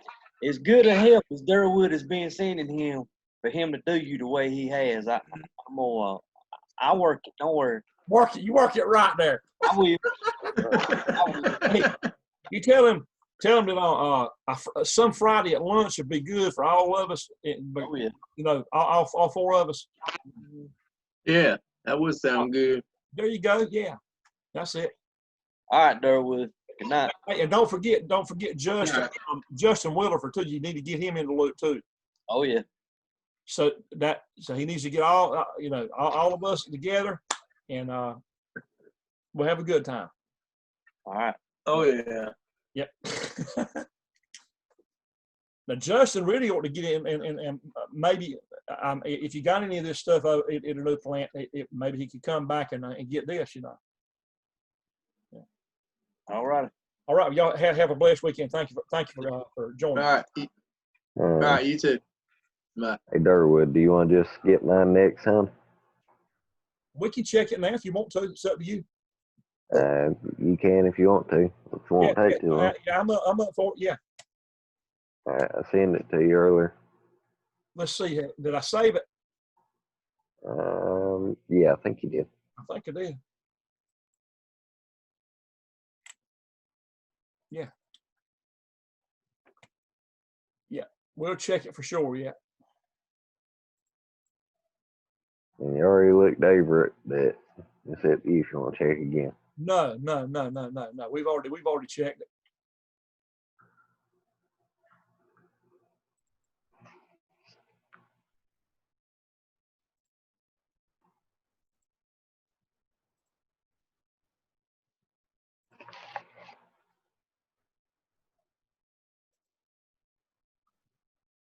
I think I'm gonna make me a little salad there when we get off of here. While this thing's uploading to YouTube, I upload to YouTube every night, and it takes a while. It takes a while for that to happen. Mm-hmm. First, it has to actually does some kind of file conversion when I end a session. It takes a little while to do a conversion into a M4P file format. MP4. MP4, and then when it does that, I'll go in there and eat a little bit while it's doing that. Then I come back, check on it, and then I'll upload it into YouTube, and that takes longer. So then I'll be brushing my teeth and all that, and doing all my stuff and getting ready for bed. And I stay up until it's uploaded. Every night I stay up till it's uploaded on there for whoever's missing. There's a few people. Got a guy down in Jacksonville, Justin Sokolowski, is taking this class, Mm-hmm. and he's watching some of the sessions or recordings and all. And he goes to ECU right now, plus this. He's getting an industrial systems degree, industrial engineering degree at ECU. You know, the degree you're getting, Roger, is it'll transfer to ECU to get what he's getting right now, what he's finishing up. But for some reason now, when he went to Coastal Carolina Community College, they didn't have a PLC class. That's fine. He took electronics, like small electronic component level stuff, but they didn't have PLC class, which is kind of surprising to me.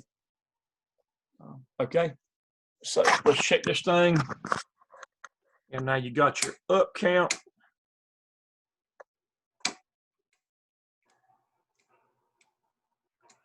Down,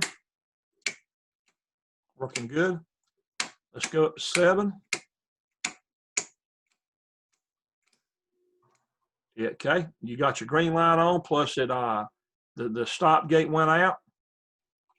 Back down, back up, go beyond.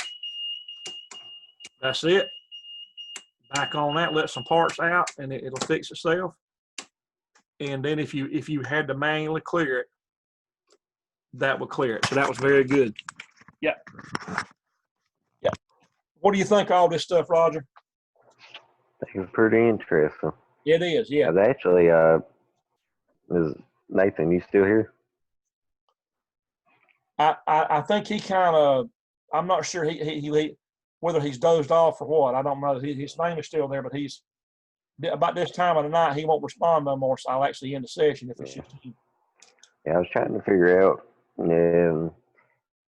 if there's any like programming class or anything that's sort of kind of like this, because this right here I understand, but like the coding class I was taking with him, I didn't really understand it, and I sort of kind of didn't quit paying attention about halfway through. So what was the name of the class? So what kind of code? I got the book over there. Mm-hmm. Mm-hmm. Did you ever reach out to him to try to get some one-on-one help or not? No, at that point I decided I was transferring over to industrial systems. So yeah, but I wouldn't mind going back and like shadowing the class, getting a little bit of refresher so I'd understand it. Yeah. If you tell him you need some help on understanding something, I know he'll make time. He's a great guy, man. He's a super guy, you know. Yeah. Honestly, what I did when I took electronics engineering back in the 80s at our school, Mm-hmm. I got quite a bit of tutoring on the math because we had to have algebra, trigonometry, and calculus. Yeah, I didn't understand the IP address conversion. There's a conversion from like 6 the 4-digit or the The what was it binary. called? It was a 4-bit or 4-digit, whatever. There's 4 different numbers, and you can convert that to a 6 one with 6 different numbers, and vice versa. I didn't understand that, but that was just one of the things. Okay, IPv4 or IPv6. Yeah, converting. Right. I've never worked with a 6. I've seen it. I've seen it now. I've seen that in there, but I've never. We don't use the 6 with PLCs. Yeah, but it was like for connecting different stuff in the class. Mm-hmm. The best thing you can do is you need to tell the instructor whatever you're taking that if something ain't making sense, you ask them for some one-on-one help, and that's what they got office hours for. I mean, that's what I have office hours for when I'm on campus is to help people. And then yeah, I think I started taking it a little bit more seriously once I got out of high school, because when I was in high school, I don't think I paid that much attention. I just treated it like another high school class, and I regret it because I wish I'd paid attention better. Yep, I wasted a lot of time in high school. I didn't think I was ever going to need math. I said all I was going to do is play guitar. I mean, I was in a band in high school, and I said I don't need none of this mess. I'm going to play guitar is what I'm going to do. Well, you want to know the funny thing play is? guitar, but you know, I decided. I said I think I want to go into electronics as far as a regular trade, and so I said, yeah, I'm going to be an electronic repairman. So I went out to Sampson Community College, Sampson Tech, that's what it was called back then, Sampson Technical. Mm-hmm. I took my entrance test, and they said, well, before you can get into electronics, you've got to have 2 math classes and English just to get into the electronics. So you got to come in the summer and take 3 summer classes just to get into the electronics program that'll start in the fall. And I said, for what? I said, I'm going to learn electronics. I'm going to sit down at a bench and repair circuit boards. And what do I need math and English for?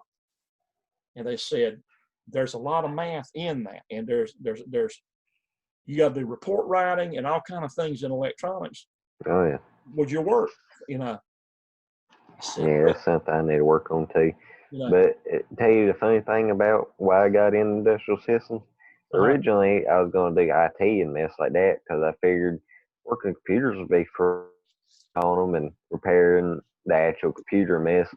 When I got into the actual classes, that I figured out you have to do a lot more with the programs and mess like that, and I became less interested. But at the same time, I'd already took Ag Mechanics 1 and 2. That was welding and doing a little bit of electrical and doing a little bit of everything, you know. Yeah. And I did pretty good in that, and I was like, well, let me look and see what they got there. And I was sort of kind of leaning towards electrical stuff, so I decided to go industrial systems. It looked interesting. That's good. You made a good move. You can you could probably go back now if you had time. And, that's why you do a lot better on IT. You know, I plan on continuing education even after I get out of here, but I know it'll probably be at slower pace. You know. Yeah, it will be. Because when you think about it, classes ain't that expensive at a community college. They're not. They're very reasonable. Yeah. And you're going to make money. It's going to pay you back real good for the rest of your life if you stay in this field. So it has me. I got into it in my early 20s, and I'm getting ready to be 57 years old, and I thank God I've been able to make a good living, and so yeah, raise my daughter and pay my everything, and so it pays off, man. It really does. So. All righty, Durwood. I got to get up sometime in the morning, so. You tell Andy I said hello, and I really appreciate him giving you that work. That makes me feel good to know that there's people around contractors that will use our students, and he still complains about me being slow in this, but I'm trying to speed up. Hey, but I ain't the only one over there. He complained about being slow, so evidently it ain't just me. Yep. Well, the more you do something repetitious wise, then you can get your speed up some. Yeah, I'm trying. Well, That's- all righty. You have a great weekend, Roger. Thank you for joining. All righty. Okay. You have a good night. See you. Have a blessed night. Bye-bye.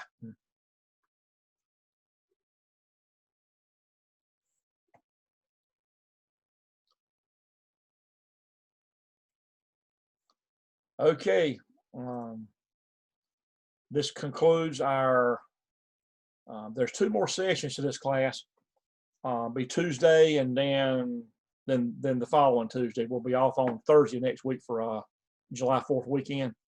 And so if you're watching the class, and if you're a student watching the class and you have questions, don't hesitate to get up with me in between. I'll make time to do. I can do a live Zoom session for individuals. Be glad to do that. Just kind of give me some notice on when you would want to do it for me to help you. And everybody keep in mind that the class does end on July 7th. So we have Tuesday coming up next week, and then Thursday is a break for the 4th, and then the following Tuesday that'll be it. So there's one more programming lab that you'll be graded on and for the exam, and I'll introduce it the next time. And we're going to get into analog inputs, analog outputs, and maybe panel view. I'm going to try to work that in if we can get time. So we'll see how it goes. And thanks for watching. If you're not connected with our college and you would like to be, you can contact me at dking@sampsoncc.edu. And I'll be glad to answer any questions about our electrical classes that I teach. Plus, we have a wide range of mechanical. In our industrial systems degree, if you get that degree, you're going to get not only electrical, you'll get mechanical classes, you'll get machine shop, you'll get a little bit of welding, a little bit of refrigeration, and in machine shop, if I didn't mention that. So it's a wide variety. It's a good multi-craft program. And and we're also starting a brand new electrical program in August. It'll be a degree in electrical systems. And that's going to be adding in some National Electric Code classes for those of you that are interested in working toward getting licensed. And there's some classes coming up on solar panel circuits for solar fields. That's coming up within that new degree. So what I'm teaching will go in that degree as well as some other things that are coming up. So thanks for watching, and you have a blessed weekend if you're watching, and see you Tuesday. Bye-bye.